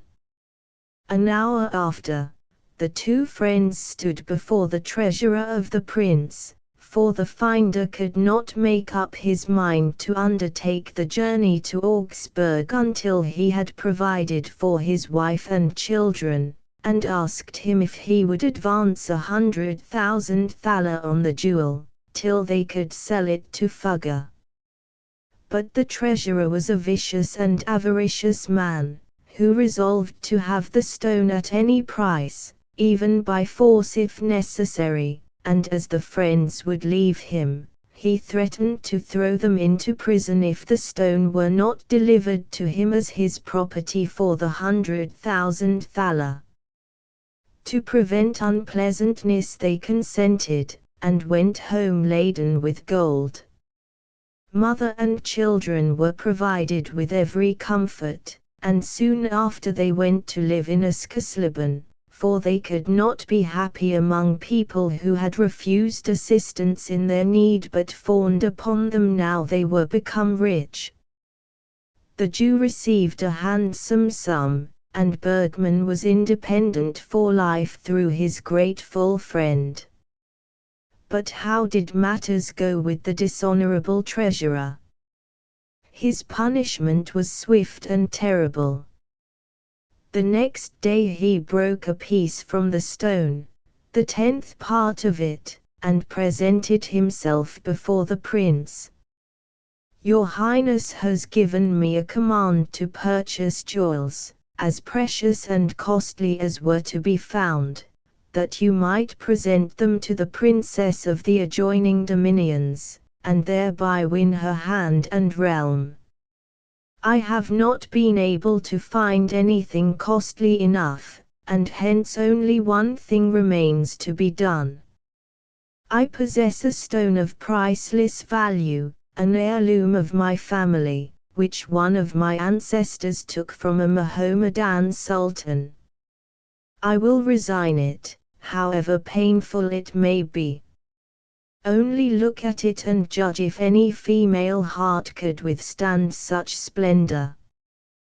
The princess will bestow her hand upon your Highness, and I only ask in payment a few towns and villages, and 1,000 acres of forest, and 1,000 acres of arable land. Judge if I am unreasonable. Thou shalt have it, thou shalt have more than thy demand, cried the prince, as he beheld the glittering jewel, and embraced the treasurer, called him friend and brother, and commanded his secretary to draw up the documents giving the treasurer the half of his kingdom. The treasurer went joyfully home, dreaming of princely honors, for had he not still a greater part of the stone in his possession? Meanwhile the prince called his favorite courtiers, and showed them the stone. No one spoke for astonishment. At last one of the surveyors of the mines remarked how wonderful it was that many pebbles possessed such brilliant colors, and it was to be regretted that they faded in a few days. What? A pebble, cried the prince. Yes, your Highness, only a pebble. A pebble. Not a precious stone. Then I have been deceived. Has your Highness bought it at a high price? Such stones are found in the earth, but the sunlight soon fades the colors. I have promised the treasurer half my kingdom for the stone. Command was given to arrest the treasurer, but a friend had given him warning, and he had fled. They pursued him, the prince at their head, found the unhappy man, deceived as well as deceiving, in a tree, and shot him dead on the spot. The Monk and the Spring. It was at Whitsuntide of the year 1292, as tradition tells us, that the town council of the Free, Imperial Mulhausen issued a proclamation, that whoever could discover and conduct a spring into the upper town, which suffered much from fires through want of water, should be richly rewarded, and in case he had committed a crime, he should be pardoned.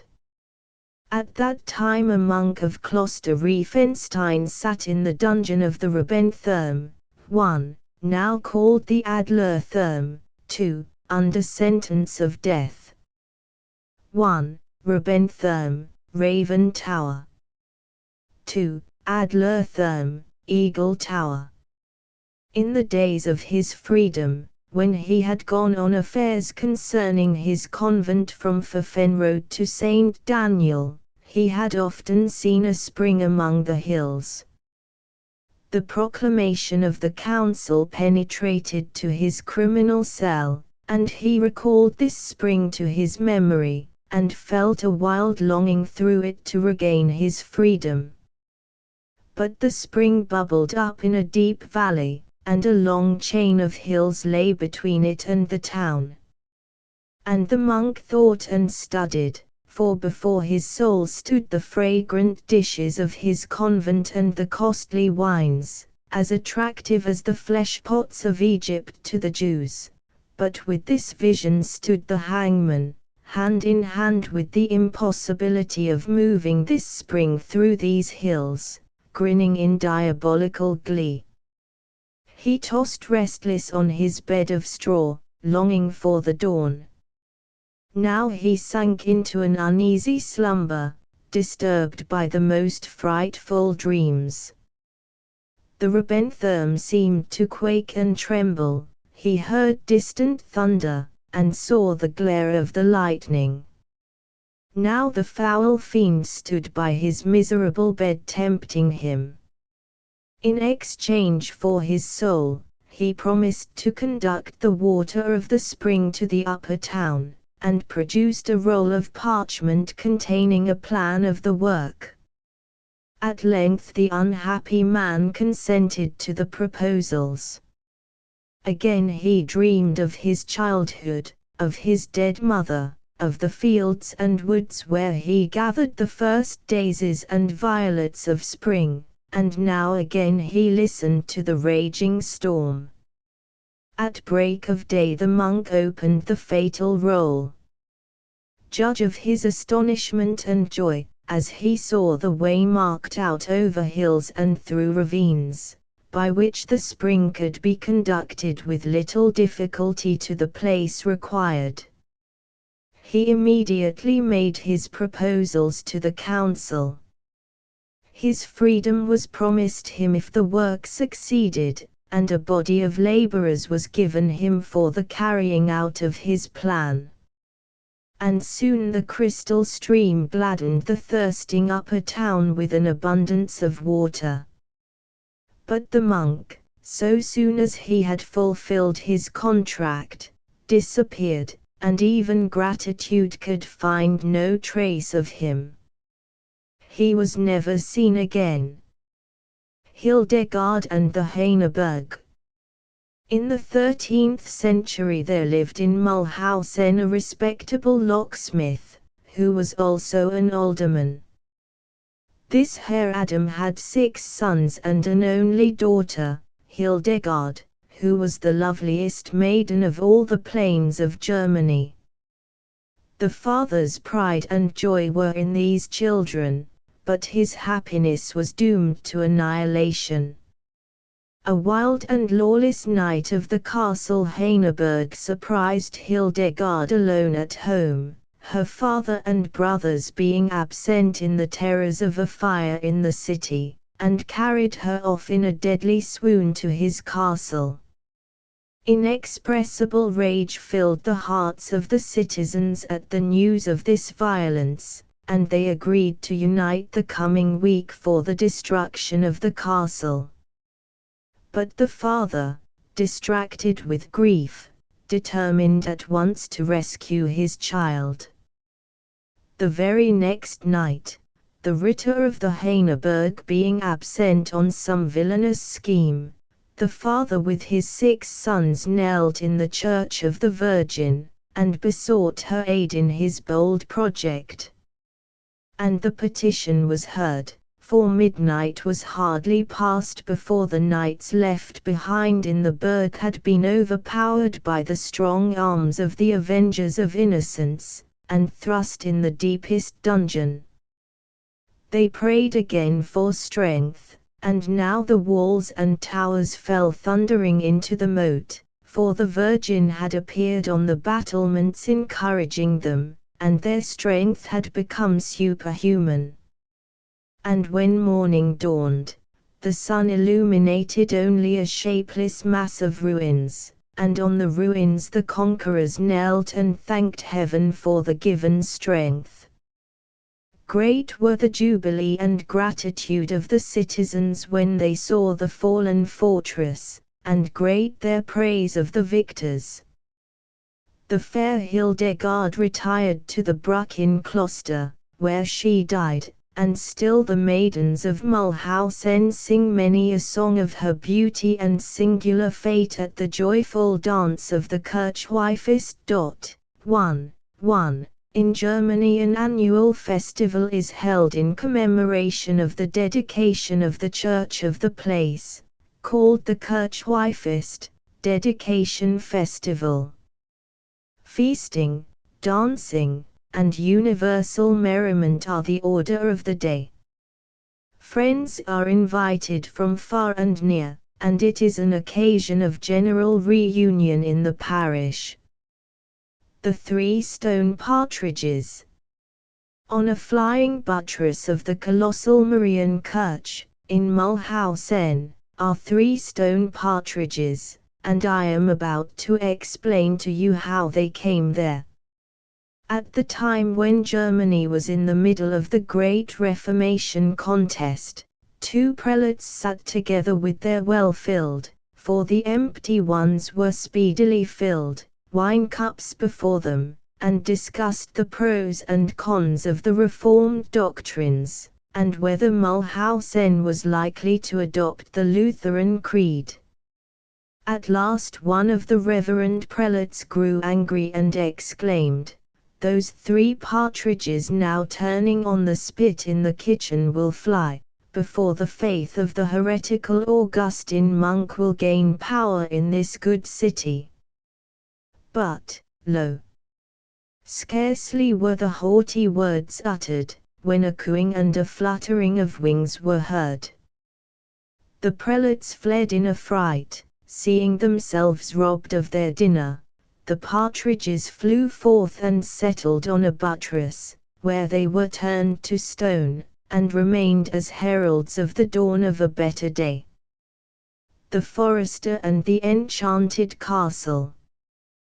The forester of Scarfels, with his gun on his shoulder, was one day sauntering through the wood, when, as he turned a corner, he saw 3 men in a young plantation digging, and thereby doing much mischief.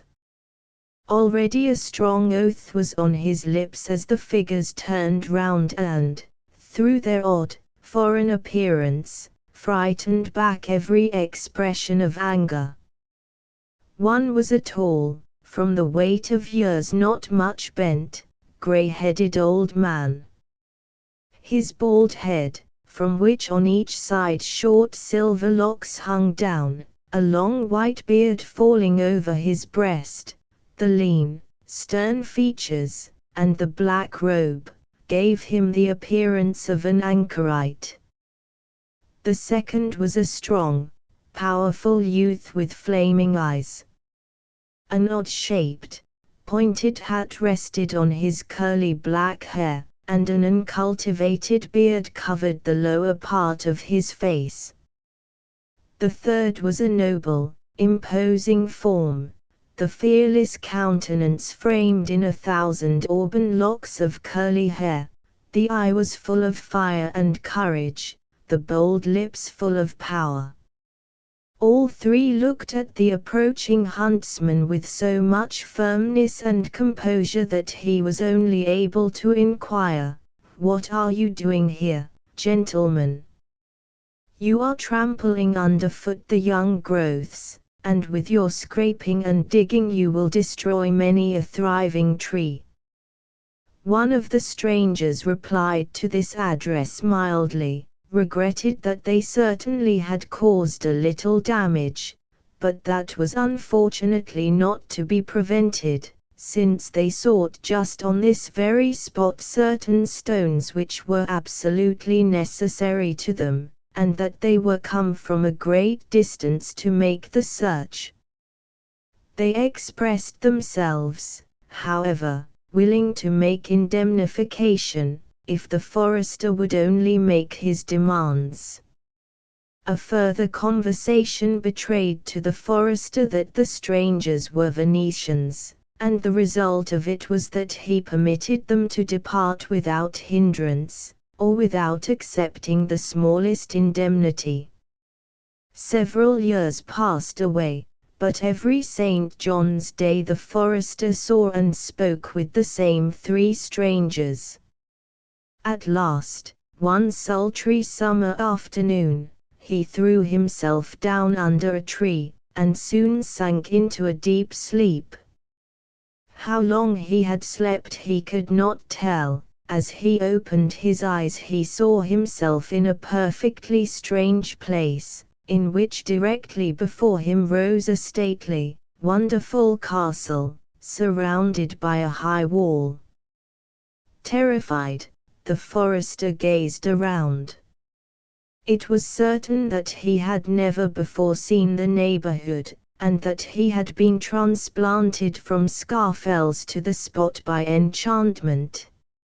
In the anguish of his spirit he said the Creed, the Lord's Prayer, the Ave Maria, prayers for storms, and all the others he could think of, all mingled in the wildest confusion, like one who had taken leave of his senses. But whether it was that he had left out a word, or was not earnest and devotional enough, the castle and its enclosing walls stood immovable. The terrified man knew of nothing better to do than to resign himself to his fate, and to observe more closely his surroundings.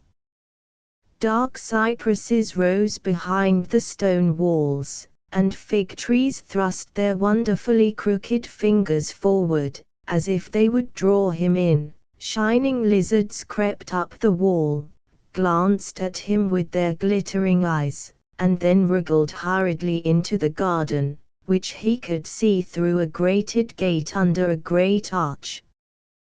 Behind and among the shrubbery and trees he could see all sorts of marble figures, goat-footed heathen gods, making awful faces, small hump-backed dwarfs with cocked hats, hunters with puffed-out cheeks blowing the horn, ladies with fardingales and horse heads, urns around which salamanders, dragons, and other poisonous worms, with open jaws and red tongues, dragged their slimy lengths, and many other indescribable, diabolical objects.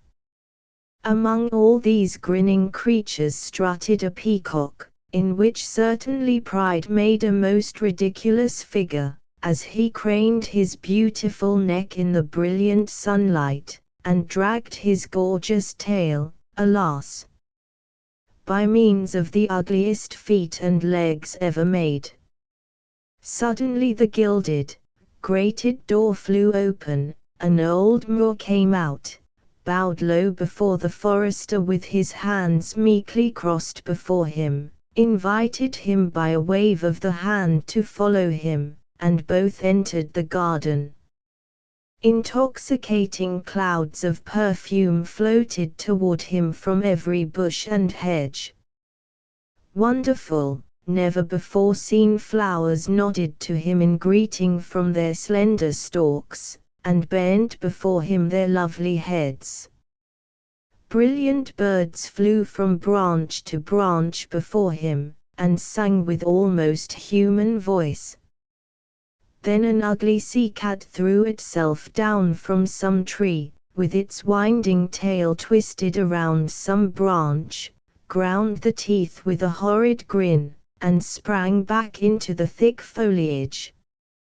From a side path a purple stork came forward with solemn gravity, twisted the long neck up and down to affected compliment, scraped with his thin legs behind him, and then walked resolutely before the forester and the conducting Moor, looking almost constantly back to see if they were following. In one of the marble basins a stone vintager upset continually the cask, and the clear, foaming new wine that streamed from the bunghole bubbled up in the face of the sipping boy. In another an idol, ending in a fish's tail, blew out of a shell the clear stream in the air, and the dust of drops shone in the light like diamonds and rubies. White temples with ivy-entwined pillars glittered behind the hedges. The forester followed like one in a dream, resisting, yet drawn on by an irresistible, enchanting power, until they reached a colossal castle, built in a style perfectly unknown to him. He climbed a marble flight of steps, and went on over costly carpets, so soft and smooth that he could not hear his own steps. The fragrance of balsamic spices floated delightfully on the air from censers in every chamber. Richly worked tapestry covered the walls, the softest cushions invited to repose, the light, like a soft twilight, fell through green windows, and composed the spirit to a sweet calmness and peace. From the lofty ceiling rare birds warbled their delicious melodies in golden cages, and a grey parrot sat on his perch and pecked with his crooked bill the golden wires of his hated cage. Here the Moor stood still, threw open a folding door and pushed the benumbed forester into a great salon. In the vast chamber he stood fascinated, like one under enchantment, and gazed upon the extraordinary objects on every side. Around the costly chamber, near the magnificent walls, stood all sorts of animals in life-size, in beaten gold, a perfect imitation of nature. Amazed, the forester gazed at the beautiful forms. He never could have satisfied his eyes with looking, and who knows how long he might have stood there, if through another door the three men had not entered whom he had so often seen near Scarfells. They approached him, pressed his hand in the most friendly manner, and inquired how the chamber pleased him, and which piece he would choose. After he had expressed his astonishment at the way he had been introduced into the castle, the forester, in reply to the question as to what object he should prefer if permitted to choose, said he would unhesitatingly select the stag with his beautiful antlers. After some conversation, the eldest of the three said, "You have known us many years, and are aware that we went frequently to Scarfells to search for metals and stones, which you stupid Germans do not prize, but which are, notwithstanding, of great value. We have now sufficient wealth, but we would wish to thank you for your forbearance, and entertain you as an honored guest." The forester was conducted to a salle à manger glittering with gold, silver, and crystal. The rarest exotics beautified the table, and stood in graceful baskets and vases in every part of the apartment. The most delicious viands and oldest wines were served, and not till a late hour did the merry party seek repose. The forester sank, in his silken couch, quickly into the arms of friendly sleep. On awaking, he looked in surprise around him, for he lay under the shady beech in full view of Schloss Scarfells. "What a droll dream!" he cried, springing up and brushing the grass and moss from his clothes. But he stood as if transfixed, as he beheld the stag he wished for, the golden stag with great diamond eyes, lying in the grass beside him. The three men he never saw again, not even on St. John's Day. The Steinkirch, 1, and the Hermit. 1. Steinkirch, Stone Church.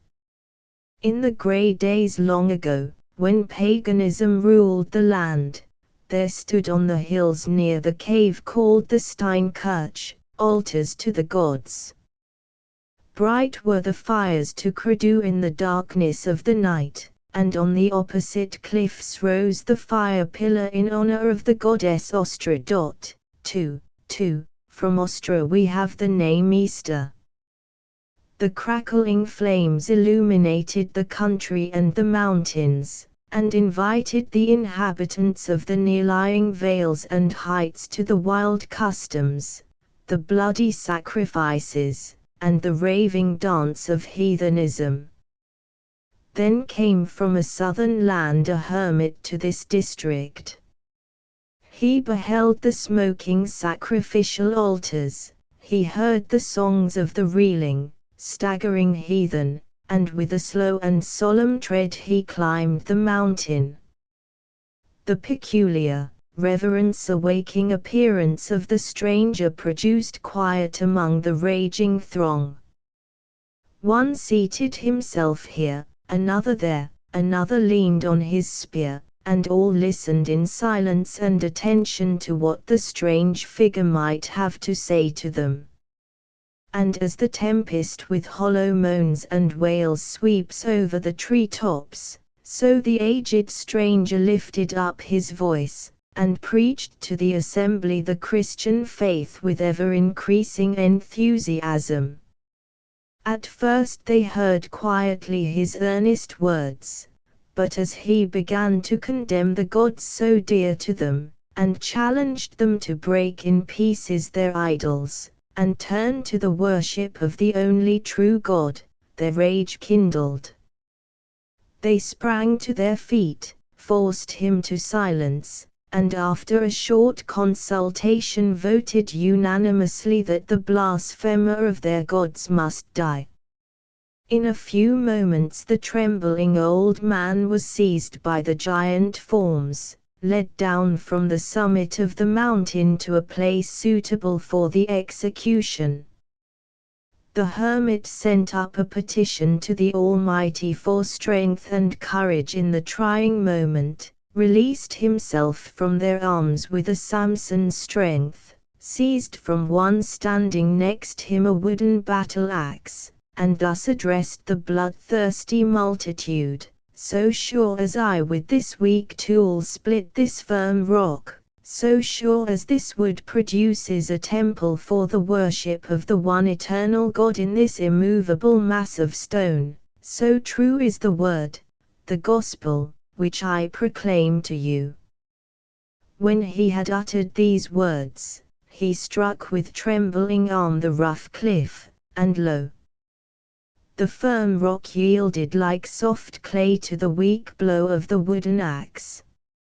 And at this moment the sun shone forth from behind thick clouds, bathing rocks and wood with a warm, rosy light, and the birds in 1,000 voices sang the praises of Creator and Father. And the hearts of the wild Sassen, 3, were opened. With one mind they sank on their knees in reverence and adoration before the God of the white-headed old man who had received the power to work such a miracle. 3. Sassen, Old German for Saxon.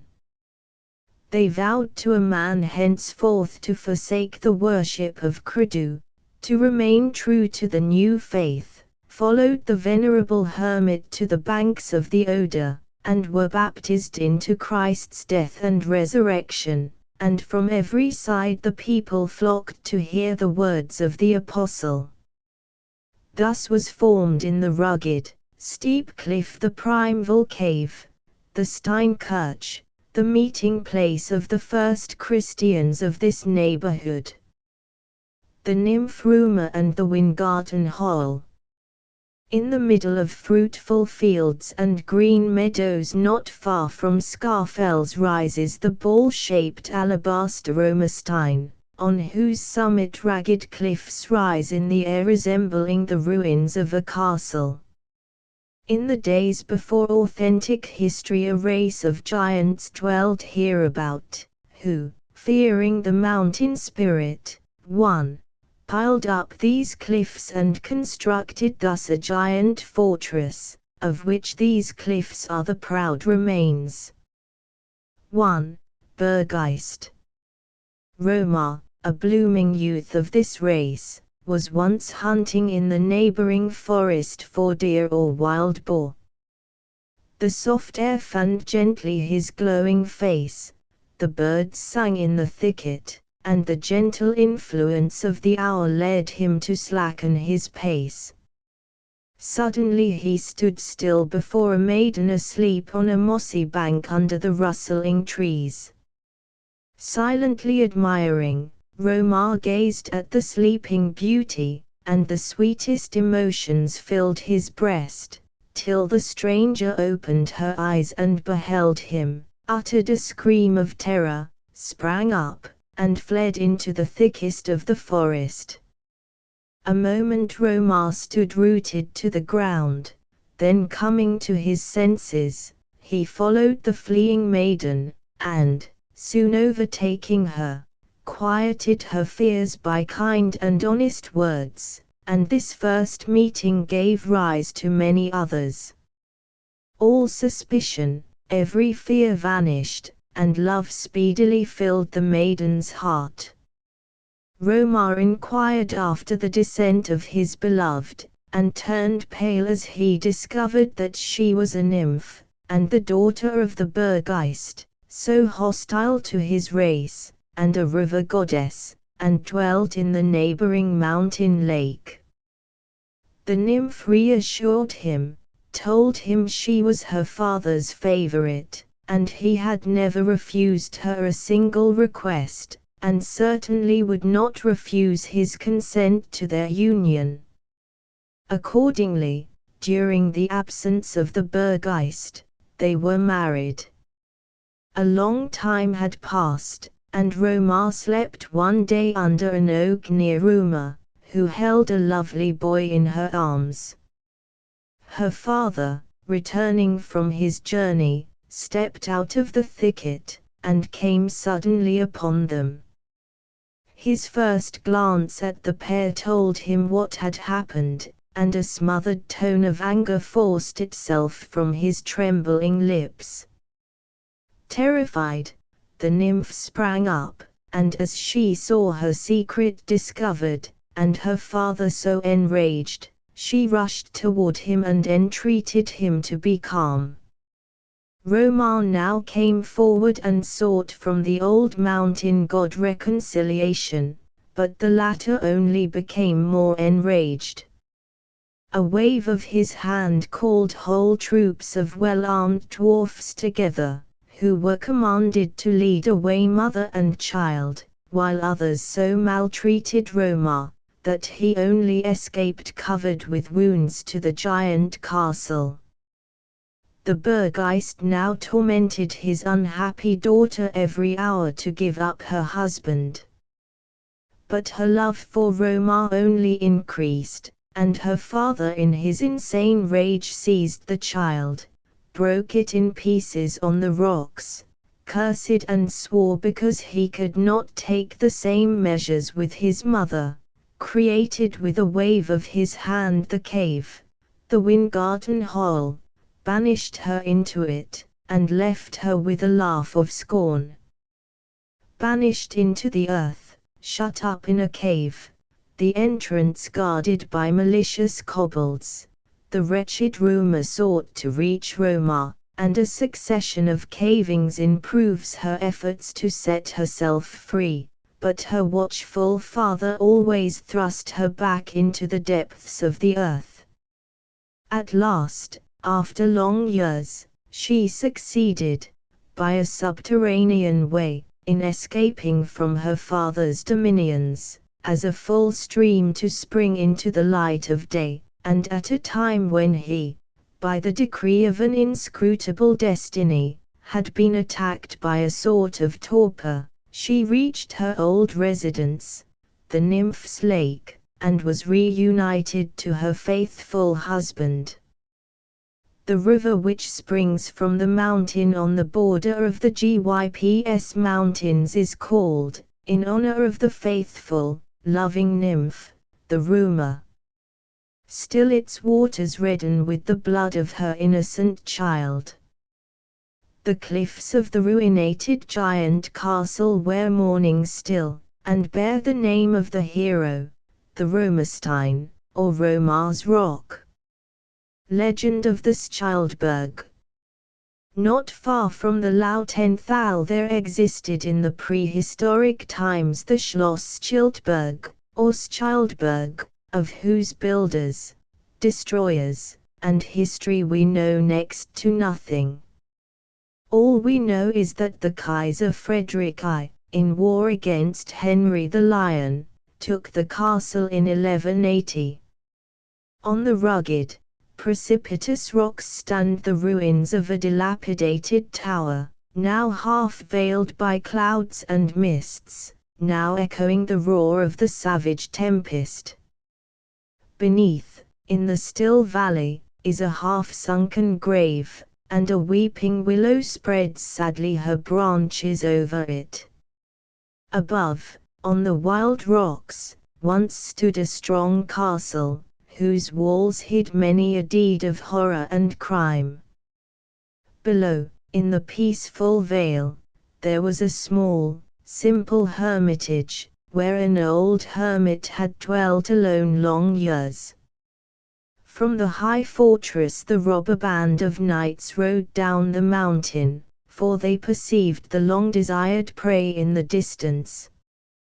Beneath, by the quiet hermitage, appeared the pious old hermit, looked reprovingly upon them, and shook his silver-white locks. "Ye wild knights," he cried, "ye shall no longer bring disgrace and shame upon the honor of knighthood. No longer shall ye march forth to rob and plunder. No, thou leader of thy robber troop, thy time is expired. Enter my hermitage, confess, and take the communion, for thou shalt never again ride living into the valley." But the proud knight fell in a rage at the solemn admonition. "Punish the old bird of ill omen," he cried in a fury, and rode away.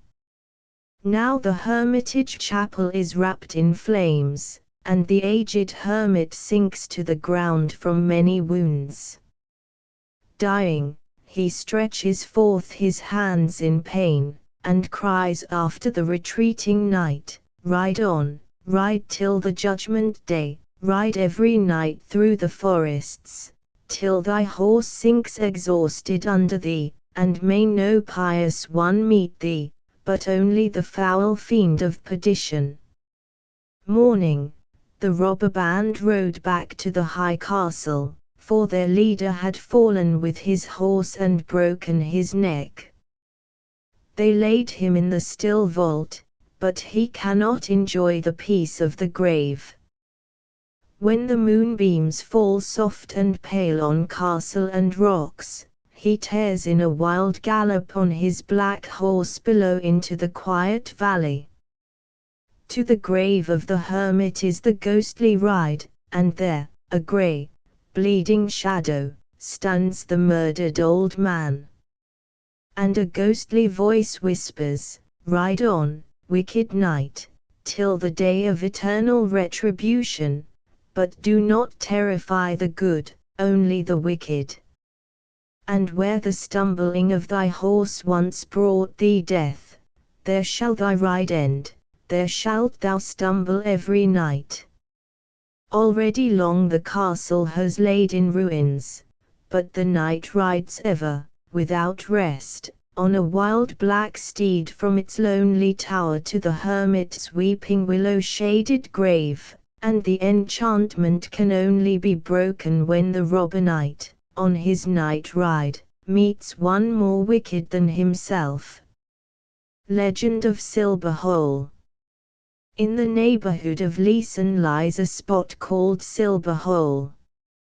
It is almost round, and several feet deeper than the ground around it, and quite overgrown with swamp moss. People go by with a shudder, for there is something the matter with the place. Centuries ago a stately castle stood on the spot, in which there was always much drinking, gambling and wild merriment.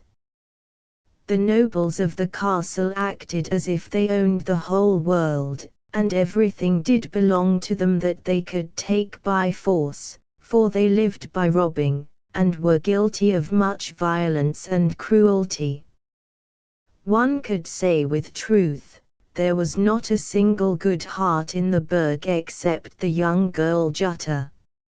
Everybody loved her, and often, when the robbers had marched out to plunder, she would visit the poor and the sick, and even the robbed, giving them food and the money she had saved. The suffering and poor called her Saint Jutta. Once the robbers had committed a monster crime. Covered with the blood of those they had robbed, they returned laden with booty to the castle.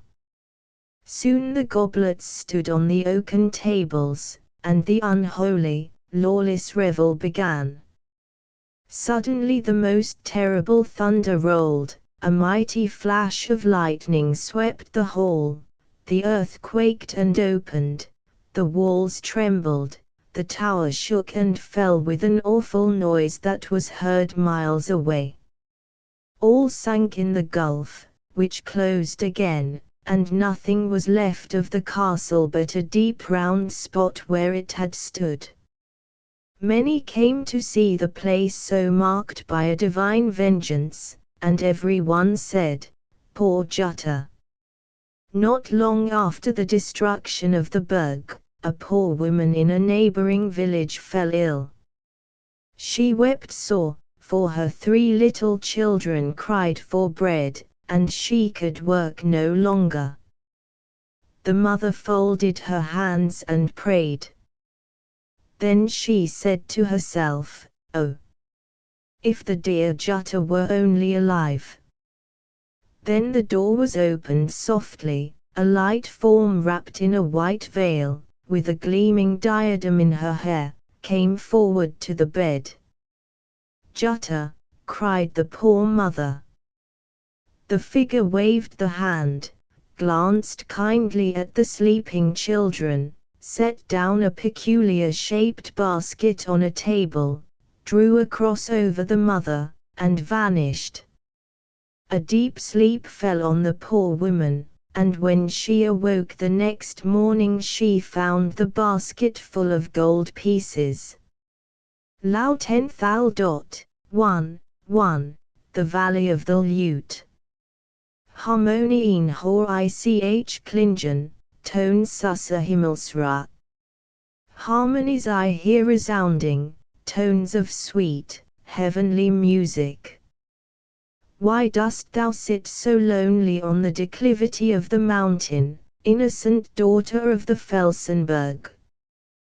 Why does the cloud of care rest on thy countenance? Why dost thou gaze with such sad longing into the vale below? The light of thy eyes is dimmed by a tear, heavy and anxious rests thy curly head on thy snowy arm, as the heavenly glory crowns the head of a martyred saint, so the splendor of sunset bathes thy form. Deep and great must be the anguish that fills thy breast, and yet thou dost endure speechless and silent. Not a sigh breaks from thy swelling heart, not a lament from thy lips, not a sad note from the strings of the lute that lies hushed before thee. Weep no longer, child of grief, brighten thy saddened countenance. He for whom thou art waiting, the beloved of thy soul, will come. He will come with the quick step of love, and his glance will chase away grief and care from thy soul. Hark! Already it rustles in the wood, already his tread resounds on the rocks, he climbs the mountain. With the bliss of the purest love he clasps the sorrowing maiden in his strong arms, and yet thou remainest in mourning and tears. Fairest of the blue-eyed daughters of the Harz, is thy heart cold in presence of the flame of love, as the ice of the Brocken is proof against the sun of the springtime? Ah! Not cold and hard was her heart, pure and tender, as the dewdrops in the lily, it lay in her innocent breast, and adorned the morning of her life, till the sunny fire of love smiled down upon her. Then a never before imagined bliss trembled through the pure flower, her heart was filled with joy, the clear dewdrop dissolved in love. The dewdrop belongs to the sunbeams, and the heart of the maiden to the youth she loves. But fate was not favorable to the lovers, fate, the destroyer of so many blissful bonds.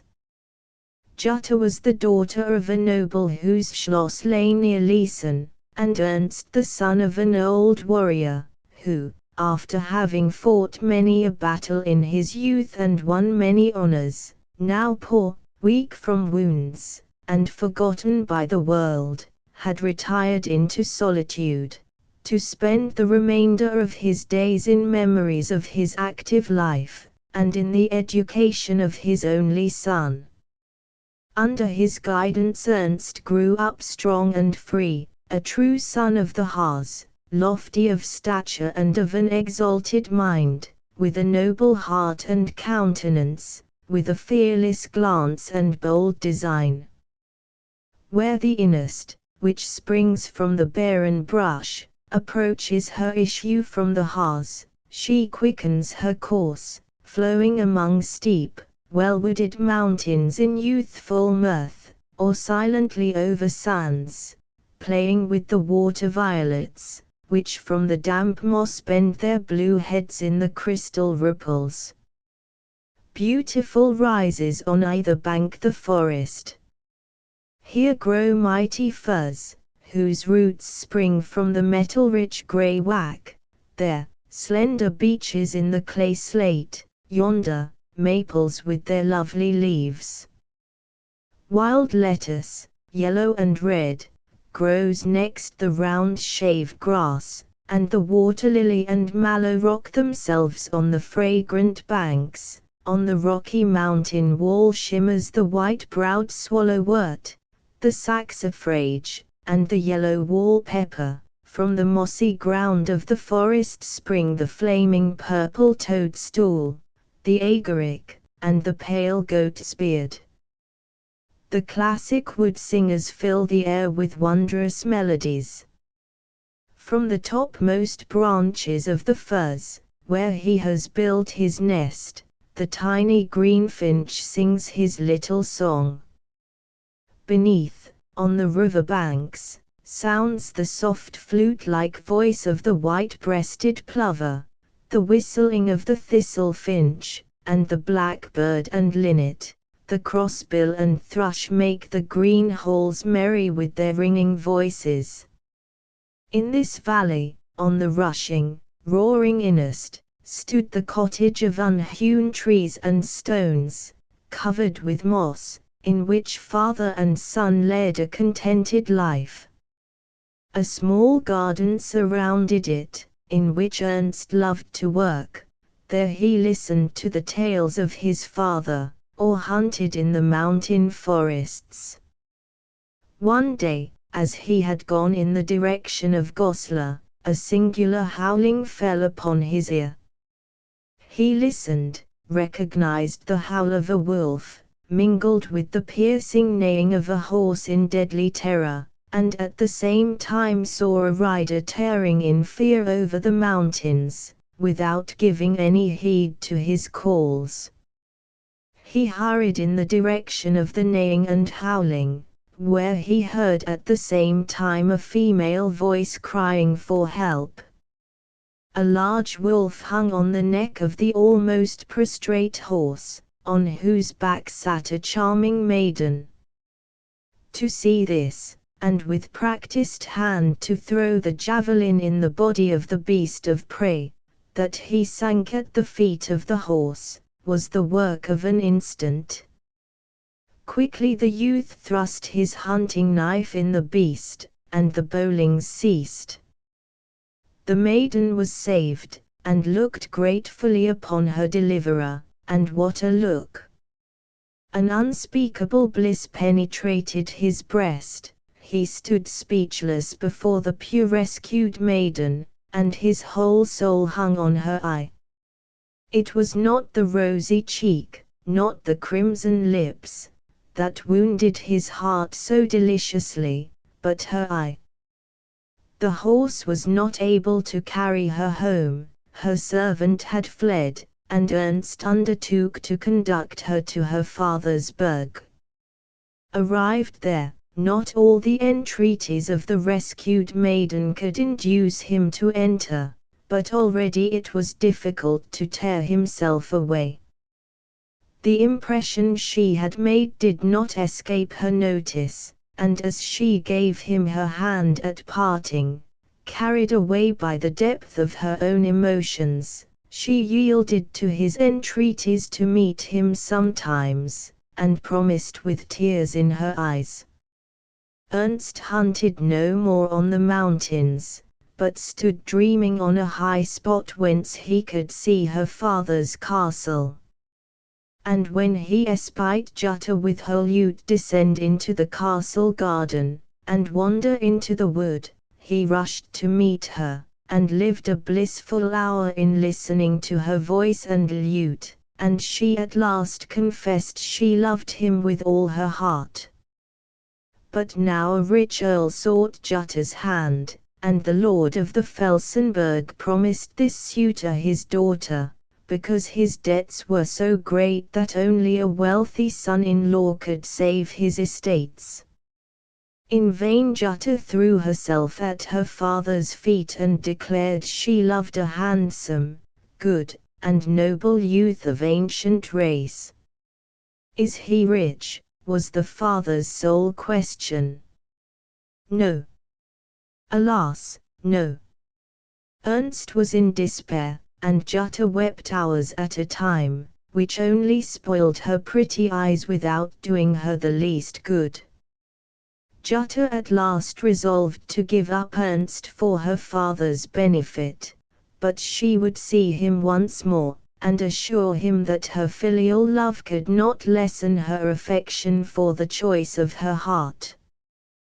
That was what caused her sadness as we first saw her, and Ernst, as he rushed towards her, must have had some presentiment of the coming trouble in her resolve.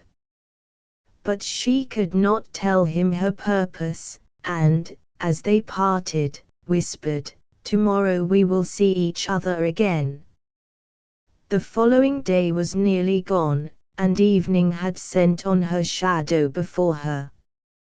Jutta strengthened herself for her sad walk with a prayer, took her lute, and went through the garden into the forest, to the spot where she usually met her lover. Ernst was not yet there. She walked some distance in the direction of his cottage to a projection of the mountain, whence she could look down into the vale, and waited there for him. Lost in her sad thoughts, her fingers swept lightly the strings of the lute, calling forth soft melodious notes. Finding comfort in the tones, the harmonies grew louder and louder, and she listened with joy to the tones, now fancying them the voice of the nightingale or the thrush. At last her hands swept wildly over the strings in the strength of her sorrow. Meanwhile Ernst had approached. He listened amazed to the tones, which floated to meet him, sounding entirely different from anything he had ever heard from Jutta's lute before. It was as if a clear harmonious voice called back every note that flew from the strings. Slowly and in indescribable purity the harmonies echoed through the mountains, and just where Ernst stood the sweet tones trembled in the air, as if the whole vale were one great harp. "Can there be a cave here?" thought Ernst, "which has such a wonderful echo?" and turned over a moss-grown stone with his foot. Who shall describe his astonishment as he saw a white shimmering stone before him, which extended so deep as he removed the moss? His exclamation brought Jutta to his side, who at the sight threw herself into his arms with tears of joy. "We are saved." "It is silver," they both exclaimed in the same breath. Of course the Earl received a kabdot, too. Ernst and Jutta were married. Ernst became the director of the mine, loaded with honors for his discovery, and ever since the valley has been called the Valley of the Lute. 2. Kab, basket. hat einen bekommen, is the German or he has been rejected, he has got the mitten, that is, he has got the basket. Eva von Trotter. A historical tale. On one of the border mountains, on the western slopes of the Harz, in gloomy desolation, rise the grey ruins of the old Schloss Stauffenberg, which still remind us of a most romantic though sad history. Home-like, and at the same time sublime, silent, and solitary, must have been this now destroyed seat of Kaisers and princes in the mysterious Middle Ages. Its position is fascinating, surrounded on three sides by high wooded mountains, with a wide view open to the south, which was then probably partially shut out by the primeval dense forests, now, however, extending over the little mining town of Gitteld and the picturesque mountain landscape to Ostrode and the high-seated Schloss Herberg. The magic of this picture is greatly enhanced by the soft lights of sunset, and the dim, semi-transparent mists, which like a floating veil half hide its beauties, and fill the excited fancy with a mysterious presage of that poetic something we call the past. The mountain, on which are decaying bits of walls, where, until a few years ago, a strong square tower, 80 feet in height, with openings here and there, looked solemnly down on the vale, is cut off sharp on the east, west, and south sides from its wooded brethren that rise high above it, only on the north side sloping gradually to its base, and it is on this side one climbs to the spot where Kaiser Henry the Vogler, or Fowler, had a decoy for birds. The halls trodden by royalty, the boudoirs where beauty ruled 800 years ago, are fallen into green ruin, the death owl hoots, and bats and lizards house among their overgrown stones. Many of these ruins on the borders of the Harz Mountains remind us of Henry the Fowler, who built them to defend the plains and homes of this part of Germany from the wild and lawless Huns. As Duke of Saxony he is said to have lived here with his Duchess, in this hunting seat, when he was chosen Kaiser of the Holy Roman Empire in 920, several other places, however, claim the honor. Later the Stauffenberg came to the Earls of Katlenburg, who had their seat near, and after the extinction of this house it fell into the hands of the mighty Duke Henry the Lion, of Saxony and Brunswick, before whose sword even the powerful Barbarossa trembled, and remained in the possession of his descendants, several of whom wore the imperial crown. The Harz forests with their rich stores of game attracted not seldom the hunt-loving princes of Brunswick to their deep shades, and horn and hound and the wild ho-ho. Hi-oh-hi! Of the hunter were heard over mountain and vale.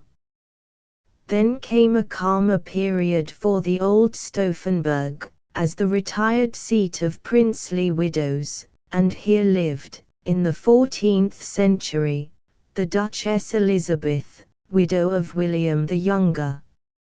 Oblivion at last sits green a couple of centuries in this solitude, till it is chosen as the hiding place of a sinful love, and wild tales came to be told among the simple mountaineers of a white lady who haunted the castle. On the grey stone balcony stood, one summer day in 1537, two persons in close conversation.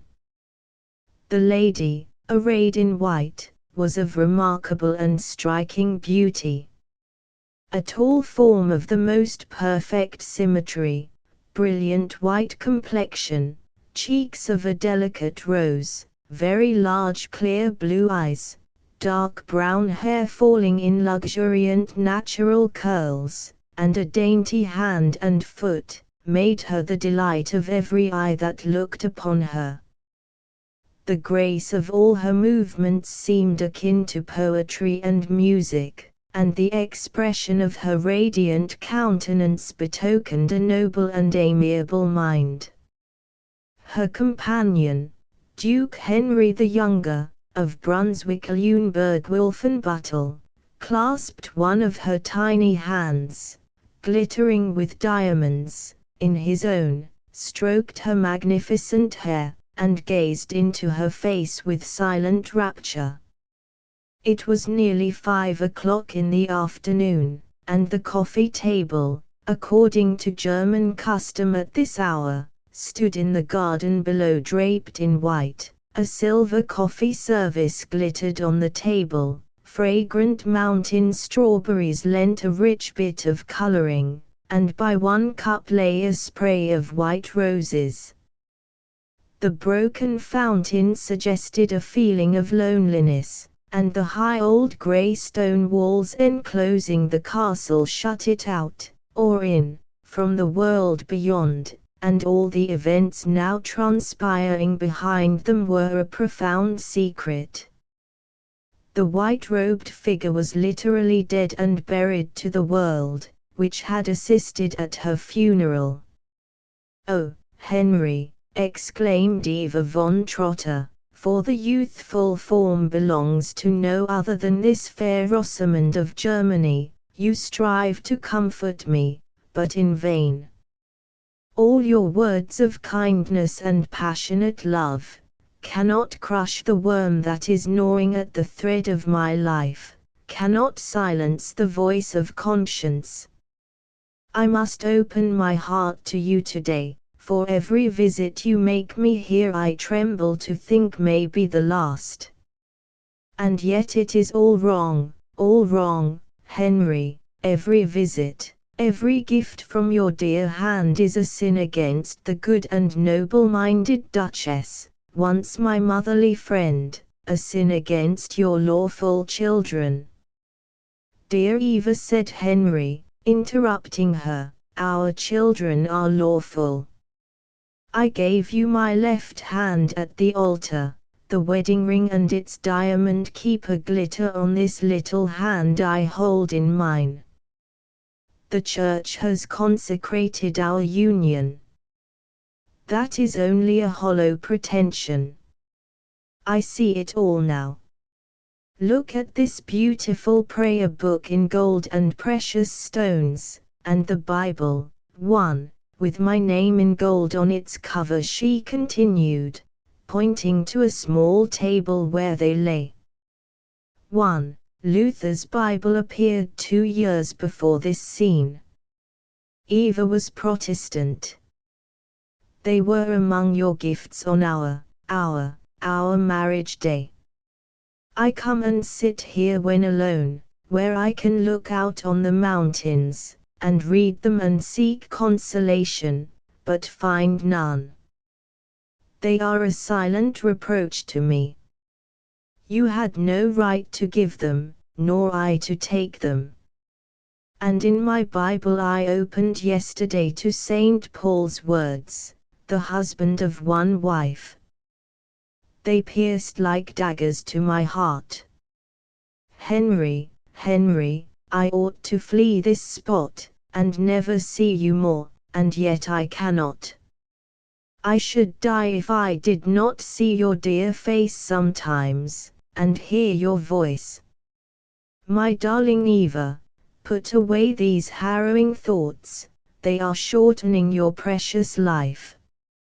Oh! Why did we meet?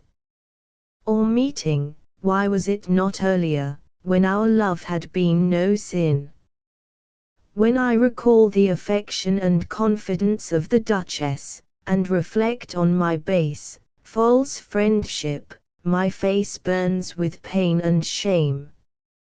The world would curse me, she would too, if she knew.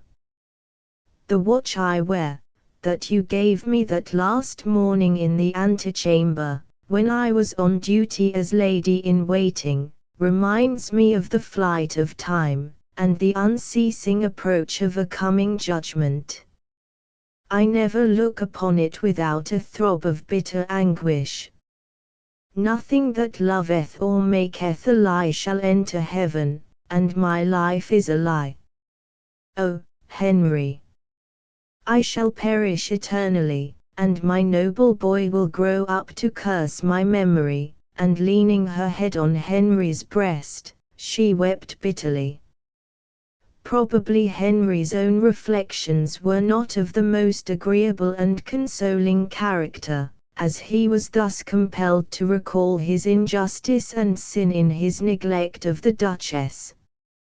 He gave, however, no expression to his misgivings, but only said, pointing to the coffee-table, "Let us think of this no more, dry up these childish tears, and let us go down.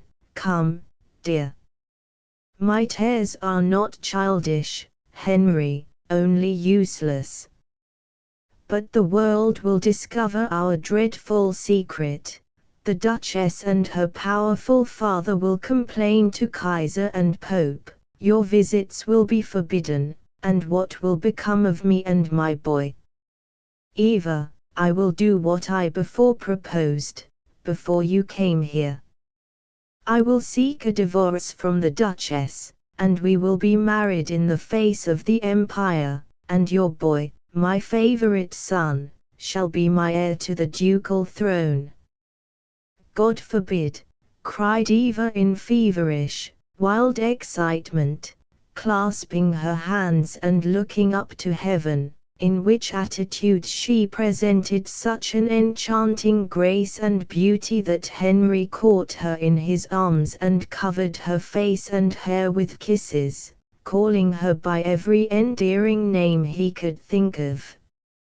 "No, Henry, never, never will I be guilty of such a gigantic wrong. My son shall never be your heir, shall never supplant your firstborn son and lawful heir. My noble Little, too, is noble in character as in name, he would never consent no more than I. But I live in constant terror of discovery. Too, Little, noble. Do not fear that, my darling, every servant here is bound by a solemn oath. Your faithful nurse Magda is the only one who is permitted to leave the castle, and she does so in the deepest disguise. The priest at Gandersheen who united us at the convent altar is bound by his priestly vows, and the heavy bribe I gave him, to silence. The abbess, too, who managed the details of your funeral, and the artistic priest who made your wax effigy and the plague spots with ink on your white face and hands, are both bound by the most solemn oaths. None of these will ever betray us, and no one else knows our secret. We are safe." Henry was right. Though this relation continued 7 years, and ended only through Eva's death, no one discovered the secret. He himself revealed it in his partial love for her only son, whom he sought to make his heir. But the lovers little imagined that one person knew Eva was not lying in the damp vaults of the convent, and that they would be at the mercy of this discoverer. Their conversation was interrupted by the entrance of the little Henry, a princely boy, who inherited his mother's striking beauty, his long brown curls, falling over his shoulders. "Come, Mutt-urchin, coffee is ready, and I have put some white roses for you, and Babette has brought mountain strawberries. Come, come, Papa," and the little fellow put up his mouth for a kiss. The mother stooped and covered his head and face with passionate kisses, and Henry, springing forward, enclosed them both in a tender embrace.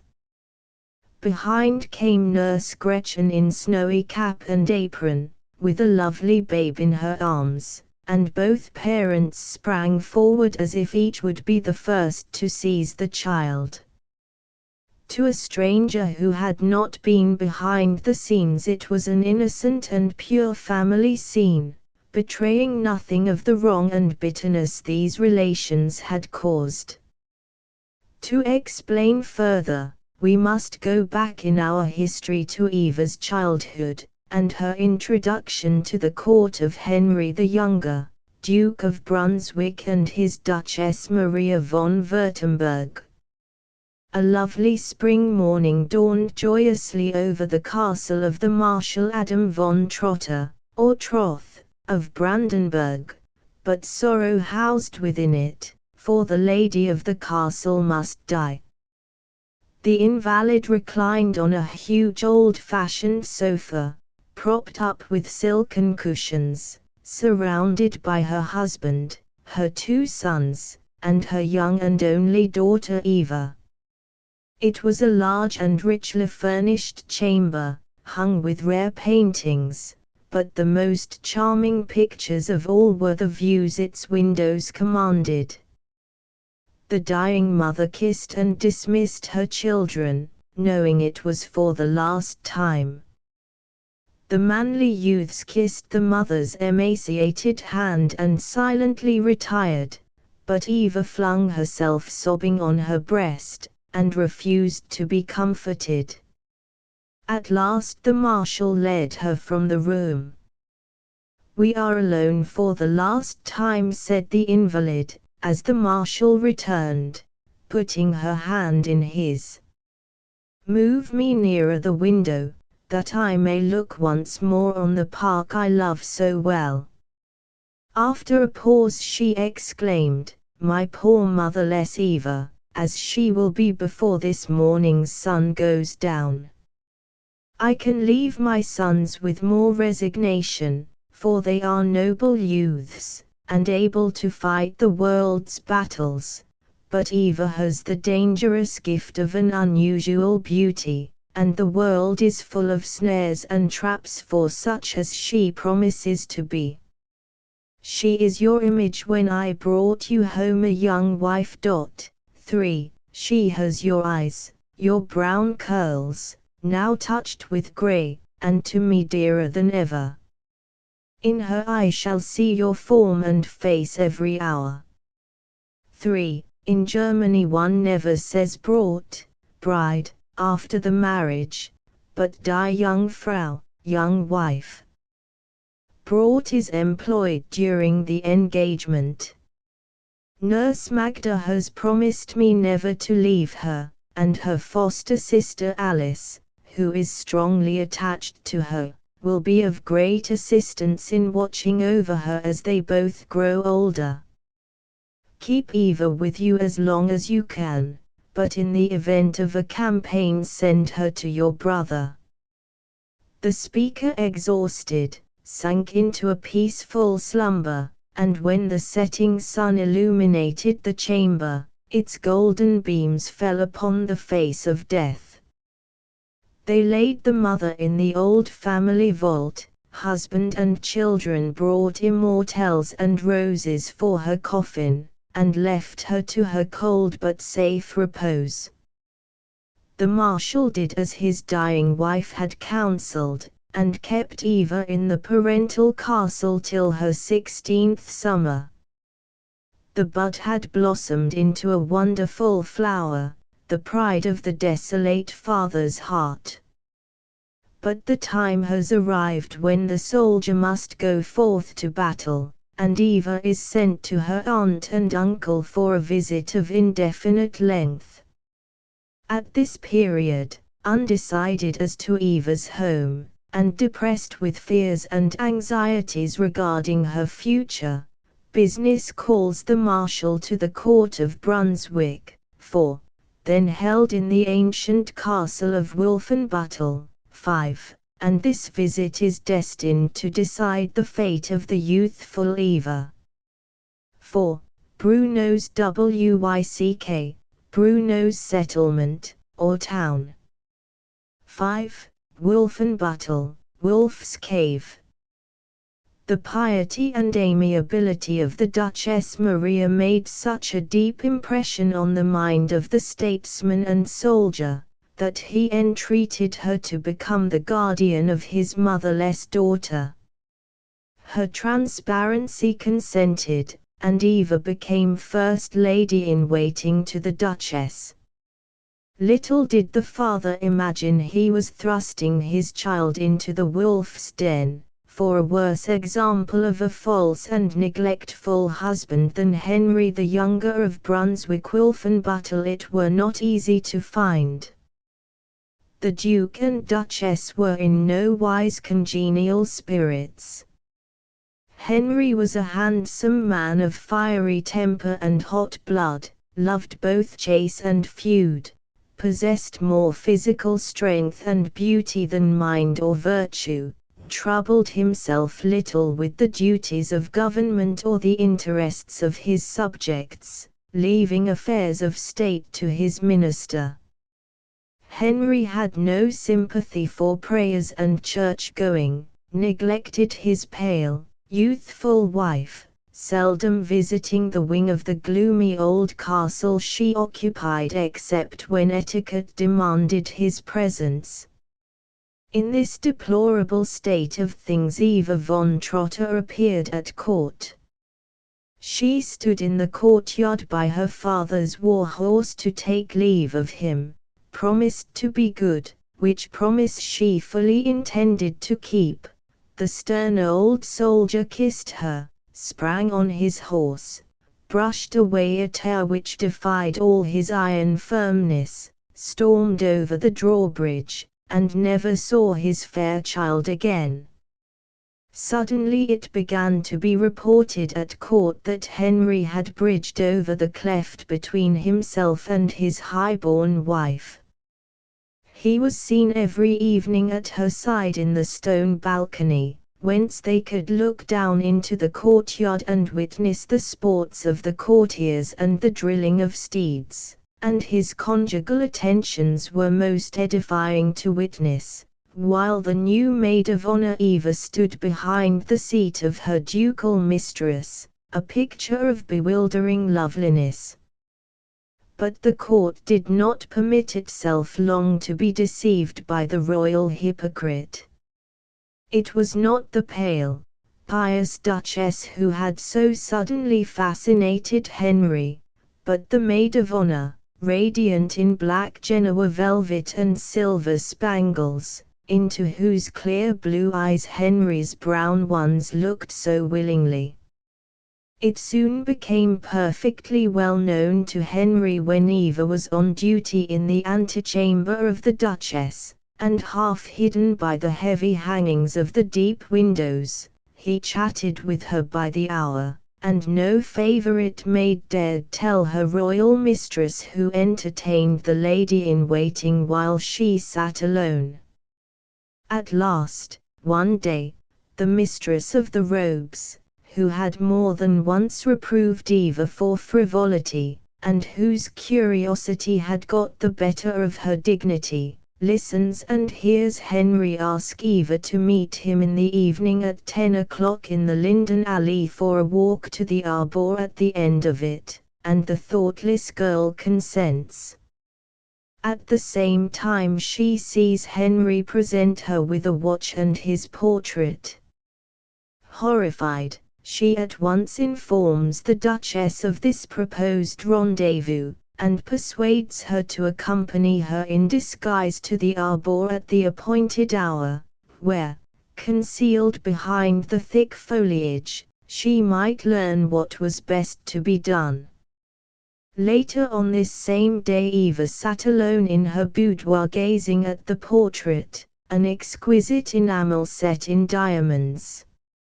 It was a beautiful chamber, adorned with frescoes and paintings, mirror panellings, books, and flowers. Opposite where Eva was sitting hung a life-size portrait of Duke Henry the Lion in tapestry.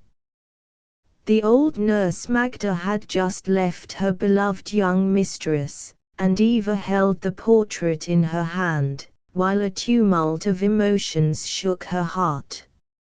She was interrupted by a knock, and slipped the portrait hastily out of sight. It was her foster sister Alice, who was her favorite maid.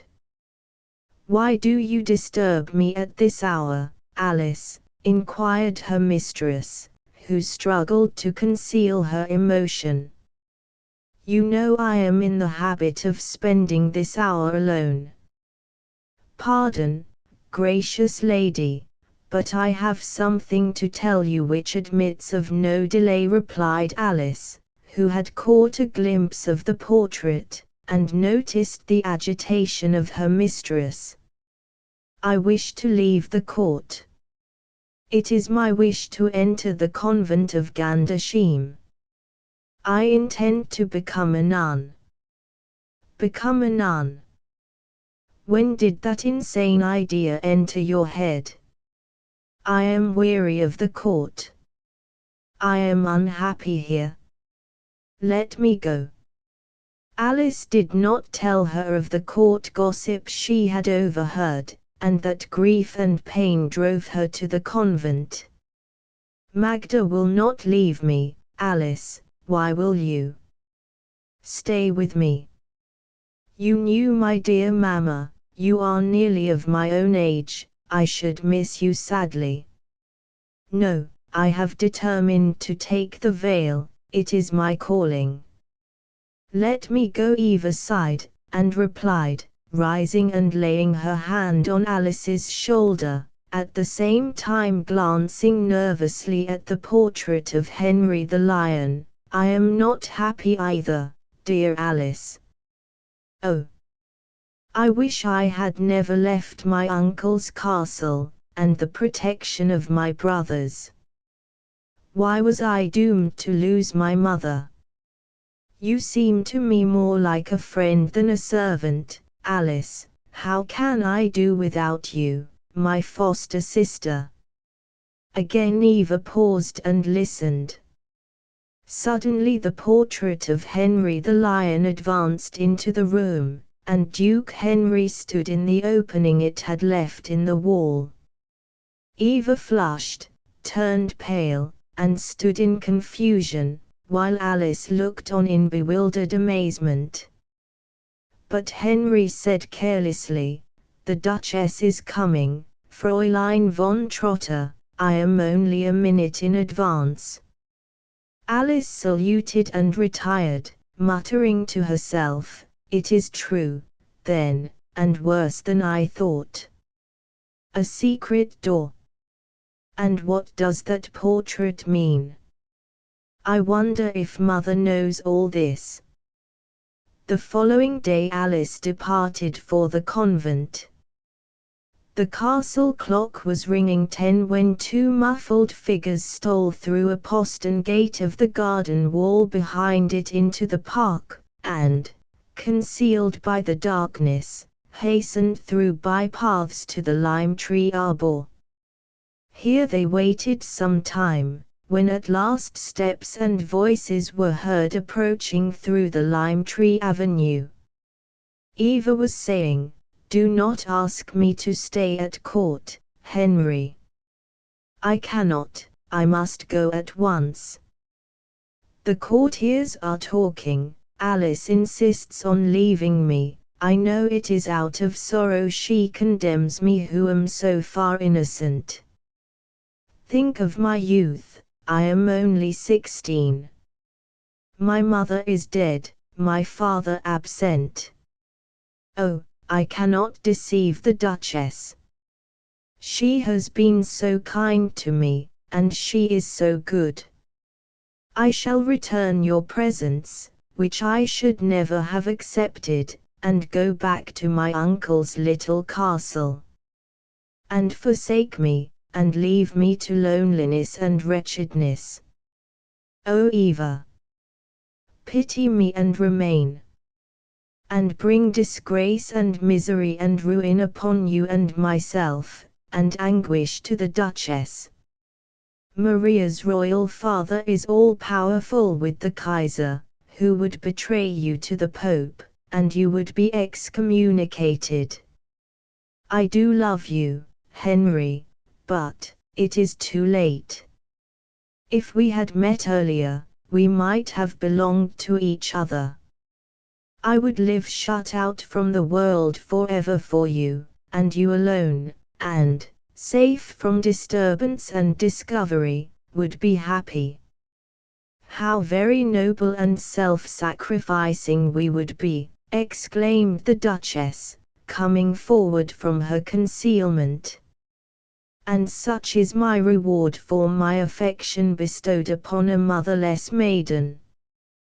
To such a shameful conversation must I listen between her and my husband.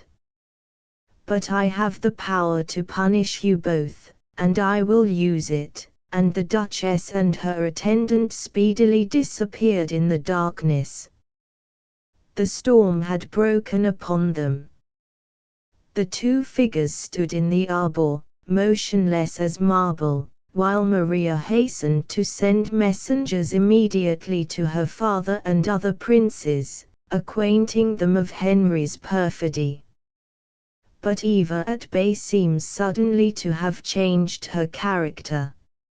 She forgets her former scruples, and with a single move checkmates her rival, but at what a cost! She proposes perhaps the most extraordinary plan that ever entered a human brain, and all the more astounding as coming from a girl of 16. What is to become of me? At last exclaimed Eva, starting from the stupor of terror the sudden appearance of the Duchess had caused. There is not a place where I can go where disgrace and shame will not follow me. I will seek a divorce, declare the children of the Duchess illegitimate, and we will be married. Under the ban of Kaiser and Pope, cried Eva, wringing her hands in despair. After a pause, in which Eva remained buried in thought, she resumed, I have a plan, Henry, but the world shall know nothing of our secret. You shall give me your left hand, but I must die, seem to. I shall resign my office at court and retire, ostensibly to return to my uncle's. On the journey I will be attacked with the plague in the convent of Gandersheim, and die in a few hours, and then there must be a public funeral, the world and the court shall see me buried. I leave the carrying out of the details to you. Leave Wolfenbüttel on some plausible plea, and in your absence I will retire. Dead to the world, I will live only for you. Henry, enraptured, caught her in his arms. My darling Eva. Will you indeed do that? Oh! Then I am happy, and could defy the world. Here is the seal of our bond, and he placed a diamond ring on her finger. They walked arm in arm under the silent lindens back to the castle. The moon had risen, and bathed the night in her mystic light. The stars looked mournfully down on the betrayed maiden. Was there no hand to save her from this ruinous step? No voice to warn the betrayer of his sin. The following day, after a stormy scene between the Duke and Duchess, Henry left the castle to attend to business, as he said, and on his return found that the new maid of honor had resigned her office and left the court. The Capuchin convent of Gandersheim, situated in the Duchy of Brunswick, on the river Gandhi, enjoyed an equal rank with the abbeys of Drübeck and Quedlinburg.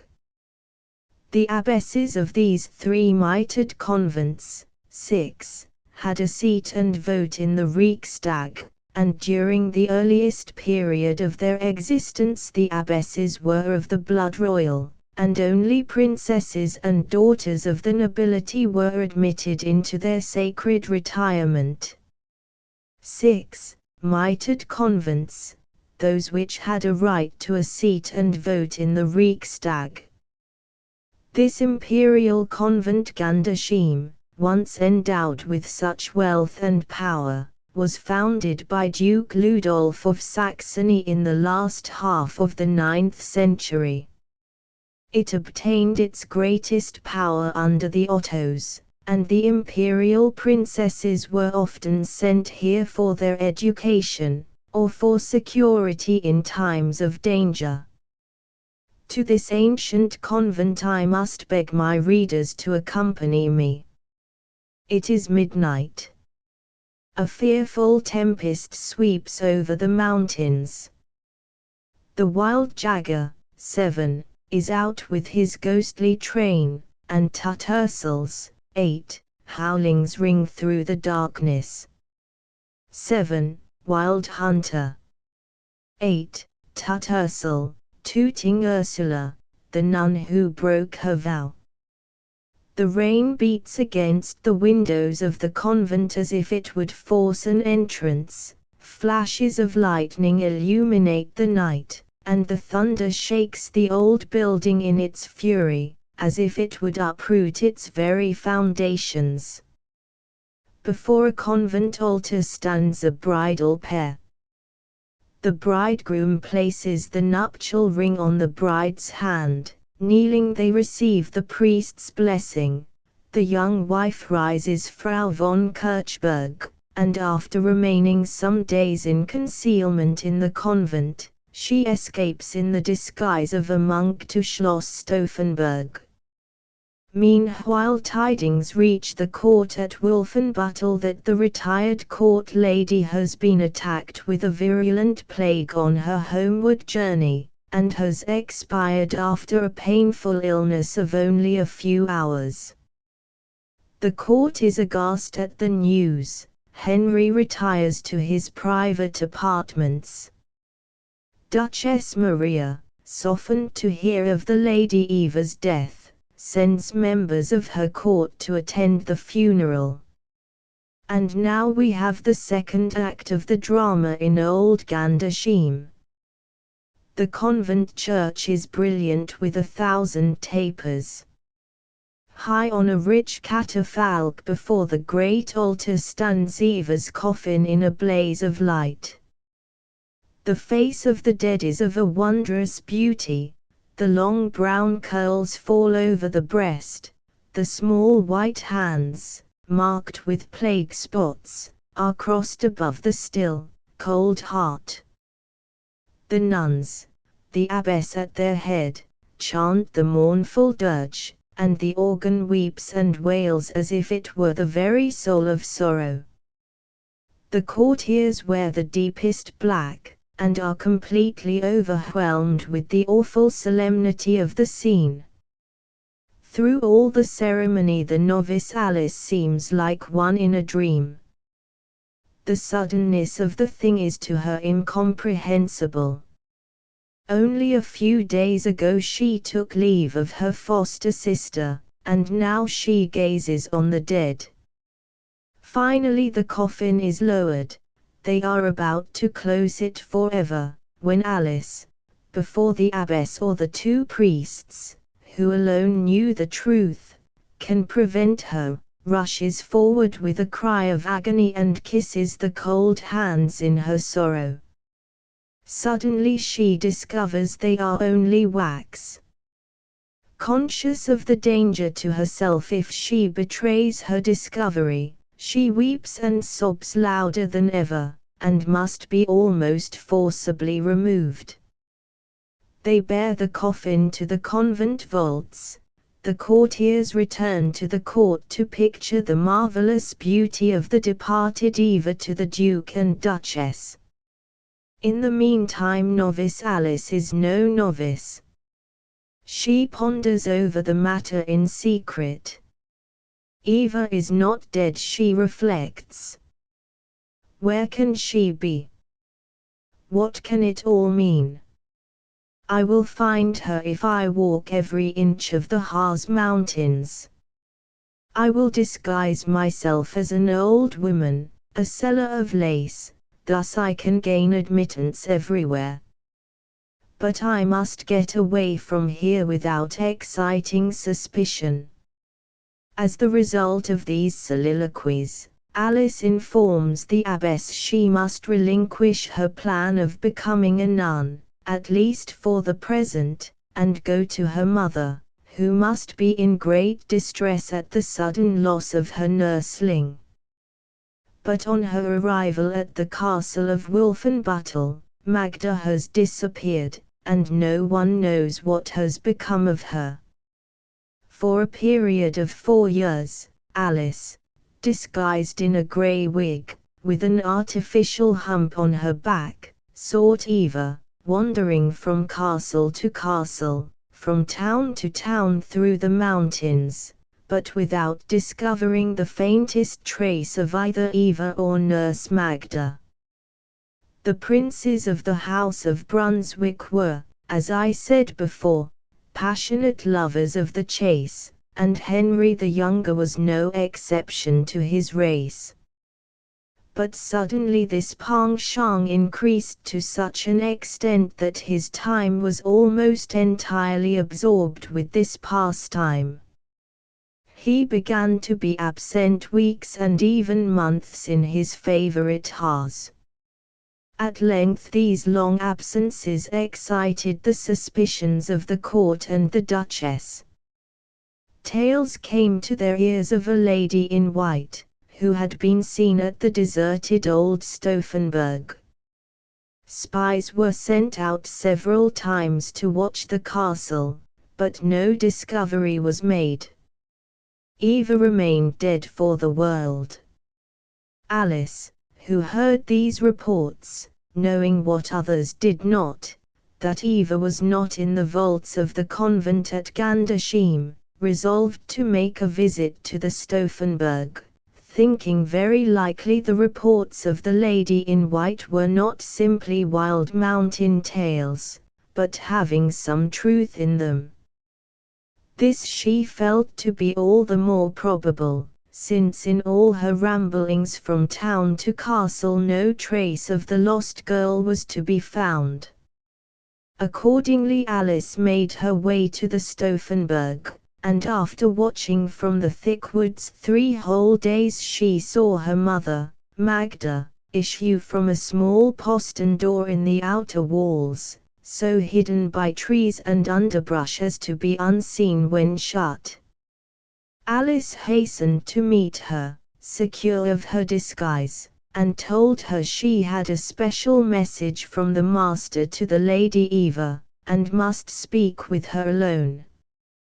Magda, terrified, exclaimed, "Who are you? Whom do you mean by the Lady Eva?" "I am one who knows all the secret, and that the beautiful maid of honor, Eva von Trotter, does not lie in her coffin. Better if she did. But my message is pressing and admits of no delay. My orders are to deliver it to the lady alone. Admit me here, and leave the door unlocked that I may let myself out again." Magda stared at the old hump-backed woman and her basket, and hesitated, but seeing she knew the secret, at last concluded all was right. "Follow me," she said, and opening the postern door and pointing out to her an outer flight of stone steps leading down to a garden, continued, "Mount those steps leading to the stone balcony. You will find the lady you seek in her boudoir, which you enter from that open door. She is alone. I will wait for you here, for I dare not leave the gate open.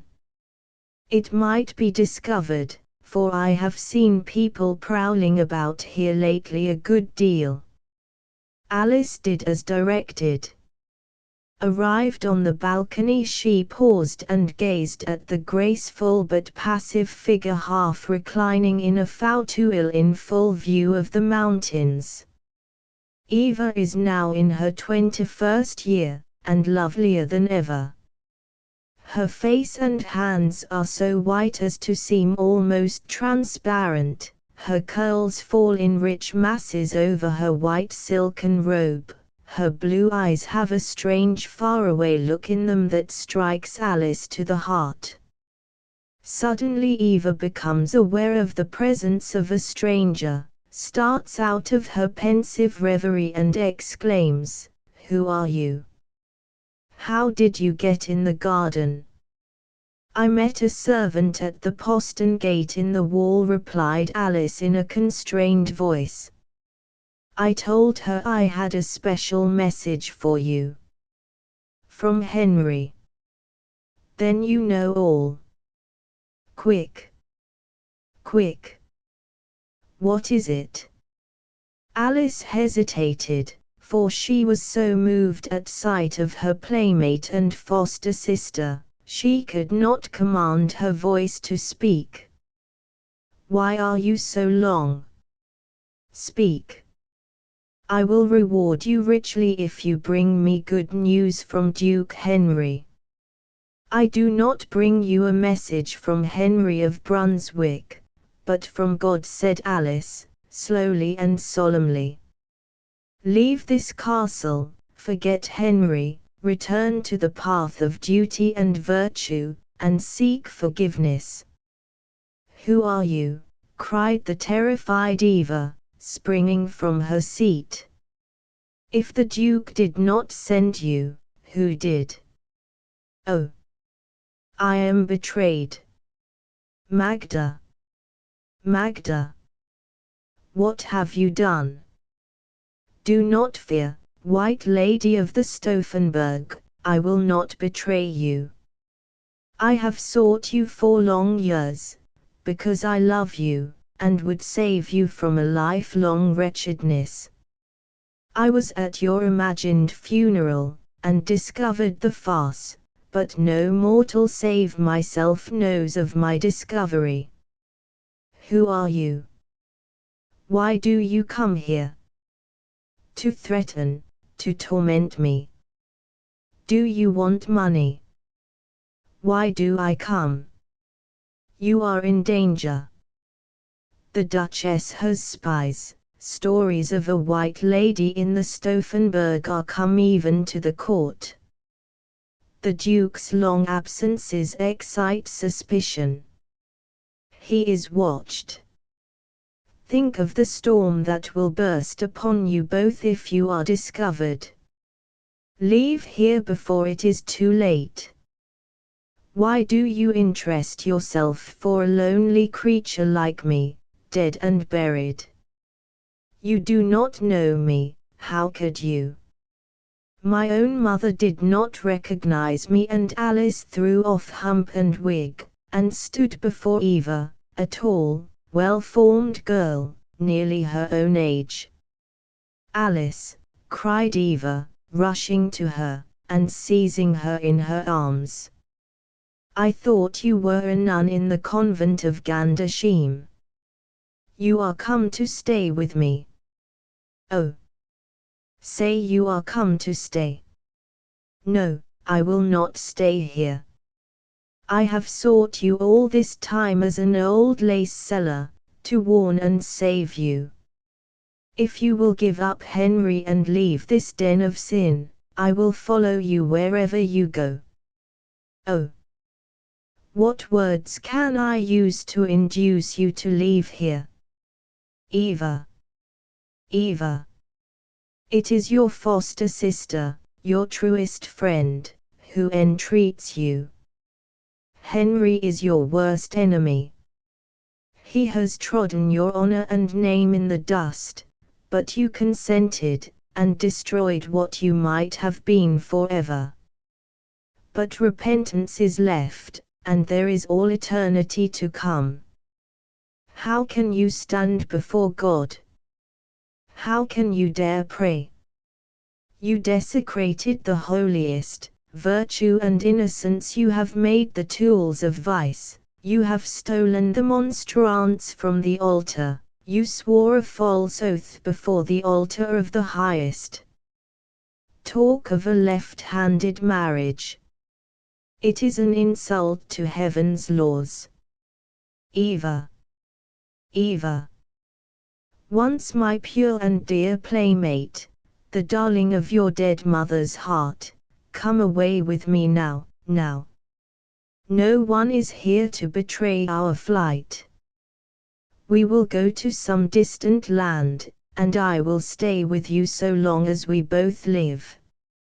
Follow your true friend. It is the voice of heaven you hear. Forget the unworthy murderer of your youth and purity. Eva trembled and turned pale. What would become of my children, she cried, wringing her hands in anguish. Children? Have you children? Yes, 3. See, that is my noble little with the long brown curls, playing in the garden. God will protect them. You can do nothing for them even if you remain. They are in the power of their father. Come, come, oh, listen to the voice of warning before it is too late. And Alice seized Eva's hand as if she would lead her away. I cannot. I cannot. I love Henry. Love his princely magnanimity, his bravery, his noble pride, even that which others hate in him I love. For him I have robbed the Duchess of her husband, deceived my brave father and my brothers, desecrated God's altar, sacrificed life, youth, honor, happiness. I live only for him. I cannot deceive him, cannot atone for one sin with another. I must save you, then, by telling your brothers where you are. They will punish the vile Henry before the whole German Empire. She released Eva's hand and turned to go.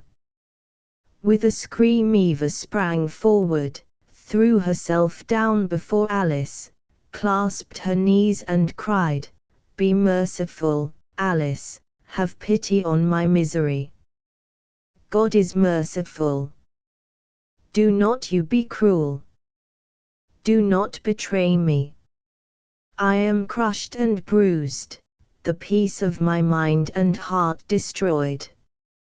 I could not be more wretched. What good would it do to betray me? And in betraying Henry, you destroy me, rob me of the only earthly protection I can ever hope to enjoy. Magda is a mother to my children as she was to me. She would not betray me. My mother was your nurse, hence hers a mother's feelings for you. I will not stay here. If I should see Henry, I should forget all respect for his person as Duke, and give him a piece of my mind. I will keep your secret, but I warn you of a coming danger. Then I can be of more service to you without than if I stayed here. God help you. I will not betray you." And hastily assuming her disguise, for footsteps were heard approaching, she hurried away. 3 years passed away after this interview, and Eva remained securely hidden.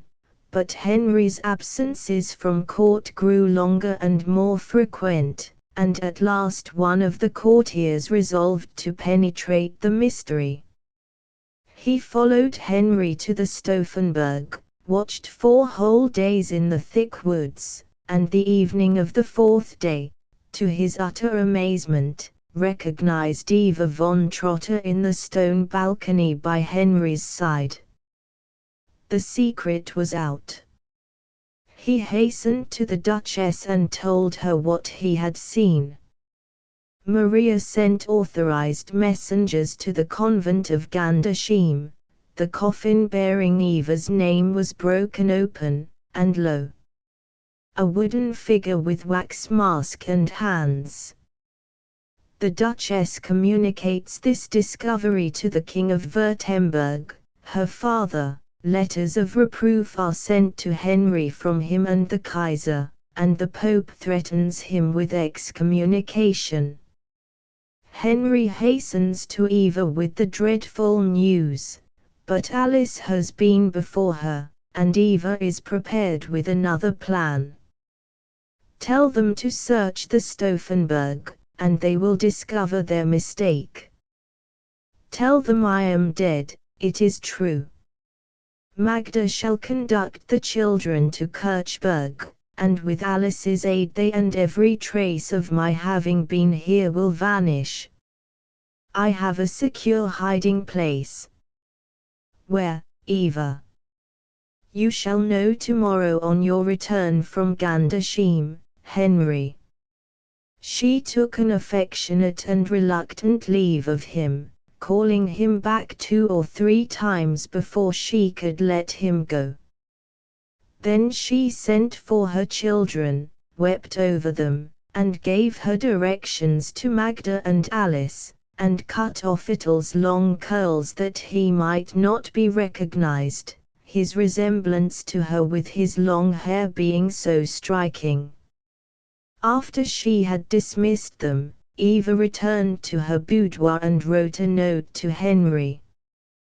Then she took a small flask from her writing table, poured its contents in a glass of water, and reclining in her fauteuil, drank it. Henry, on his return the following morning, hastened to Eva's boudoir. Seeing Eva seated, and not springing up as usual to welcome him, he supposed she had fallen asleep, and so she had, but a sight of her face revealed the dreadful truth. She had taken poison. The empty flask lay on the writing table beside her, near it a note addressed to himself. He tore it open.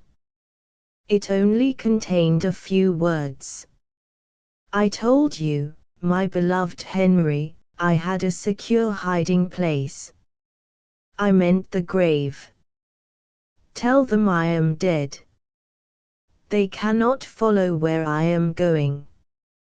I would not bring ruin on you and your dominions. Oh, Henry! Be good to my children, and never attempt to make Ittel your heir. My sin was loving you. Farewell. Yours in death, Eva. Duke Henry had the broken-hearted girl, only 23, buried in the garden of the Stauffenberg, returned to court and insisted on a search of the castle. They did search, of course discovering nothing, and the mystery was still impenetrable. The Duchess Maria died a few months after her rival, and nothing was ever known of the well-guarded secret, until Henry himself betrayed it in his partiality for his favorite son Ittel Henry, Eva's only son and eldest child. The Duke besought the Pope to recognize him as the heir to the ducal throne, offering a heavy bribe. His Holiness consented, the more readily since the Duke's lawful heir, Henry Julius, had become a Protestant. But Ittel proved himself, as his mother had said, noble in character as in name. He absolutely refused his consent to this injustice, and lived in retirement on the estate Kirchberg, which the Duke had given him, the name of which Eva's children bore. The Kirchbergs, however, soon became extinct. The learned Duke Henry Julius, founder of a university, never forgot the refusal of his noble illegitimate brother to deprive him of his birthright, and ever remained his warm friend. There were 2 castles in the Harz mountains, both of which bore the name of Stauffenberg, that near Zorge, an hour and a half from the beautiful ruins of Convent Walkenried. It is said to have been occupied during the 30 Years' War. When built or by whom destroyed are matters of conjecture. The Stauffenberg of our tale is near Gitteld. Some derive the name from the idol Stuvo, or Stuffo, once set up on the mountain. The mountain was so steep that Stofen, or Stufen, steps, were used in climbing it, hence probably the name. The Weingarten Hall and the 3 men. There is perhaps no cave in all Germany concerning which so many legends and traditions are in the mouth of the people as this Weingarten Loch. A plank crosses over a black piece of water from the outer portion of the cave further into the darkness, far from human help and human voices.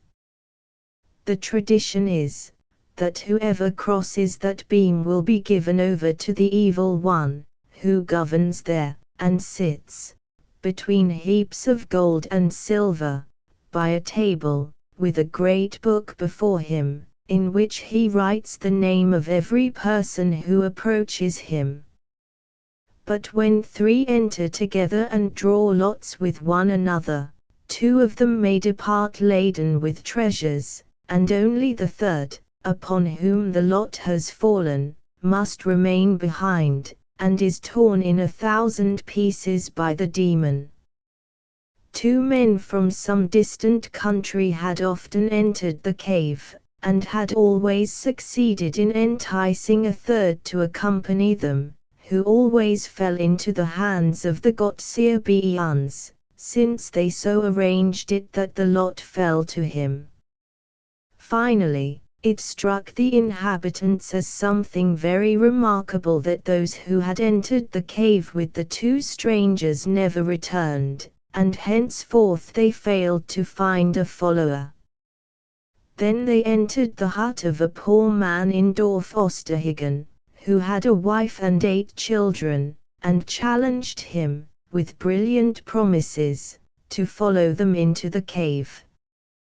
The man, whose name was Schlosser, felt little inclination for the expedition, and absolutely refused, even if they offered him 80 thaler.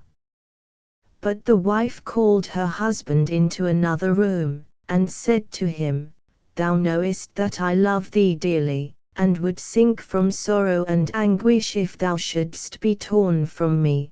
But we have 8 children, and no bread in the cupboard, and no money, and with the money the strangers offer thee we should have enough for our whole lives, so go with them, and be sure no evil will befall thee." And she opened a cupboard, took out a plant, sewed it in his shirt in 3 different places, made a sign of the cross above each place, and said, "That which I have sewed in thy shirt is origanum, a sure defense against all enchantment, and even the devil, so go in peace, in the name of the Father, and the Son, and the Holy Ghost. Amen." And Schlosser embraced his wife and children, and went with the 2 men, who looked, scornfully laughing, at each other, after having laid 80 glittering new thaler on the table. They wandered on until they had reached the beam, the fatal beam, where they stood still, and the men warned Schlosser solemnly, if his life was dear to him, to utter no sound till they had passed the next 2 caves. Schlosser promised, and the 3 crossed cautiously the dangerous bridge, and entered a cave filled with the most horrible vermin. Bombinus and salamanders seemed to be giving a ball. Bats fluttered thick as a hailstorm through the air. Terrible serpents and dragons coiled hissing around each other. The most hideous brood of nature was flocked together, and swarmed around the feet of the three men entering, as if to form a wall to hinder their entrance. With firmness the three went directly forward toward a second cave, which was large and lofty, and lighted with a magical splendor. At the right, against the rocky wall, shimmering with gold and silver, stood a couch of red velvet embroidered in gold, and on the silken cushions lay a sleeping maiden of such superterrestrial beauty, that Schlosser could not take his eyes from the picture, and was drawn forward by force by his companions. In the next cave they stood still, drew a long breath, looked anxiously at each other, and put down their lamps. "Now, dear friend," said one of the men to Schlosser, "the moment is come. In a quarter of an hour we may become rich and happy, or forever lost in perdition. Immeasurable wealth is in the cave we are about to enter, but only two of us can become possessed of the accumulated treasures, or ever see the light of day again. The third, on whom the lot falls, must remain as a sacrifice to the dark ruler of the subterranean world. Be firm and follow us." Schlosser felt as if paralyzed by lightning at the terrible disclosure, and without knowing what he did, he followed the two, who went on before, and knocked 3 times on a small iron door. Cracking, it sprang open, and a blood-red splendor shone forth in the great space which they now entered. Gold, silver, and precious stones lay in colossal heaps on every side, and the place sparkled and shone so, that even the anxious Schlosser's heart was filled with joy. But now from a corner a man of lofty stature came forward, with sparkling, burning eyes, black, bristly hair, dark, bushy eyebrows, and a crooked, arched hawk nose. In a frightful, peculiar manner he twitched his yellow face, and his garments were strange and odd. A fiery red, gold-bordered mantle hung in bunchy folds from his shoulders, a broad, drooping Spanish hat, with a long, waving red plume, sat sideways on his head, and a long rapier hung at his side. With a slight bow he passed the 3 men, and vanished through the iron door by which they had entered. The 2 men now challenged Schlosser to help them fill their sacks, and as soon as that was done they returned through the iron door, which shut with a loud crash behind them. "I cannot tell how it is with me today," said one stranger to his friend. "I am filled with fear, and my teeth chatter, and it creeps like fire in my veins. If only some misfortune does not meet us." "Thou art very foolish," replied the other. "Is it not the 18th time that we have been here, and we have always known how to turn and shuffle that the lot fell on the accompanying 3rd person? And where could we have found a better companion than that fellow there, out of whose eyes the most charming simplicity and stupidity look, so that a child might deceive him?" He would have added more, but Schlosser, who went on before, uttered a cry of horror, and the hearts of the 2 friends sank within them, although what they saw they had seen already 18 times. On the fatal beam over the foaming water stood the devil himself, with all the terrors peculiar to his dark majesty. Great burning eyes rolled like wheels of flaming fire in his awful face, a shaggy-haired hide clothed the spirit of the bottomless pit, and the fearful claws were extended to seize his prey. With trembling hand the eldest of the two strangers produced the cards, but however falsely he shuffled them the death card fell to him, and he began to quake, and grew as pale as the chalk of the wall. Under the pretext that something had been omitted, the stranger shuffled again, but, to his terror, the death lot fell, not upon Schlosser, but his own friend. The third time it will surely fall on the fellow, thought the stranger to himself, and began under all sorts of excuses to shuffle again. The foul fiend raised himself to his greatest height, breathing flames of fire from mouth and nostrils, and cried in a hollow, smothered voice, like the sound of distant thunder, "Only once more can ye draw lots, no more. Over that person there," pointing to Schlosser, "I have no power, he is defended, by a plant which he carries on his person, from every danger." The two old sinners turned paler than ever, and looked despairingly at each other, but the devil waved his hand, and they drew lots for the third time. The lot fell on him on whom it had fallen the first time. Like a tempest Satan threw himself on the despairing man, seized him with his claws, rose with him in the air, and tore him in pieces. With swelling breast, breathless, Schlosser till now had looked on all that had passed, but at this fearful sight the last spark of firmness failed him. He closed his eyes and sank lifeless on the ground. When he awoke he was lying before the entrance to the cave, near him a sack filled with beaten gold and silver. He looked in vain for his companion, who must have already gone away, if the terror caused by the awful fate of his friend had not killed him. Schlosser was as if paralyzed, and could scarcely drag himself to the village nearby. He, however, soon recovered, moved from Osterhagen to Andresburg, where he built a handsome house, and never forgot that it was through his wife's forethought that wealth and happiness had been won. The bell-founder of Stolberg. The traditions of the apprentice's pillar in Roslin Chapel, and of the bell-founder in Breslau, bear a strong resemblance to this of Stolberg.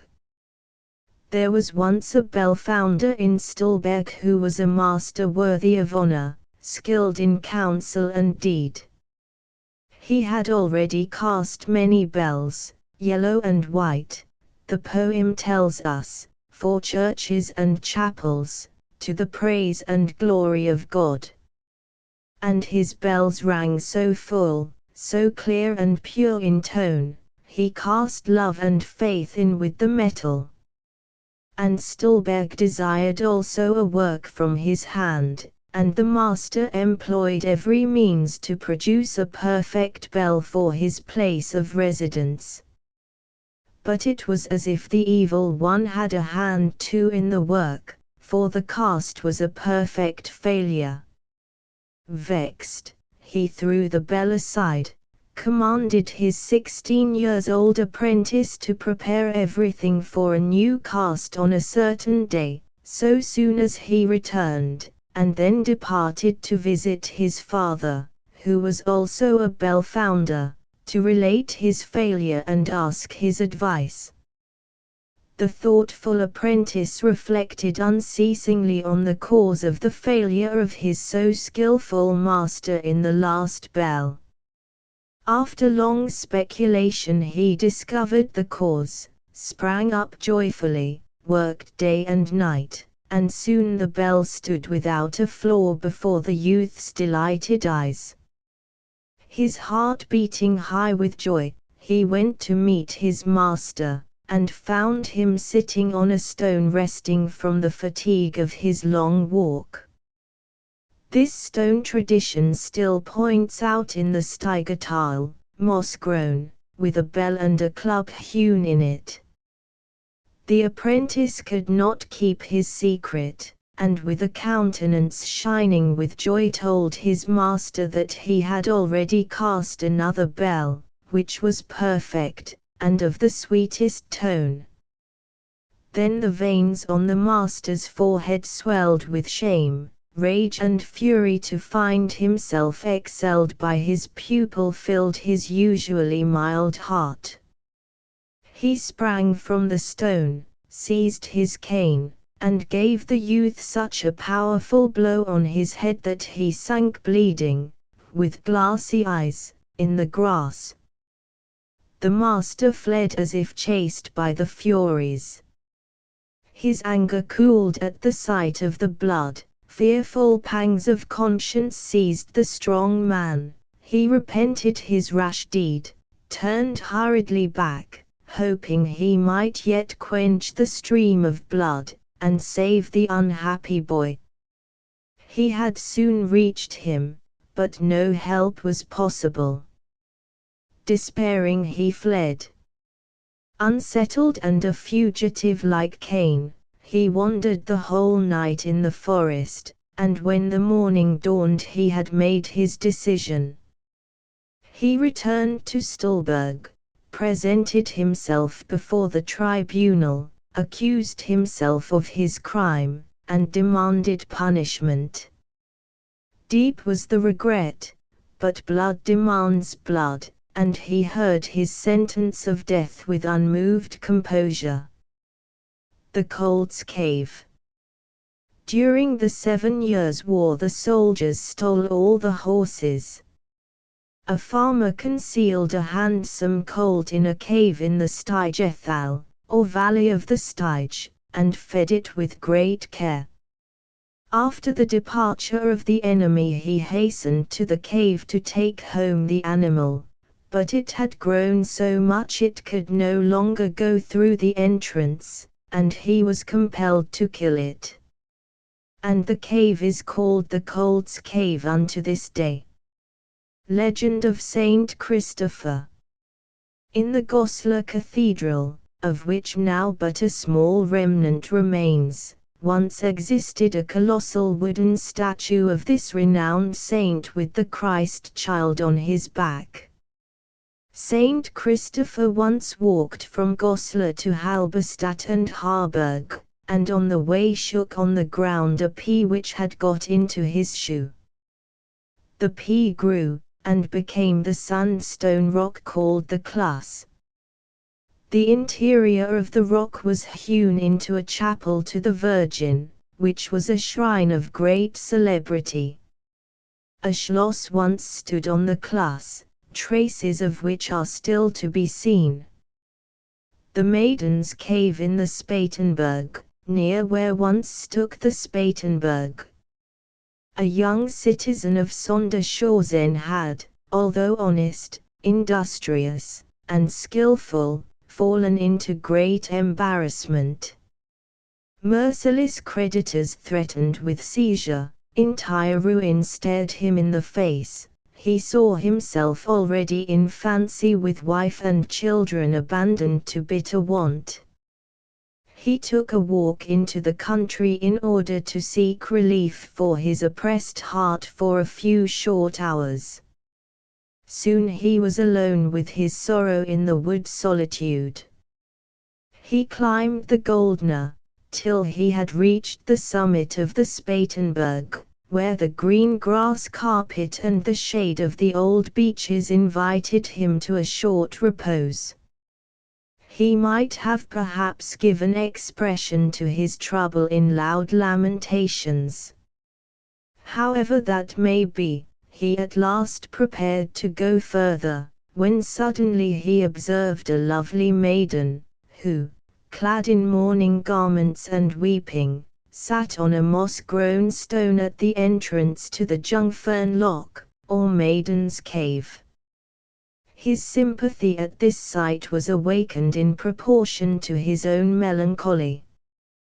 He could not restrain himself from approaching the graceful figure, and inquiring the cause of her grief. She, however, was of opinion that her sorrow was much too great to permit of her troubling anyone else with it, and declared she could only find a mitigation of her woe in drying up the tears of others. She told him she had, unseen, perceived what troubled him, and it afforded her soul sweet comfort to know that she could help him. After she had made this statement to the astonished man, she bade him follow her into the cave. When they had gone through several dark, gloomy passages, they entered a wonderfully lighted chamber, in the center of which stood a chest filled with gold and treasures, from which the maiden's companion, at her command, must take as many pieces of money as were sufficient for relief from his embarrassment. At the same time he must solemnly promise that at the expiration of a year, at a certain hour, he will return the same sum to the same place, because, as a result of his failing to do so, she herself would suffer great injury. He promised, and the maiden dismissed him. Of course he was now freed from his anxiety and distress, and from this day everything he undertook prospered. Not only was he able to satisfy all the demands of his creditors, but also at the stated time, agreeably with his promise, to return the received loan.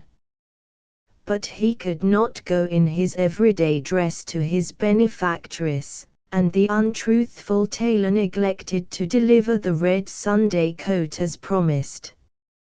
At last he determined, though he had failed to reach the spot at the fixed hour, not to fail in the day. As he climbed the Bergweg, Castle Road, it seemed to him that the tops of the beeches sighed mournfully. He drew near to the cave with painful apprehensions. No maiden was to be seen. He entered the cave, and found himself at last in the lighted chamber. But what must he see?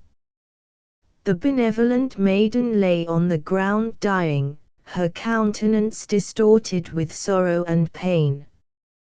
Dreadful gloom enveloped the frightened man. Only the treasure in the chest glittered dismally. A long-drawn sigh trembled through the chamber. He threw the too late brought money, at the same time crossing himself, into the trunk, which immediately closed, and with the dead maiden disappeared. An awful roaring arose. Benumbed with terror, he fled from the chamber, that fell in behind him, and through the passages, that seemed to him suddenly falling into ruins. A tumbling stone struck him so violently on the heel that he was always obliged to wear slippers after, and from that day he never recovered his spirits. The three brothers of Zellerfeld.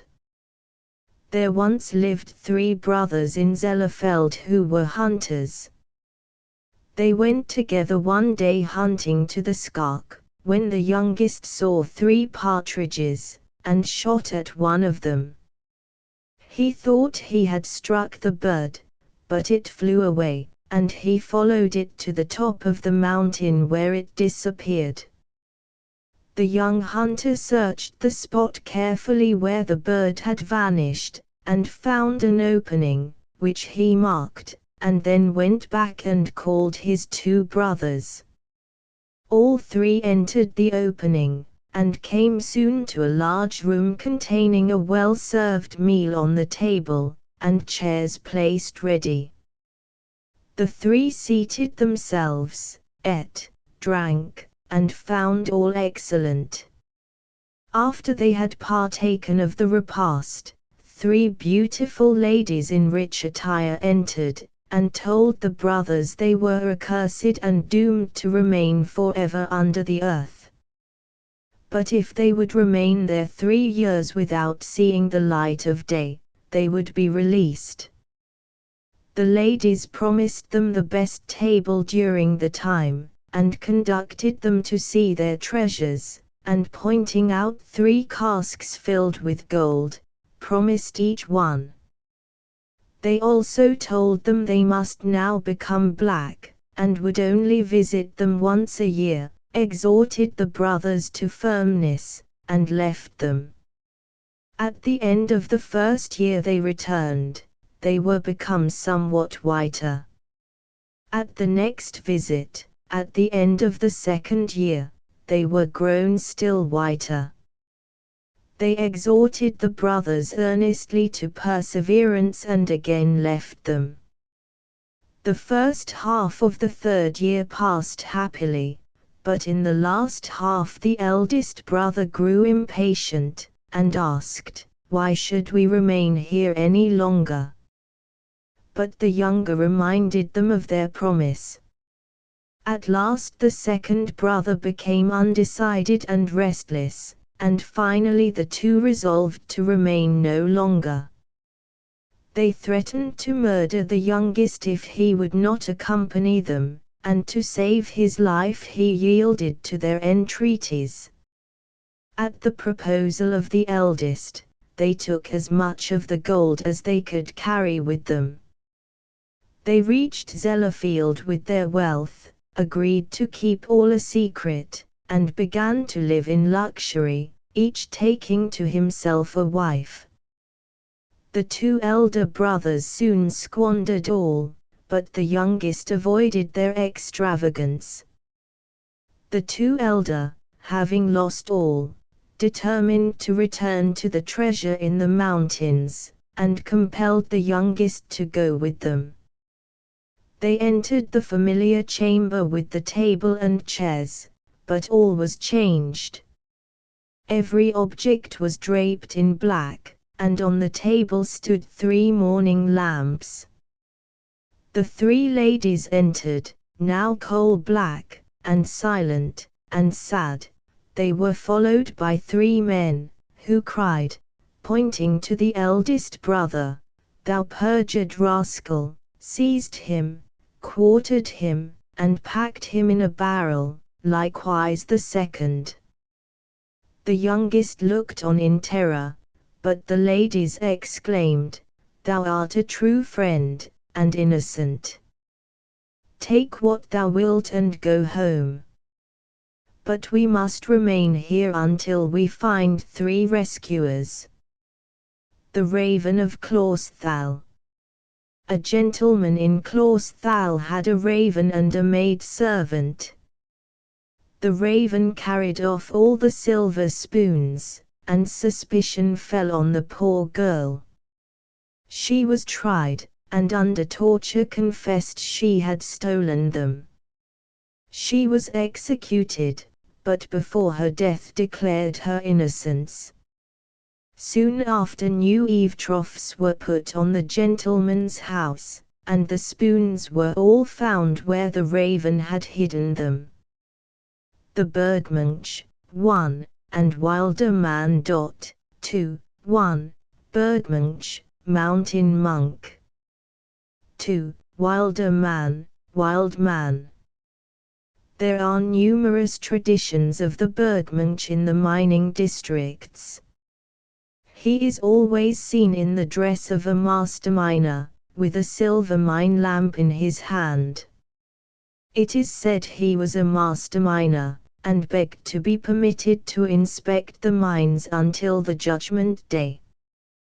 The Monk's Valley, Munchsthal, near Clausthal, was his favorite retreat. In St. Andresburg the tradition is, he was a monk who sought to open the mines there, but failed.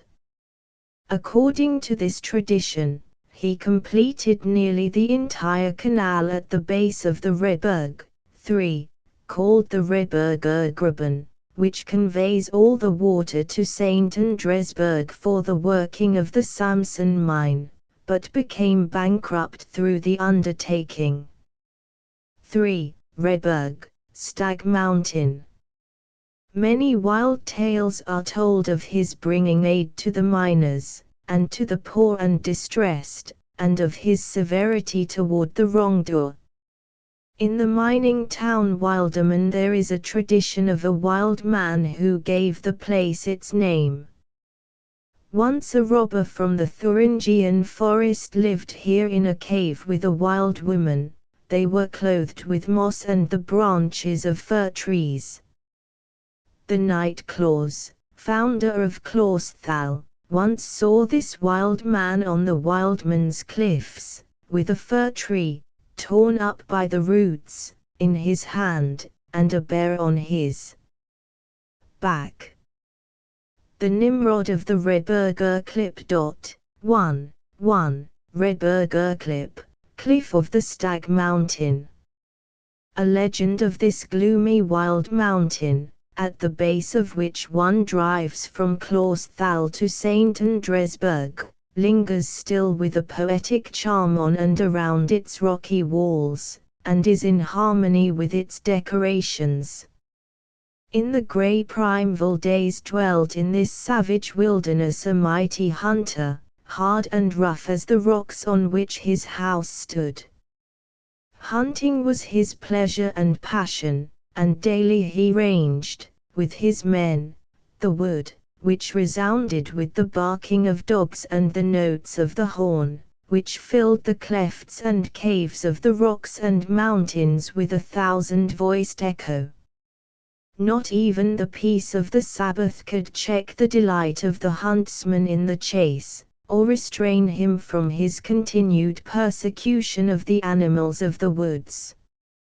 A pious hermit admonished him frequently, and entreated him not to disturb God's peace of the holy day with his tumult and noise, but the sportsman closed his ears to the warnings of the old man, and the hermit returned to his hermitage accompanied by the scornful derision of the ungodly hunter. The evening of an October Sunday fell softly over the mountains.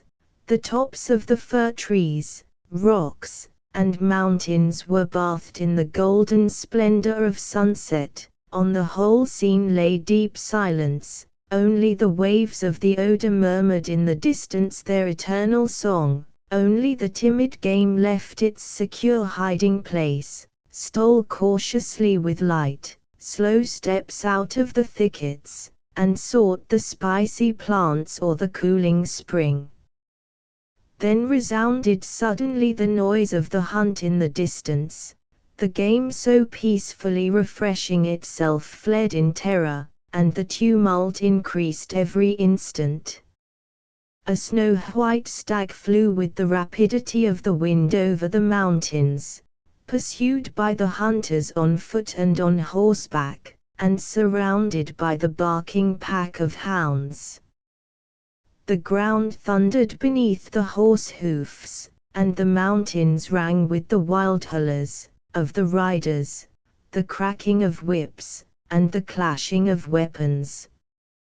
The hunted stag groaned, and escaped his pursuers with his last strength. The noble animal stood breathless on the brink of the abyss which is called after him the Stag Cliff, and started back in fear and trembling from the black gulf. And louder and nearer thundered the wild call of the hunters. The hunting horns came fearfully near, and as the hounds would seize their prey, the stag, in deathly terror, made the leap into the frightful deeps. And there arose a singular light, a dazzling splendor shone around the hunted animal, and unseen hands bore it softly below into the secure valley. But the hunters, with horse and hound, were driven by magical power to follow the stag. From the rocky cliff the whole company leaped into the depths, and huge blocks of granite and high pines sank after them and buried their mangled bodies in eternal night.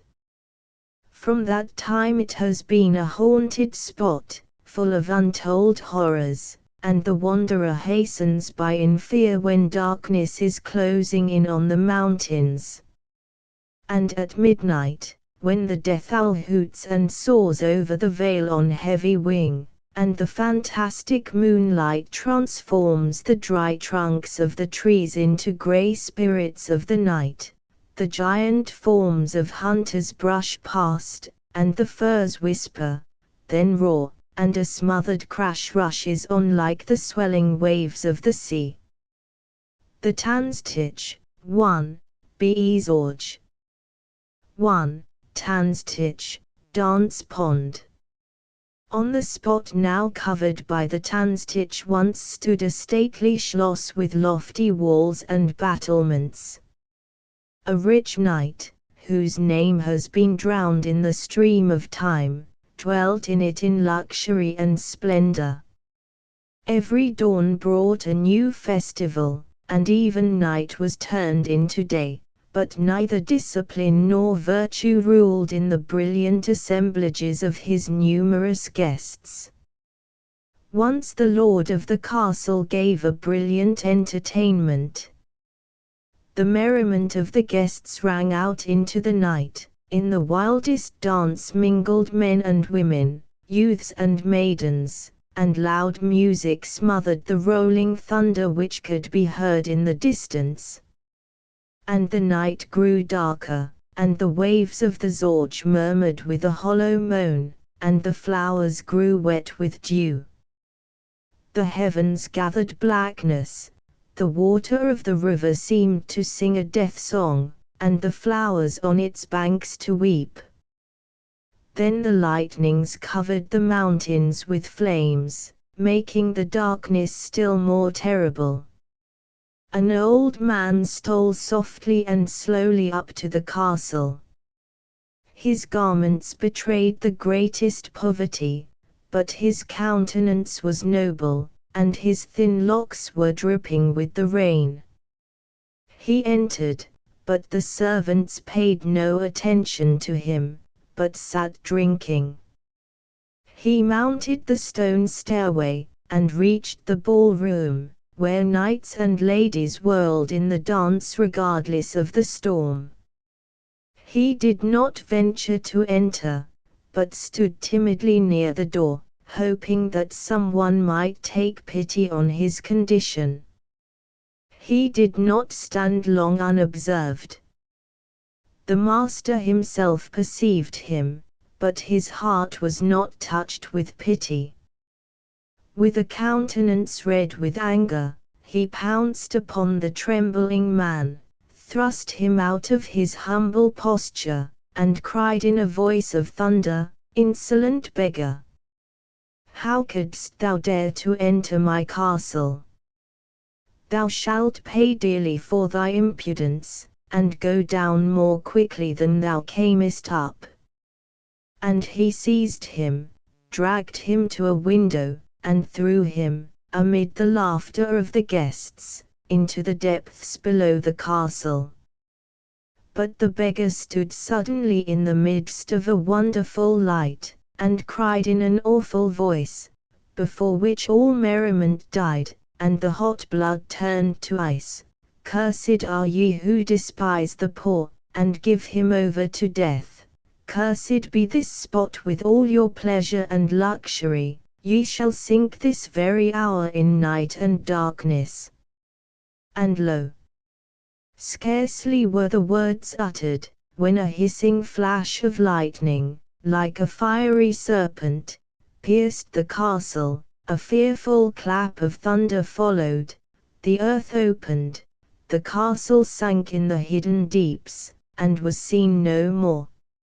Only the lonely wanderer hears in the stillness of the night a gloomy noise like distant merriment and shouting, mingled with smothered groans and a horrible dirge. The dwarfs of the Saxonstein. On the spot where the few houses forming Dorf Neuhof now stand lay, centuries ago, a farmhouse built of stone and ornamented with oddly twisted chimneys. A green meadow valley lay before the house, on which fat, comfortable-looking cows were grazing, well-scoured milk pails hung on the garden fence, fruit trees were trained on the house walls, a powerful dog lay basking in the glowing sunshine before the door. From the well-populated barnyard one heard an animated conversation among the feathered tribes, where a peacock was chairman, and made short emphatic speeches, and a turkey-cock filled the office of crier. In short, all bore the stamp of wealth and comfort. And yet the owner of all, Herr Adam Neubauer, walked discontentedly up and down his room. His sharp eye had long observed that pilfering hands had laid hold of his field products, and it had pained him excessively that one would steal from him, for he had never permitted the needy to depart with empty hands. But in the last night so much had been stolen from his pea field that his hitherto silent displeasure broke forth in expressions of anger. "Anna," said he to his wife, a blonde of perhaps 30 years, with soft features and gentle dove eyes, "thou knowest I am patience itself, but that is too bad, that is too bad. The people take advantage of my forbearance and kindness, and it is time to let them see that I can also be angry. The first one I catch stealing, if he has only taken 1 ear, shall be so punished that he will forget to come again, thou mayest depend on it." "But, dear husband," replied Frau Anna, in a gentle voice, for she had not seen her husband so excited for a long time, "do not excite thyself so. Certainly it is vexatious when wicked men lay hands on our property, but as all the people of the earth are not purely honorable, if thou wilt appoint guards, thou wilt soon have the pleasure of seeing the thieves face to face."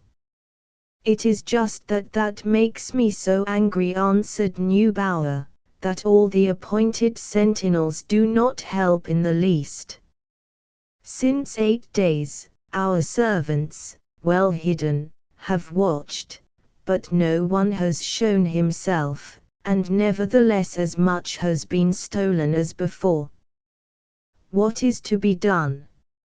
Anna heard with surprise this puzzling communication, and after many suppositions on the subject she went out shaking her head, to direct household matters, and Adam remained alone with his vexation. The evening of the same day the heavens had greatly changed. It had been sultry all day, and now dark, silver-bordered clouds rose over the Harz, united and formed a colossal black wall. It grew darker and darker. Hollow rolled the distant thunder, the dazzling lightnings flamed, and great drops fell. Fearfully raged the storm in the tops of the firs and beeches, and drove dust and gravel in wild whirls up the mountain path, on which now a wanderer, with hair wildly blowing in the wind and fluttering garments, descended. Not a ray of light pierced the clouds save the fire of the lightning, followed ever more quickly by the deafening claps of thunder. In torrents the clouds now poured their streams on the mountains.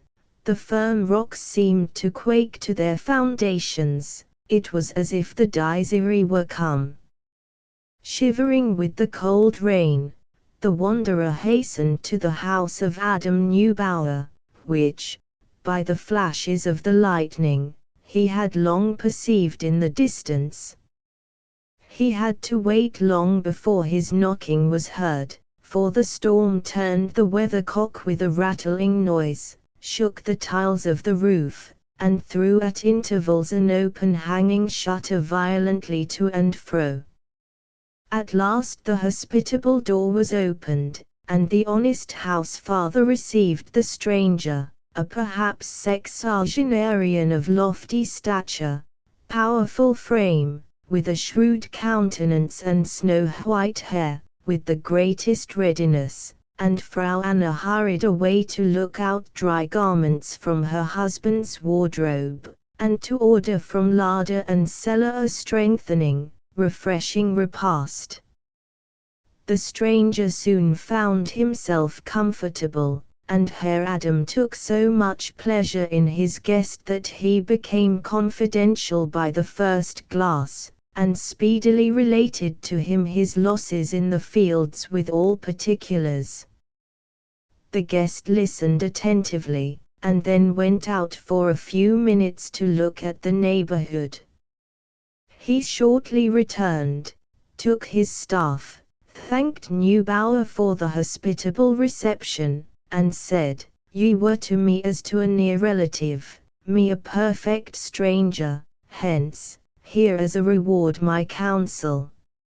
If ye would discover the thieves who rob your fields, go out at midnight and strike about in the air with a willow rod, and ye will soon see the cunning rascals. And now farewell." He disappeared through the door and left his host in the greatest amazement at his odd advice. True, his astonishment gave place to scornful laughter, and Adam concluded to himself not to permit himself to be made a fool of, but as he found, several hours afterwards, that a new robbery had been committed, he decided, nevertheless, to follow the stranger's advice. It was a glorious still night. In the shadows sang the queenly nightingale. The full moon shone in the cloudless heavens. The precipitous wall of the Saxonstein stood in shadowy contrast against the star-powdered blue, and seemed in the magical moonlight as if silvered. Herr Adam stood early in his pea-field watching, and as the bell in the neighboring Saxe rang out the midnight hour, he struck, as the stranger had advised, with the willow rod he had brought with him up and down in the air, and soon saw, with the greatest amazement, two tiny beings, who, with folded hands and terrified mien, looked up to him. If they had taken advantage of Adam's surprise, they might have made their escape, but fear and terror rooted them to the spot till he had recovered himself, seized them with a firm hand, and asked in a stern voice who they were, and where they came from. "Ah," replied one of the little creatures, "we are poor dwarfs, who house there in the Saxonstein, and never do anybody any harm. But hunger drove us this time to take some peas from your field. We beg you to forgive us, and we will make good the damage we have done." "Of course you will," answered Herr Neubauer, who observed closely the little men, of whose acts and deeds he had already heard so much, "but the reckoning will be large, for you have long done mischief to my property. First of all, tell me how it happened that my watchers did not discover you, nor I myself till I struck with the willow rod." "We possess Nebelkappen, said one of the two dwarfs, "which render us invisible to the human sight. You knocked them off our heads with the willow rod, and then we became visible. Will you permit us to look for them?" 1. Nebelkappen, magical caps, literally, fog caps. "Certainly not," returned Adam.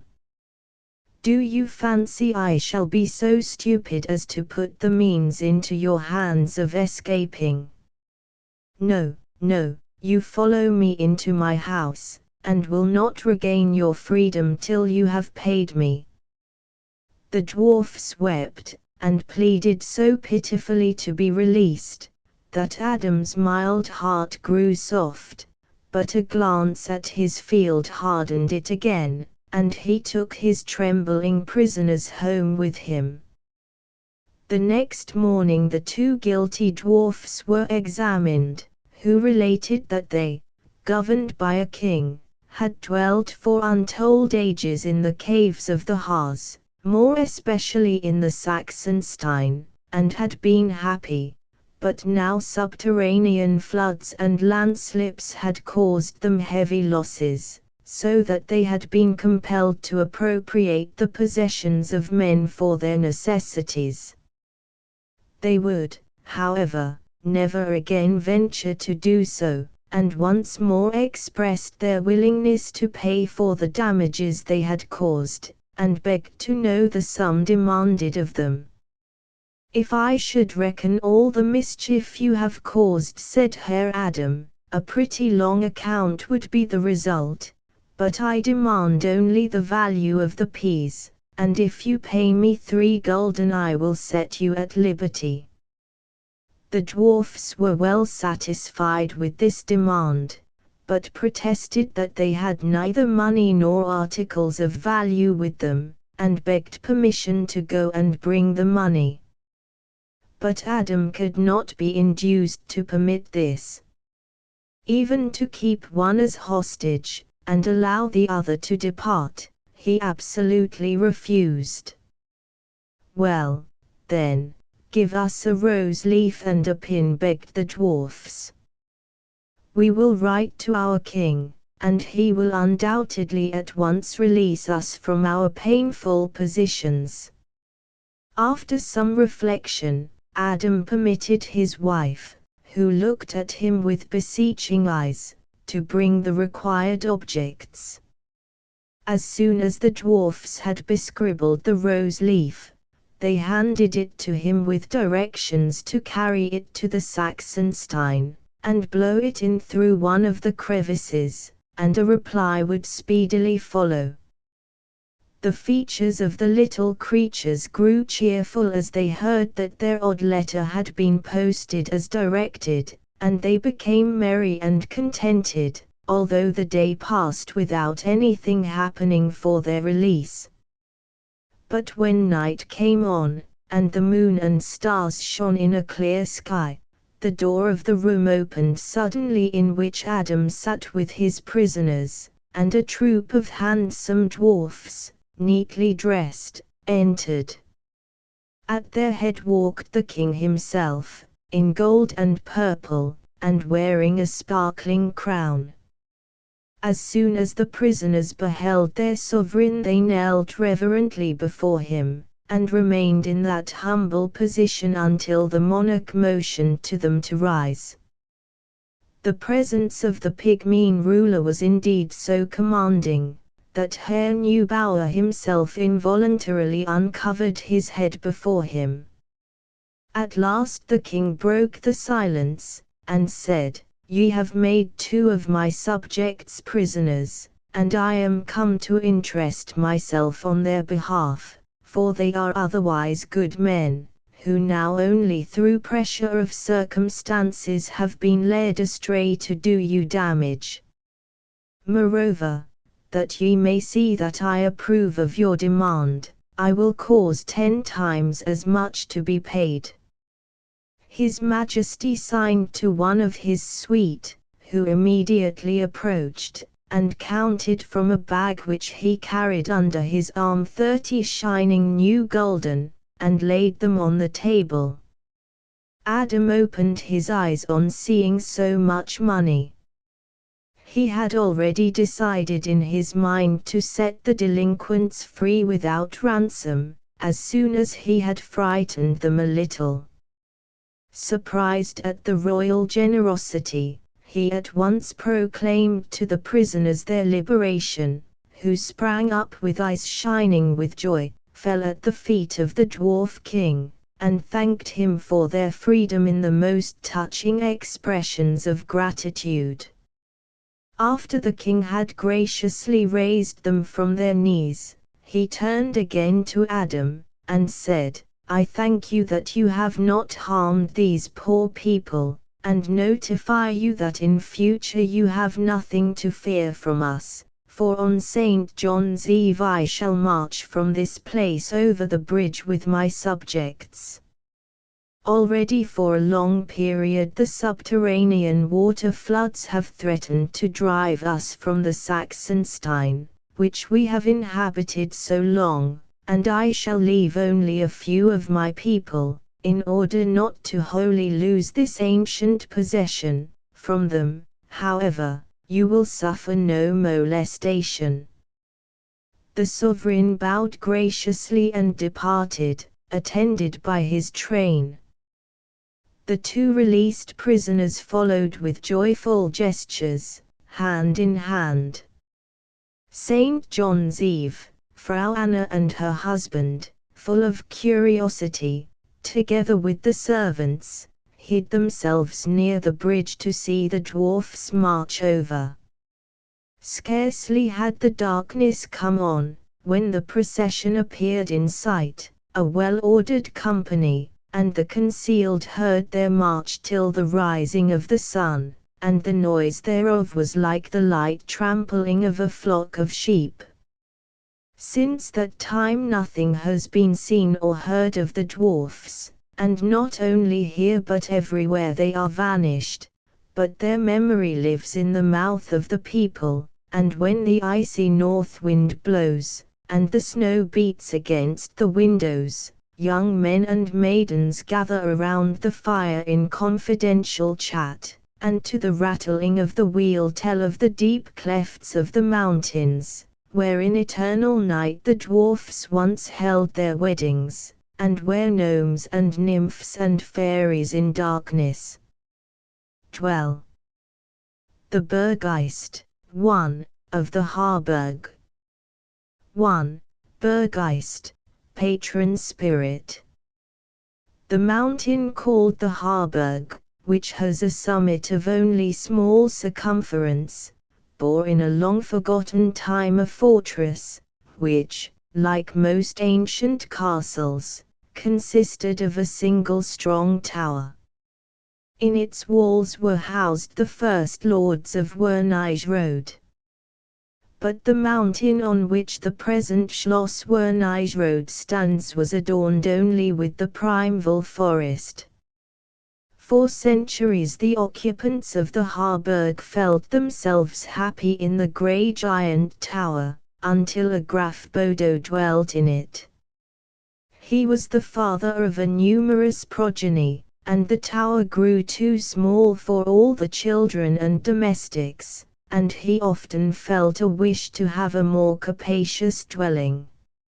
An addition to the tower was not to be thought of, in consequence of the small space on the mountain summit, and one evening, as he sat with his wife before the entrance to the Harburg, and looked out on the beautiful landscape, he said to her, pointing toward the mountain where the present castle stands, "What thinkest thou? Would it not be well if we could live yonder? The mountain has plenty of space, and there would be room to build spacious salons and chambers, and even a chapel, and a single moat around the whole. Then we should be able to entertain our friends, as many as could come. What is thy opinion?" The lady of the castle quite agreed with her husband.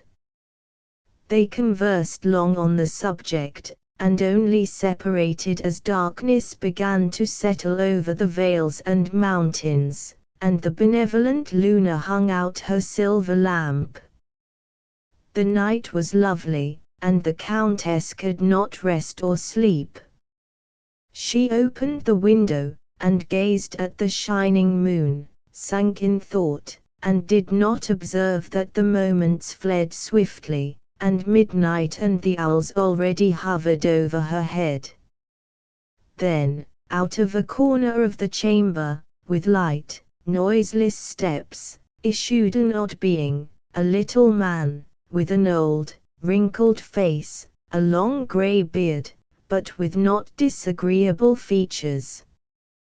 His attire consisted of a grey coat and a pointed hat, and he carried a staff. Silently the figure approached the thinking, dreaming countess, on whose form the soft moonlight fell, and then twitched gently her garment with his tiny hand.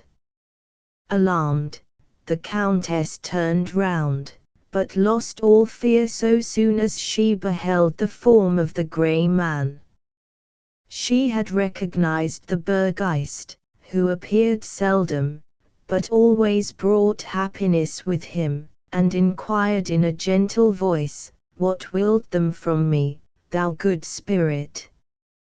"I saw thee at such a late hour sitting in troubled thought," replied the patron spirit, in a melodious voice, "and came to ask the cause of thy sorrow. What trouble lies so heavily at thy heart?" "No sorrow troubles me," said the countess, smiling. "Only a wish moved my soul." "And what might that be?" inquired the spirit, with strained attention. "My husband," replied the countess, "would wish this fortress on that spacious mountain opposite. He declares that we cannot live longer here, and I must say, after due reflection, he is perfectly right." "Does it no longer please thee here?" asked the dwarf, with a quick clouding face. "Ye men are right difficult to please. Thy ancestors have dwelt here for ages, happy and contented, and now ye would forsake the tower that has sheltered thy race so long. Ye are very ungrateful. If I had known that that was all that troubled thee, I should not have left my hiding place.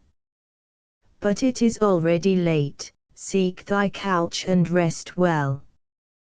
The spirit vanished, and the countess followed his advice, but troubled dreams sported around the head of the sleeping lady, and fantastic scenes passed before her fancy. It seemed as if she saw the dwarf from her window go out at the entrance of the tower, large as a giant, striking in the air with his hands all sorts of odd signs and motions, and with a powerful voice she heard him cry, "Slide on! Slide on! To Ruck-ditch! Ruck-ditch!" And hardly were these words out of his mouth when the Harburg was raised on unseen hands from its foundations high in the air, so high that the countess was seized with giddiness, and awoke in terror. As she opened her eyes it was already light, but the sun had not yet risen above the mountains, so she could only have slept a short time, but felt so much strengthened and refreshed that she rose, dressed, and went to the window to enjoy the fresh morning. But who shall describe her amazement when she saw the town of Wernigerode directly beneath, and on closer observation found that the old tower Harburg had been moved in the night to the mountain where her husband had so earnestly desired to have it. As soon as her first astonishment had passed, the countess hastened to her still slumbering husband, led him to the window, and feasted her eyes on his boundless astonishment and joy. Filled with gratitude, she called the benevolent dwarf, to thank him, but he did not answer the summons, and has never been seen in the new Schloss. The Three Wood Fairies. The great plain north of the Harz mountains was not always the smiling, fruitful tract of land the eye now beholds. A great lake covered a large portion of it. The ground around this lake was swampy and unfruitful, and dense forests shut out the sunlight. But the deep shadows of these woodlands, where the foot of man seldom wandered, this sacred stillness, undisturbed by the noise and bustle of human life, was notwithstanding peopled. Creatures of tender form and rare beauty, not so ethereal as the air, not so material as man, danced lightly, as if borne by the breezes, through the woods, which were their possession, intimately interwoven with their existence, for they grew with the trees which they inhabited, and drooped and died with them. When the moon mounted her blue throne, and cast her pure silvery glance over the silent and noble forests, it was as if a light shiver fell on the trees, as if they became animated, and assumed the forms of maidens, who in the pale light skipped upon the mountains, or descended to the lake or the boat, to visit their neighbors the mermaids, still and innocent as themselves, who swam the light waves radiant in the smile of Queen Luna. But as time went on, these pleasant reunions were interrupted by the human race, which penetrated the forests, mercilessly cut down everything that stood in the way of its selfish ends, and made these peaceful regions the stage of its vain ambitions and aims, never dreaming that with every tree that was hewn down a life more pure and beautiful than its own was destroyed. Soon the joy at these nightly assemblies was changed to sorrow, and when the moonlight called the fairy forms of wood nymphs and mermaids into life, they wept together over their vanished sisters and friends, and not one was sure that the following day the same sad fate would not be her destiny. A powerful Kaiser was come into the district with a vast retinue and an army, had built himself a burg on the banks of the Bode, and bestowed the land on his followers, who were to cut down trees, drain swamps, and transform the wilderness into a fruitful plain. The woods gave place speedily to a bare tract, and the maiden's circle grew ever smaller. There, on the mountain west of Thal, where in its bosom the antediluvian giant animal skeletons were found, an old warrior had received permission from the Kaiser to clear the land. He toiled unweariedly, dug the soil, felled the trees one after the other, till of the sacred grove only 3 trees were left standing.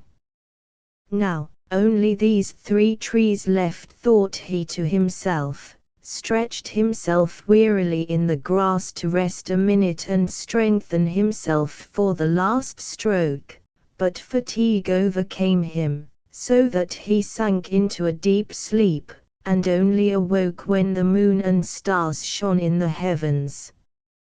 Then he saw 3 maidens sitting under the green roof of a maple tree, silent and mournful. Their eyes were wet as if dewdrops hung in the drooping eyelashes. They uttered complaining words in soft tones like the rustling of the night wind in the leaves. "Let us take leave of each other," lisped softly the voice of one, "our time is come. When the rosy dawn awakes, he will come who cut down our sisters, and as they are fallen, so must we. Desolate will be the spot that saw us so oft united in joy, lonely the moonlight that shone on our dance. The nymphs of the lake and the mountain stream will look out for us, longing for our coming, and ask, where are our friends of the mountain? Why do they not descend when the Queen of the Stars illuminates our palace? Happy sisters, ye are as yet safe from our mournful fate, for ye are secure in your retreat from the barbarian. Weep not, sister, said another, with light moaning, weep not over our inevitable destiny.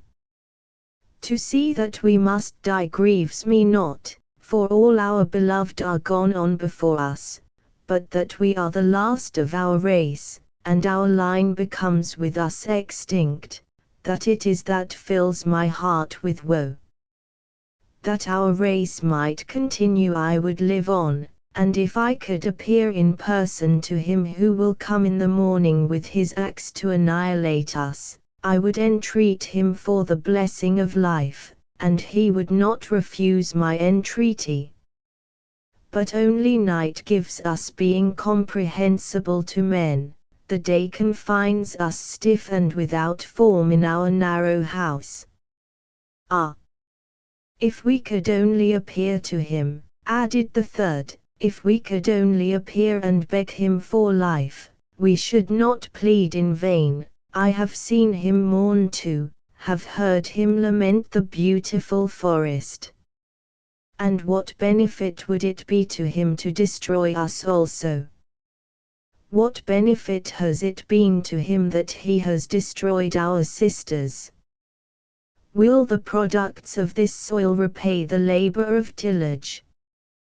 But we would gladly, though invisible, help him to cultivate the land during the hours when we have a form, if he would take pity and spare the last of a great race.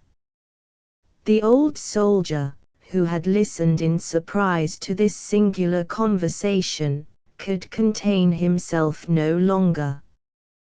By the sword of my Kaiser, he cried, springing to his feet, cursed be the hand that should do you an injury, ye innocent beings.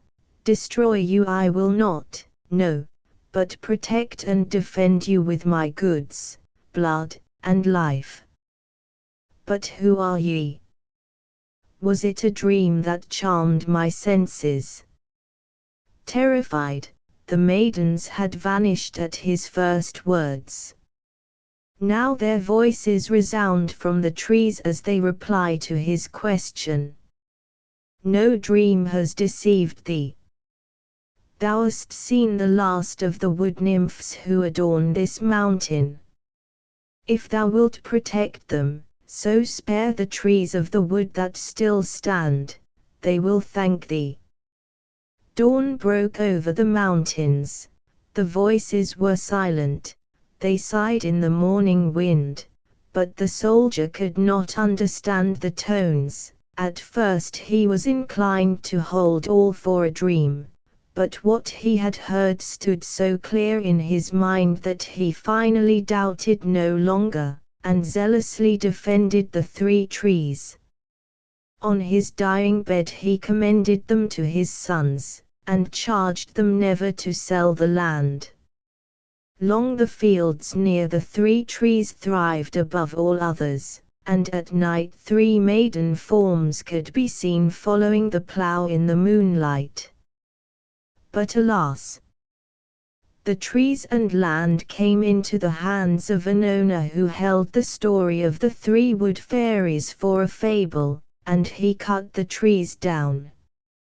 Since then the mountain has been barren and fruitless, and the 3 sisters have never been seen with the plough again. The Shepherd's Towers. 2 shepherds in Quedlinburg, father and son, poor but honest people, were once watching their flocks on the green meadows. It was a lovely morning. The lambs played with the wild flowers.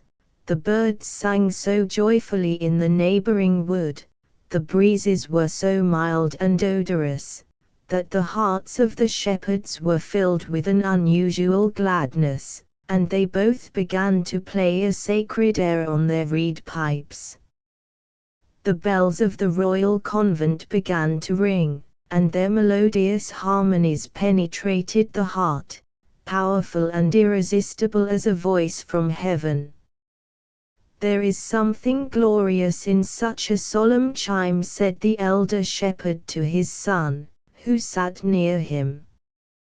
The tones seem to come down to us from the eternal heights, and remind us of our duty and our better home. It is indeed true, replied the younger.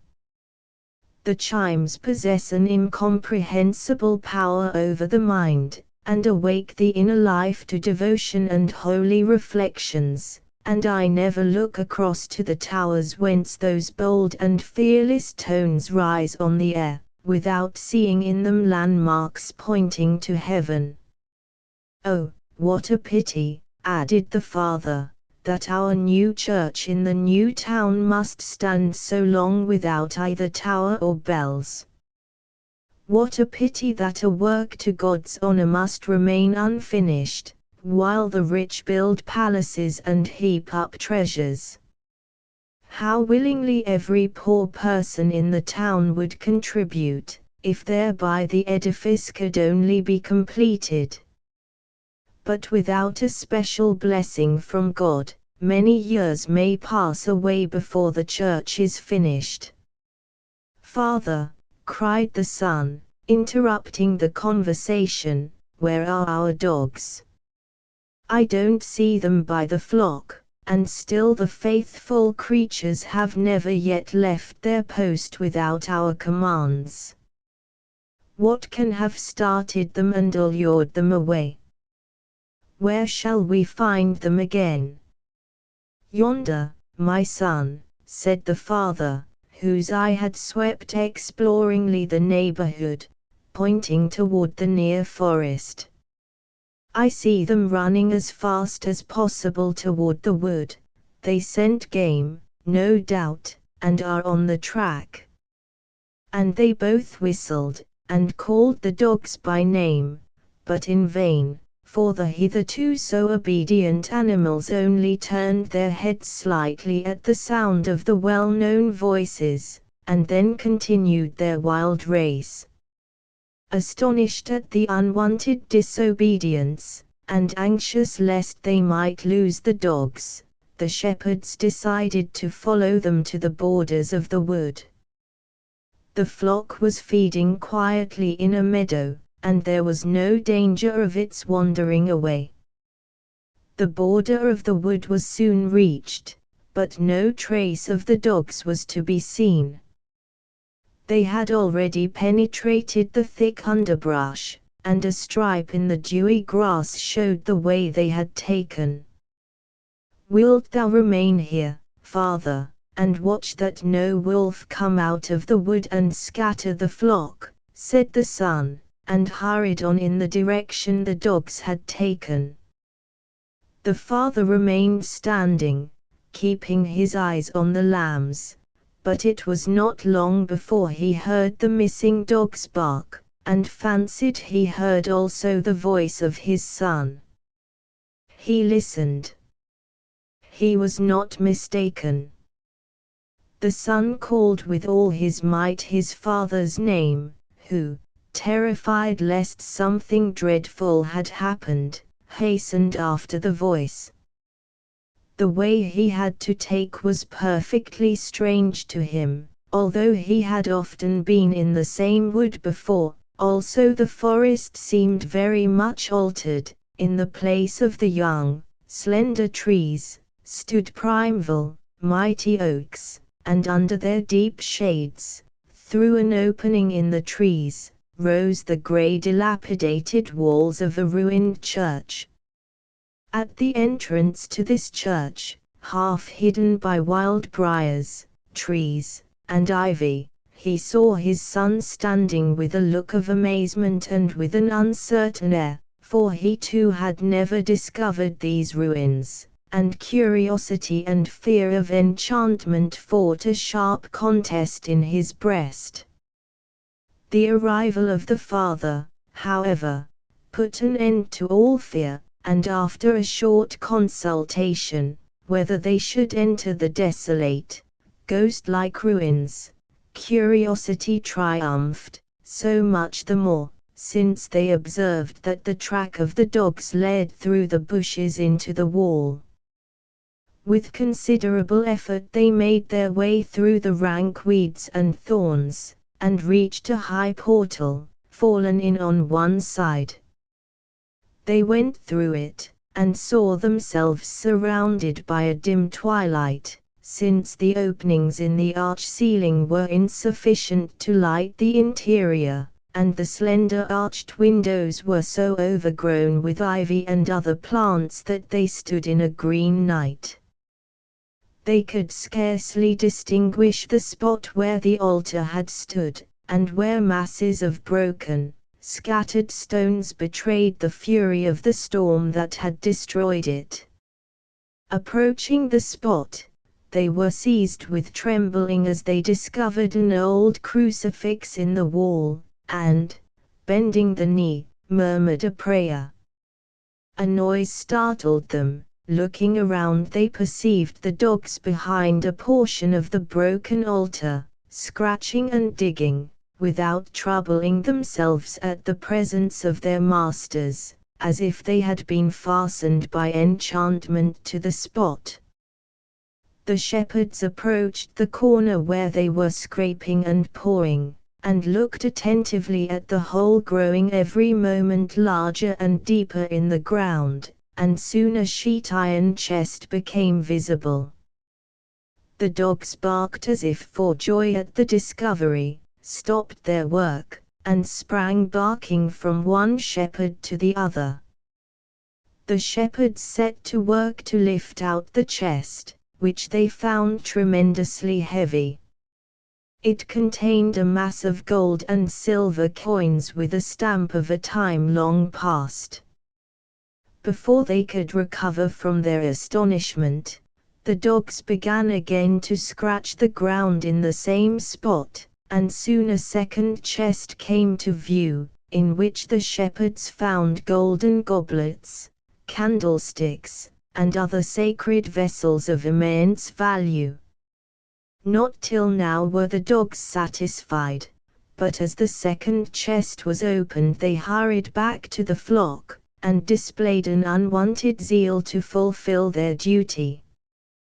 The two shepherds repaired to the abbess of the St. Servatius convent in Quedlinburg, related what had occurred, and expressed a wish that 2 towers should be built on the new Nicolai, 1. Church with the found treasure. 1. Nicolai, Saint Nicholas. At the news of the wonderful discovery, half the town went out to the wood to see the spot where the treasure had been found. But no ruin was to be discovered, all was vanished without leaving a trace, and even the shepherds could not find the spot again. If the treasure in their possession had not proved to the contrary, they would have held the whole thing for a dream. The Nicolai Church still stands, shaded by old lindens, and at its west end the shepherds' 2 towers. The figures of the 2 shepherds and their dogs, hewn in the stone, still look down upon the ancient, imperial city from these towers, where they were placed so many centuries ago as memorials of a somewhat unusual unselfishness. The treasure hunters of the Cibbertal.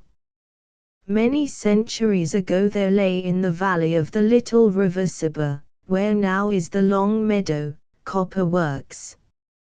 A mass of scoria, the greater part of which has been employed on the chaussee, once marked the spot. The owners of these works, who are said to have been very rich, together with the works, vanished in a single night. The following morning nothing remained to be seen but this huge heap of scoria. It was said the owners had buried their treasure in it before their disappearance. Soon after that event, a blue flame was seen every night between 11 and 12 on this heap of scoria, which a black man endeavored to keep burning until midnight. The report of a gold feuer, 1, in the Cibbertal soon spread, and many saw the flame, but no one was bold enough to attempt to gain the treasure. 1. Gold feuer, gold fire. At last a man from Lenore, who had experience in treasure seeking, determined to attempt it, and engaged several workmen to assist him in the undertaking. On the way to the spot he commanded his men, "Let no one speak while digging, or all is lost." 2. A search for all objects under enchantment must be conducted in silence. If one speaks, the charm is immediately broken.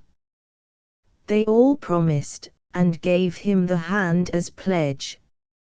Meanwhile they arrived at the spot, the work began, and soon they came to a huge cauldron filled with Holland ducats, which it was necessary to raise. Just as they had raised the vessel to the surface they heard wheels. The workmen paused and listened, when lo! A carriage appeared drawn rapidly by 4 doves. The driver cried, "Guten Abend! Geht's gut?" But not a soul replied. Directly after came a fellow in a trough along the same road, saying hurriedly, "Shall I not also come?" and made the most desperate efforts to reach the dove-drawn carriage. One of the workmen, laughing, cried mockingly, "The poor devil must also drive." Hutch! In an instant blue flame and cauldron had vanished. The men stood gazing at each other with long faces, when instantly their hair turned grey, and they all died soon of grief and vexation. The enchanted maiden of the Zorge. Like Princess Lies, she sometimes appears as a serpent. On the Hohigageberg, near the river Zorge, the White Maiden of the Stauffenberg, 1, is seen every 7 years with a bunch of keys. 1. The Stauffenberg be Zorge. Once came a shepherd from Kloster Wachenried and pastured his flock in the vicinity of the mountain. Early in the morning the White Maiden stood on the cliffs, making her footprints in the rock, and sang gaily. When she had finished her song she descended to the shepherd, and asked him if he would rescue her from the enchantment. He replied he would gladly if he could. She told him she would return the next morning, at first in the same form which he now saw, after which she would become a serpent. If he would kiss her in her serpent form, she would be free. The shepherd promised solemnly. The next morning she appeared again on the cliffs and sang as before. When the sheep had all filed past, the maiden descended from the rocks, came to him as a serpent, and sprang upward toward him, that he might give her the serpent kiss, but he turned aside in horror. The serpent suddenly vanished, with such a shriek of anguish that the shepherd was ever afterward perfectly deaf. She is seen on the Stauffenberg be Zorge every 7 years at Easter, with a bunch of keys and a Pomeranian dog white as snow. She waits from 11 to 12 for a rescuer, and when the time is expired the dog barks. This dog is said to have been her lap dog before the curse. There is a Harz legend that the ascension took place from the mountain of the Stauffenberg. The accursed maiden of Liechtenstein. Not far from Liechtenstein is a spring, where once a shepherd rested always at noonday and watered his flocks. One day, when he sat there as usual, a serpent came from under a stone and looked kindly at him. At first he was seized with terror, but at last felt quite at home with her. The second day she came again, from her head half in human form addressed the shepherd, and told him he must take courage the next day and kiss the serpent, when he would thereby become always fortunate and happy. She came the third day from under the stone, crept up to him, and raised her head to kiss him. At first he was filled with disgust, but taking courage he shut his eyes and kissed her. And there stood before him no longer a serpent, but a beautiful girl, and more, a princess. Then the shepherd forsook his sheep, went with the maiden to the king, who gave him the princess to wife. The Great Hall in the Petersburg. One day a child plucked a flower on the Petersburg near Goslar while playing. Then the mountain opened, and the child came into a great hall, where many noble steeds neighed and tossed their proud heads, and the viands were served on gold and silver. All who sat there wore golden crowns, and a silver plate was given the child to take home. The parents of the child sought the Wunderblume, that they might also see this chamber, but failed. These guests of the mountain are the old Kaisers who once held their court in Goslar. Spar die mal. 1. Spare the trouble. At the north end of the Bergstadt, 2. Lautenthal lies the Beilstein. 2. Mining town. Below, at the northwest end of the town, the little river Innest flows northward towards the Beilstein, and along its base. Above this bend in the stream, where it turns to flow along the base, only a few steps from the stream, is a cave called the Zwergloch, or Dwarf Cave.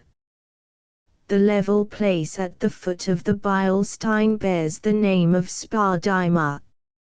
In the cave dwelt in earlier times 3 dwarfs, who often lent the people of Lautenthal money, and also gold and silver plate for weddings and baptisms. Now it happened once that these borrowed objects were not returned. So when the people came again to borrow, they heard a voice call, Spardima. And from that time the dwarfs declined to oblige the neglectful citizens in any way, and since then the place has been called Spardima. The Dwarf King Hibik.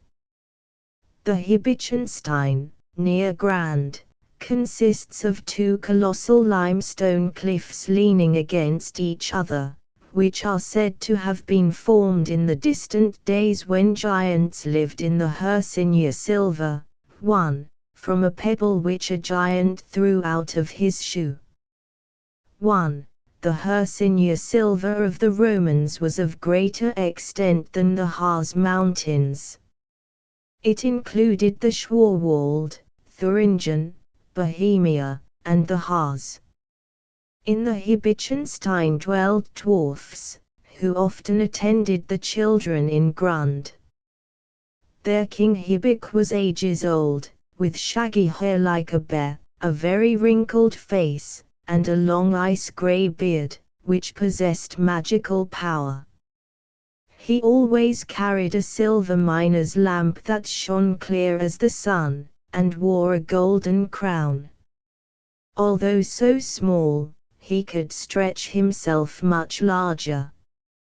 Formerly his dwarf majesty was allowed to appear in the upper world every 500 years, but he is no longer permitted to leave his subterranean abode. He protected the forests, and played serious jokes upon those who did them any injury. But he was benevolent and kind to those in distress who complained to him of their trouble. Once a miner's wife, whose husband had long lain ill, went from Grund into the wood to gather cones for the baker, who gave her bread for them. When she had entered the forest, Hibik came to her and asked, "What seekest thou here?" Then she told him all her want and distress, whereupon he gave her a plant to cure her husband, and pointed out to her a spot where she would find plenty of cones. Arrived there, she could at first find none, but directly the cones began to fall in showers from the trees, not striking her, however, but all falling into the basket. When she lifted the basket to put it on her back, she found it much heavier than the cones had ever been before. Returning to the spot where the king had first met her, he asked her if she had found cones. Then she told him what had happened, and the dwarf king revealed to her that his people had done it, and added the cones were pure silver. He told her she was to take a sufficient number of them to make herself and her sick husband comfortable, and to provide for her children, and with the rest she was to build a church in Grund, but by no means to forget the healing plant. The sick man became healthy as a fish from the hour when he made use of this powerful herb. In the forester's house in Grund lived in the olden days a forester who had lost his wife early, and had an only son, a good-hearted youth, only somewhat over-inquisitive and indiscreet. One Sunday afternoon the forester's son, with his friend, the son of a miner, went into the wood for a walk. As they reached the Hibikstein they fell into a conversation concerning its height, and the miner's son said he should like to see the person who could climb to the top. The other said that was nothing, he would do it, but his friend endeavored to dissuade him from his purpose, saying no one who had climbed up could ever get down again, but was always found the next day broken to pieces at the base. He was not be dissuaded, and climbed to the summit, where he found a large level space, and began to dance and shout for joy, and called to his friend to climb up. But the other shook his head, and told him not to forget he had to come down. Finally, when his joy had cooled, the forester's son decided to descend, but could not leave the spot, for the dwarf king Hibik held him enchanted to the rock for his presumption. He called to his friend and entreated him to go and tell his father. Then the forester came with his gun and would shoot his son down. But as he was about to fire, came Hibik and demanded what he was going to do, and as he replied he was going to shoot his son down from the mountain, the king advised him not to attempt anything so foolish. Again he took aim, when it began to thunder and lighten, and the rain poured down in torrents. Night came on, and the forester was obliged to go home till morning. Hardly had he gone when the dwarfs arrived, all in miner's dress, and each carrying a mine lamp. They had the most skillful ladders, which they placed one on the other, and now they held together as if they had been glued. As soon as this ladder was ready, and reached the top of the Hibichenstein, a dwarf stood at each side and lighted the way. The forester's son must now seat himself on the shoulders of the dwarf on the topmost rung of the ladder, and see. The ladder is wide enough to permit them to descend between the thick line of lamp-bearing dwarfs on either hand. No sooner had they reached the base than dwarfs, lights, and ladder had vanished. Then came the old Hibik, took him by the hand, and said, "As thou hast been on the summit of the Hibichenstein, and hast suffered so much anxiety and terror, thou shalt also see the dwarf king's castle." Then they entered through a great arched door into the mountain, and the king conducted him to a large room, where stood chairs and a table. The walls glittered with pure ore, the ceiling was a single piece of ponderous spar, white as the driven snow, and from it hung a chandelier of mountain crystal and precious stones. The floor was strewed with branches of firs, and the panels shimmered with gold and jewels. In the center of this superb chamber stood a table of hematite, before it a silver chair, upon which the dwarf king seated himself, and commanded his companion also to sit down. Then he struck with a silver rapier upon the table of hematite, which produced a tone the sweetness of which was never heard before.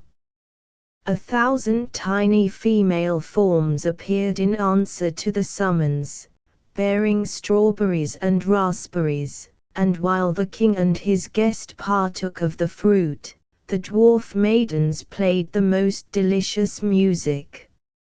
Afterward costly wine was brought in silver goblets.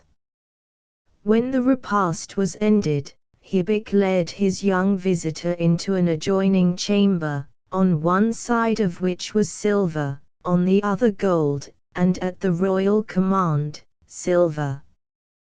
Gold, the forester's son must take of the metal named till he was laden with wealth. Then the dwarf king said, "Wilt thou do me a favor? Namely, never to permit anyone to shoot at birds on the Hibichenstein, for in this way bits of the rock are broken off. As long as the great Hibichenstein remains the great, my crown is secure, but so soon as it becomes the little Hibichenstein, I lose my crown, and can never appear on the earth again."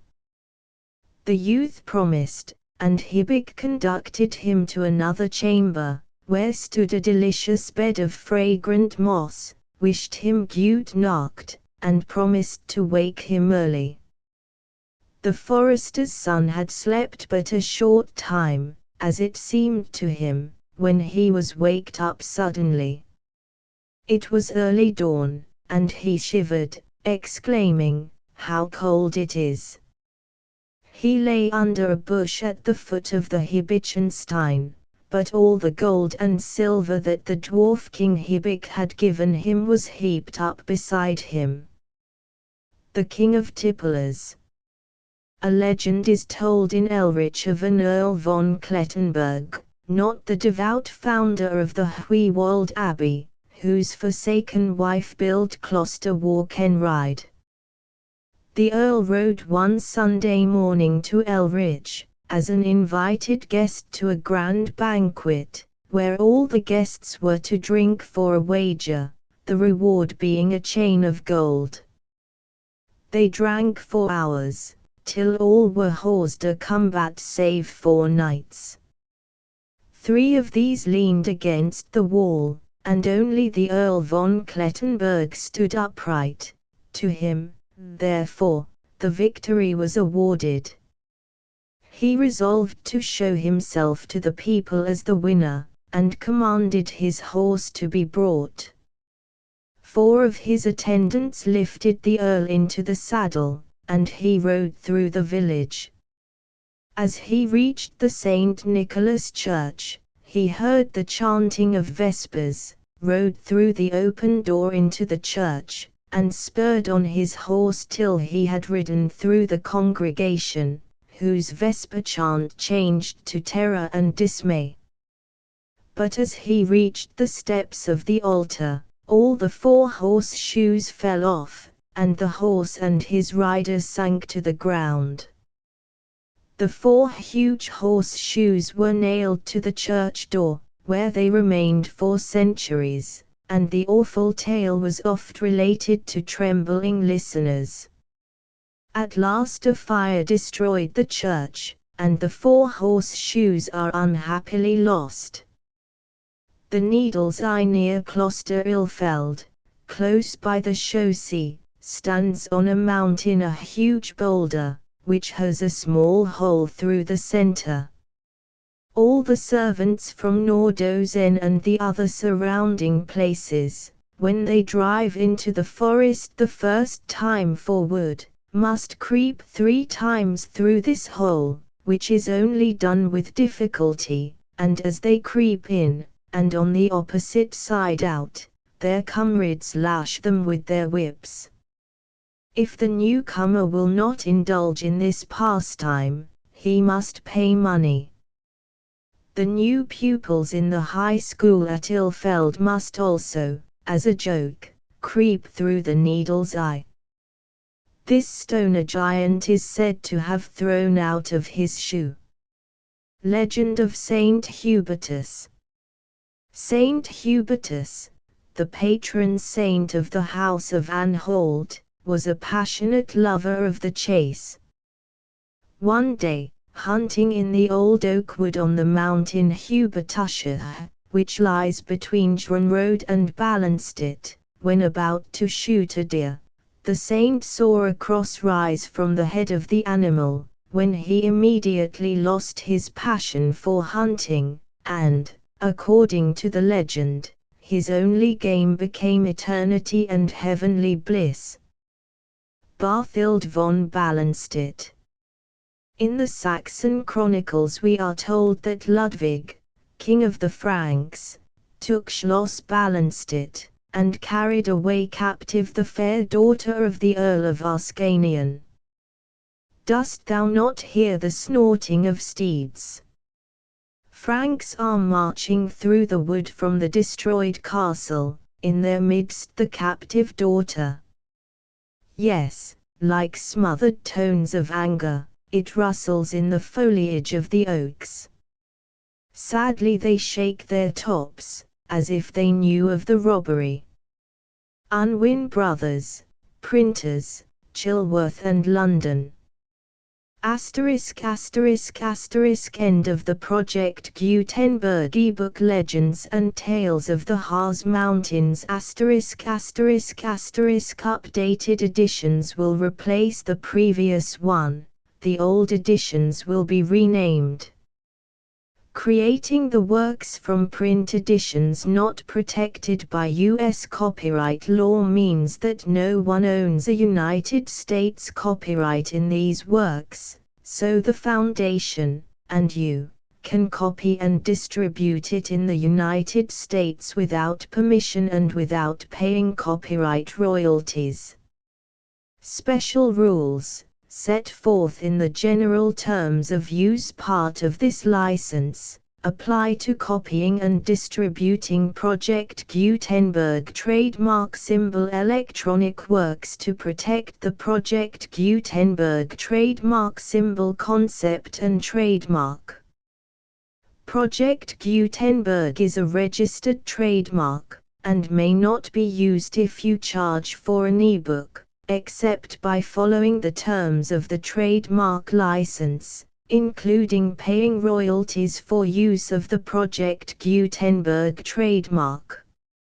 If you do not charge anything for copies of this ebook, complying with the trademark license is very easy.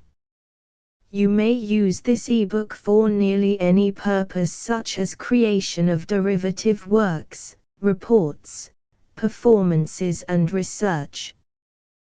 Project Gutenberg ebooks may be modified and printed and given away. You may do practically anything in the United States with ebooks not protected by U.S. copyright law. Redistribution is subject to the trademark license, especially commercial redistribution.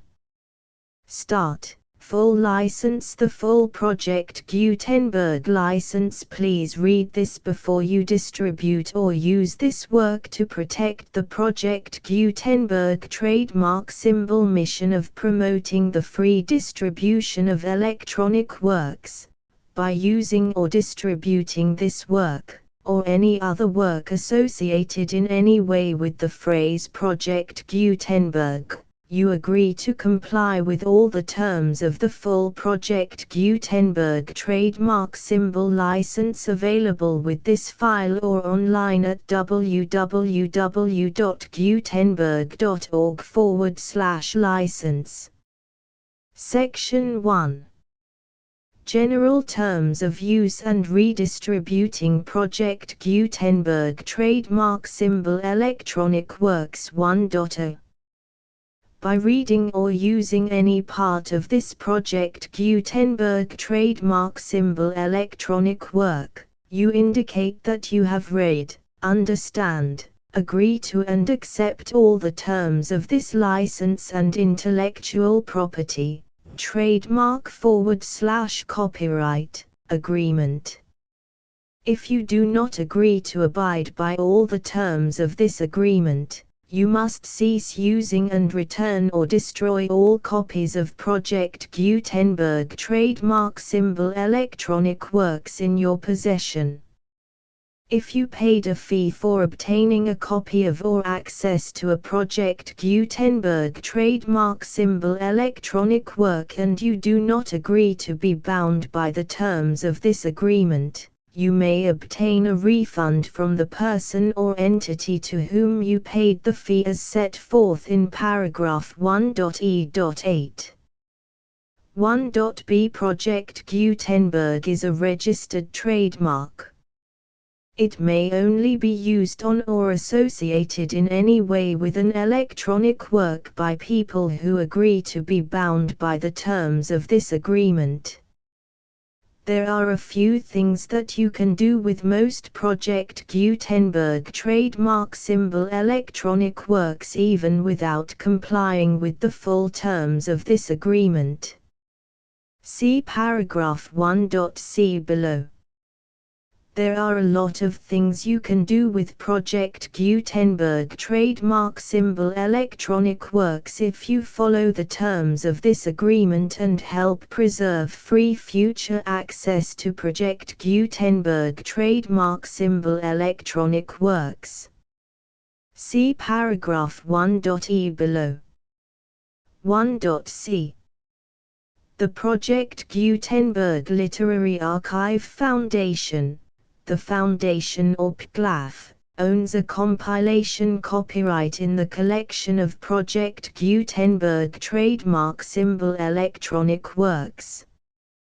Nearly all the individual works in the collection are in the public domain in the United States.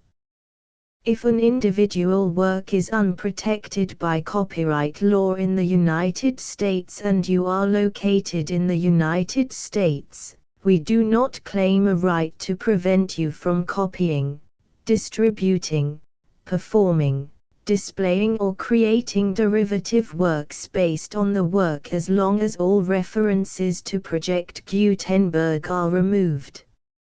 Of course, we hope that you will support the Project Gutenberg trademark symbol mission of promoting free access to electronic works by freely sharing Project Gutenberg trademark symbol works in compliance with the terms of this agreement for keeping the Project Gutenberg trademark symbol name associated with the work. You can easily comply with the terms of this agreement by keeping this work in the same format with its attached full Project Gutenberg trademark symbol license when you share it without charge with others. 1.d. The copyright laws of the place where you are located also govern what you can do with this work. Copyright laws in most countries are in a constant state of change. If you are outside the United States, check the laws of your country in addition to the terms of this agreement before downloading, copying, displaying, performing, distributing or creating derivative works based on this work or any other Project Gutenberg trademark symbol work. The Foundation makes no representations concerning the copyright status of any work in any country other than the United States. 1.e Unless you have removed all references to Project Gutenberg. 1.e.1. The following sentence, with active links to, or other immediate access to, the full Project Gutenberg trademark symbol license must appear prominently whenever any copy of a Project Gutenberg trademark symbol work, any work on which the phrase Project Gutenberg appears, or with which the phrase Project Gutenberg is associated, is accessed, displayed, performed, viewed, copied or distributed. This ebook is for the use of anyone anywhere in the United States and most other parts of the world at no cost and with almost no restrictions whatsoever. You may copy it, give it away or reuse it under the terms of the Project Gutenberg license included with this ebook or online at www.gutenberg.org. If you are not located in the United States, you will have to check the laws of the country where you are located before using this ebook. 1.e.2. If an individual Project Gutenberg trademark symbol electronic work is derived from texts not protected by U.S. copyright law, does not contain a notice indicating that it is posted with permission of the copyright holder, the work can be copied and distributed to anyone in the United States without paying any fees or charges. If you are redistributing or providing access to a work with the phrase Project Gutenberg associated with or appearing on the work, you must comply either with the requirements of paragraphs 1.e.1 through 1.e.7 or obtain permission for the use of the work and the Project Gutenberg trademark symbol trademark as set forth in paragraphs 1.e.8 or 1.e.9. 1.e.3. If an individual Project Gutenberg trademark symbol electronic work is posted with the permission of the copyright holder, your use and distribution must comply with both paragraphs 1.e.1 through 1.e.7 and any additional terms imposed by the copyright holder. Additional terms will be linked to the Project Gutenberg trademark symbol license for all works posted with the permission of the copyright holder found at the beginning of this work. 1.e.4. Do not unlink or detach or remove the full Project Gutenberg trademark symbol license terms from this work, or any files containing a part of this work or any other work associated with Project Gutenberg trademark symbol. 1.e.5. Do not copy, display, perform, distribute or redistribute this electronic work, or any part of this electronic work, without prominently displaying the sentence set forth in paragraph 1.e.1 with active links or immediate access to the full terms of the Project Gutenberg trademark symbol license. 1.e.6. You may convert to and distribute this work in any binary, compressed, marked up, non-proprietary or proprietary form, including any word processing or hypertext form. However, if you provide access to or distribute copies of a Project Gutenberg trademark symbol work in a format other than plain vanilla ASCII or other format used in the official version posted on the official Project Gutenberg trademark symbol website, www.gutenberg.org, you must, at no additional cost, fee or expense to the user, provide a copy, a means of exporting a copy, or a means of obtaining a copy upon request, of the work in its original plain vanilla ASCII or other form. Any alternate format must include the full Project Gutenberg trademark symbol license as specified in paragraph 1.e.1. 1.e.7. Do not charge a fee for access to, viewing, displaying, performing, copying or distributing any Project Gutenberg trademark symbol works unless you comply with paragraph 1.e.8 or 1.e.9. 1.e.8. You may charge a reasonable fee for copies of or providing access to or distributing Project Gutenberg trademark symbol electronic works provided that you pay a royalty fee of 20% of the gross profits you derive from the use of Project Gutenberg trademark symbol works calculated using the method you already use to calculate your applicable taxes. The fee is owed to the owner of the Project Gutenberg trademark symbol trademark, but he has agreed to donate royalties under this paragraph to the Project Gutenberg Literary Archive Foundation. Royalty payments must be paid within 60 days following each date on which you prepare, or are legally required to prepare, your periodic tax returns.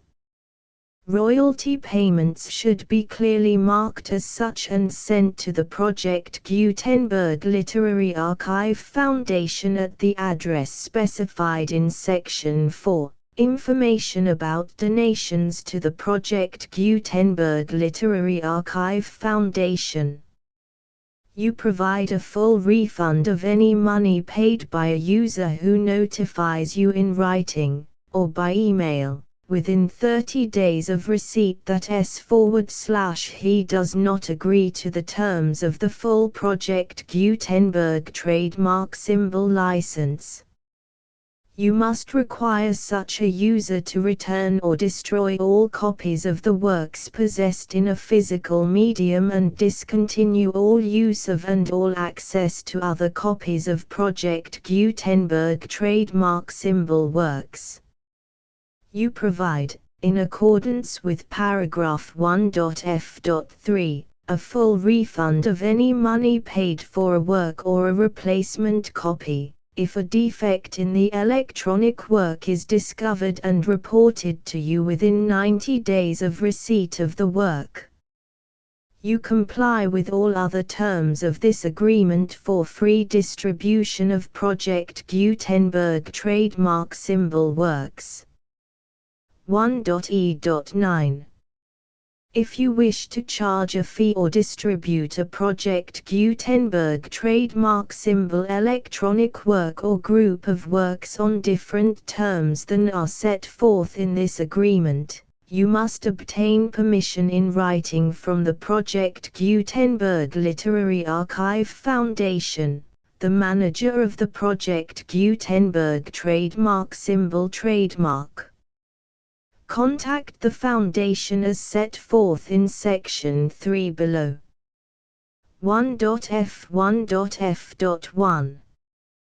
Project Gutenberg volunteers and employees expend considerable effort to identify, do copyright research on, transcribe and proofread works not protected by U.S. copyright law in creating the Project Gutenberg trademark symbol collection. Despite these efforts, Project Gutenberg trademark symbol electronic works, and the medium on which they may be stored, may contain defects such as, but not limited to, incomplete, inaccurate or corrupt data, transcription errors, a copyright or other intellectual property infringement, a defective or damaged disk or other medium, a computer virus, or computer codes that damage or cannot be read by your equipment. 1.f.2 Limited warranty. Disclaimer of damages, except for the right of replacement or refund described in paragraph 1.f.3. The Project Gutenberg Literary Archive Foundation, the owner of the Project Gutenberg trademark symbol trademark, and any other party distributing a Project Gutenberg trademark symbol electronic work under this agreement, disclaim all liability to you for damages, costs and expenses, including legal fees. You agree that you have no remedies for negligence, strict liability, breach of warranty or breach of contract except those provided in paragraph 1.f.3. You agree that the Foundation, the trademark owner, and any distributor under this agreement will not be liable to you for actual, direct, indirect, consequential, punitive or incidental damages even if you give notice of the possibility of such damage. 1.f.3. Limited right of replacement or refund. If you discover a defect in this electronic work within 90 days of receiving it, you can receive a refund of the money, if any, you paid for it by sending a written explanation to the person you received the work from. If you received the work on a physical medium, you must return the medium with your written explanation. The person or entity that provided you with the defective work may elect to provide a replacement copy in lieu of a refund. If you received the work electronically, the person or entity providing it to you may choose to give you a second opportunity to receive the work electronically in lieu of a refund. If the second copy is also defective, you may demand a refund in writing without further opportunities to fix the problem. 1.f.4.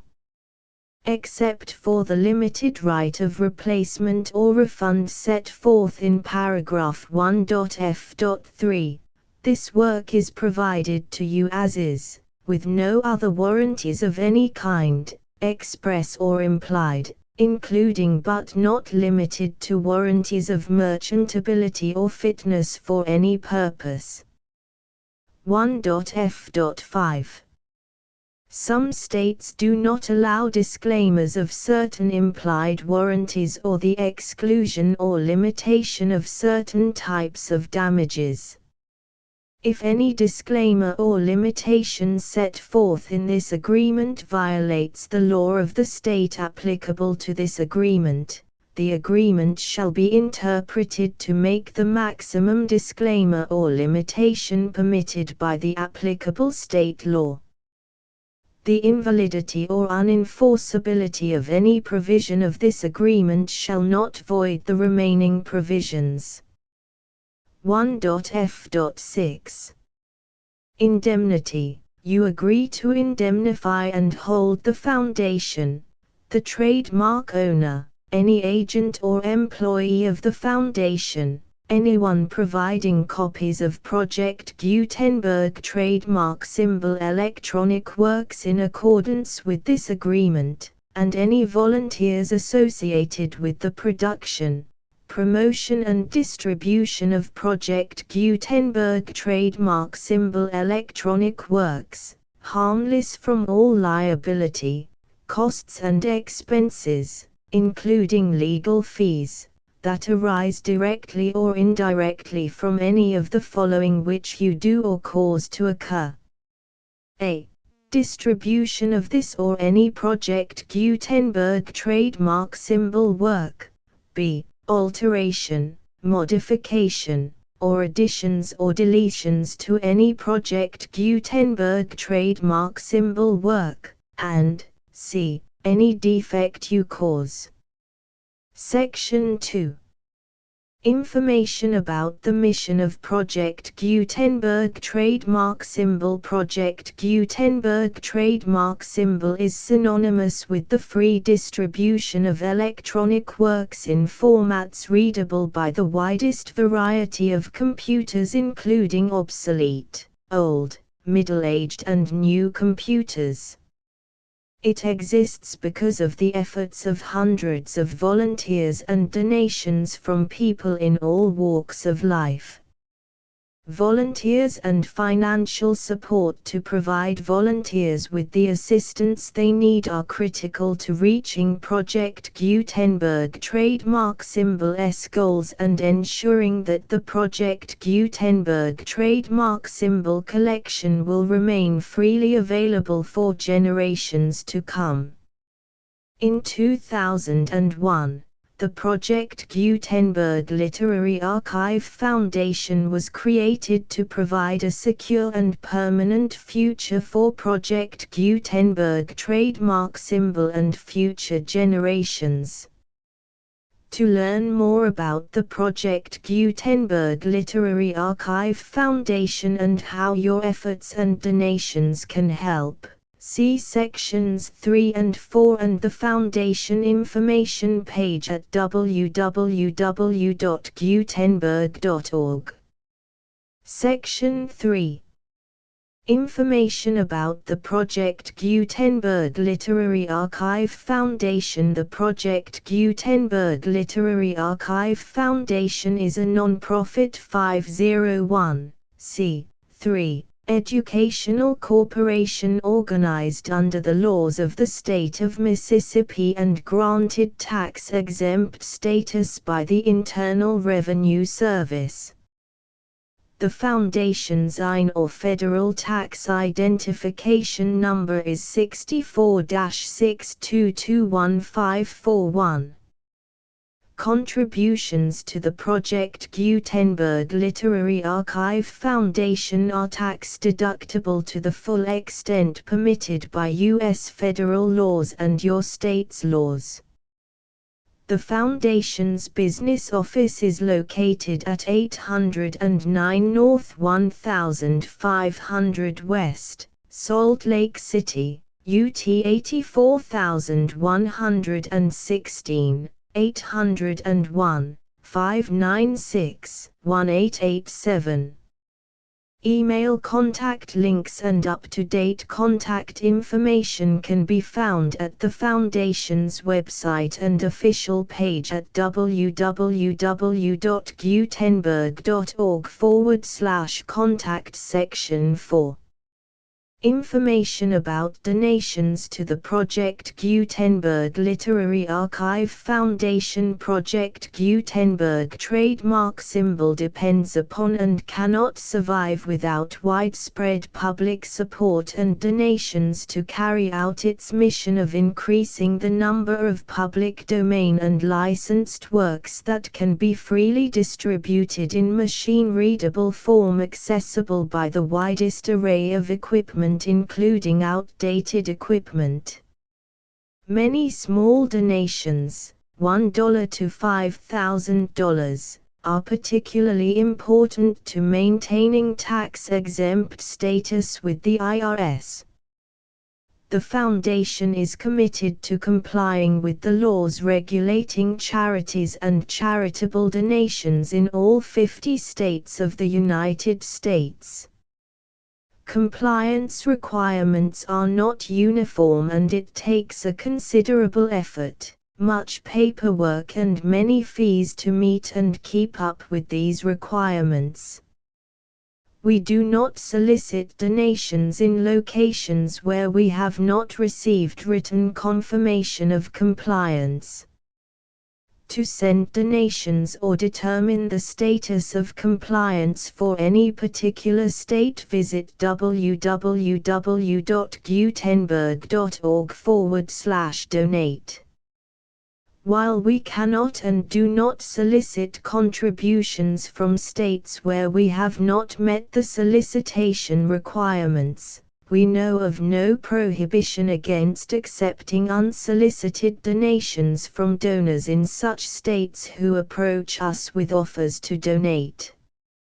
International donations are gratefully accepted, but we cannot make any statements concerning tax treatment of donations received from outside the United States. U.S. laws alone swamp our small staff. Please check the Project Gutenberg web pages for current donation methods and addresses. Donations are accepted in a number of other ways, including checks, online payments and credit card donations. To donate, please visit www.gutenberg.org/donate.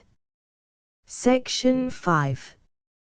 General information about Project Gutenberg Trademark Symbol Electronic Works. Professor Michael S. Hart was the originator of the Project Gutenberg trademark symbol concept of a library of electronic works that could be freely shared with anyone. For 40 years, he produced and distributed Project Gutenberg trademark symbol ebooks with only a loose network of volunteer support. Project Gutenberg trademark symbol ebooks are often created from several printed editions, all of which are confirmed as not protected by copyright in the US unless a copyright notice is included.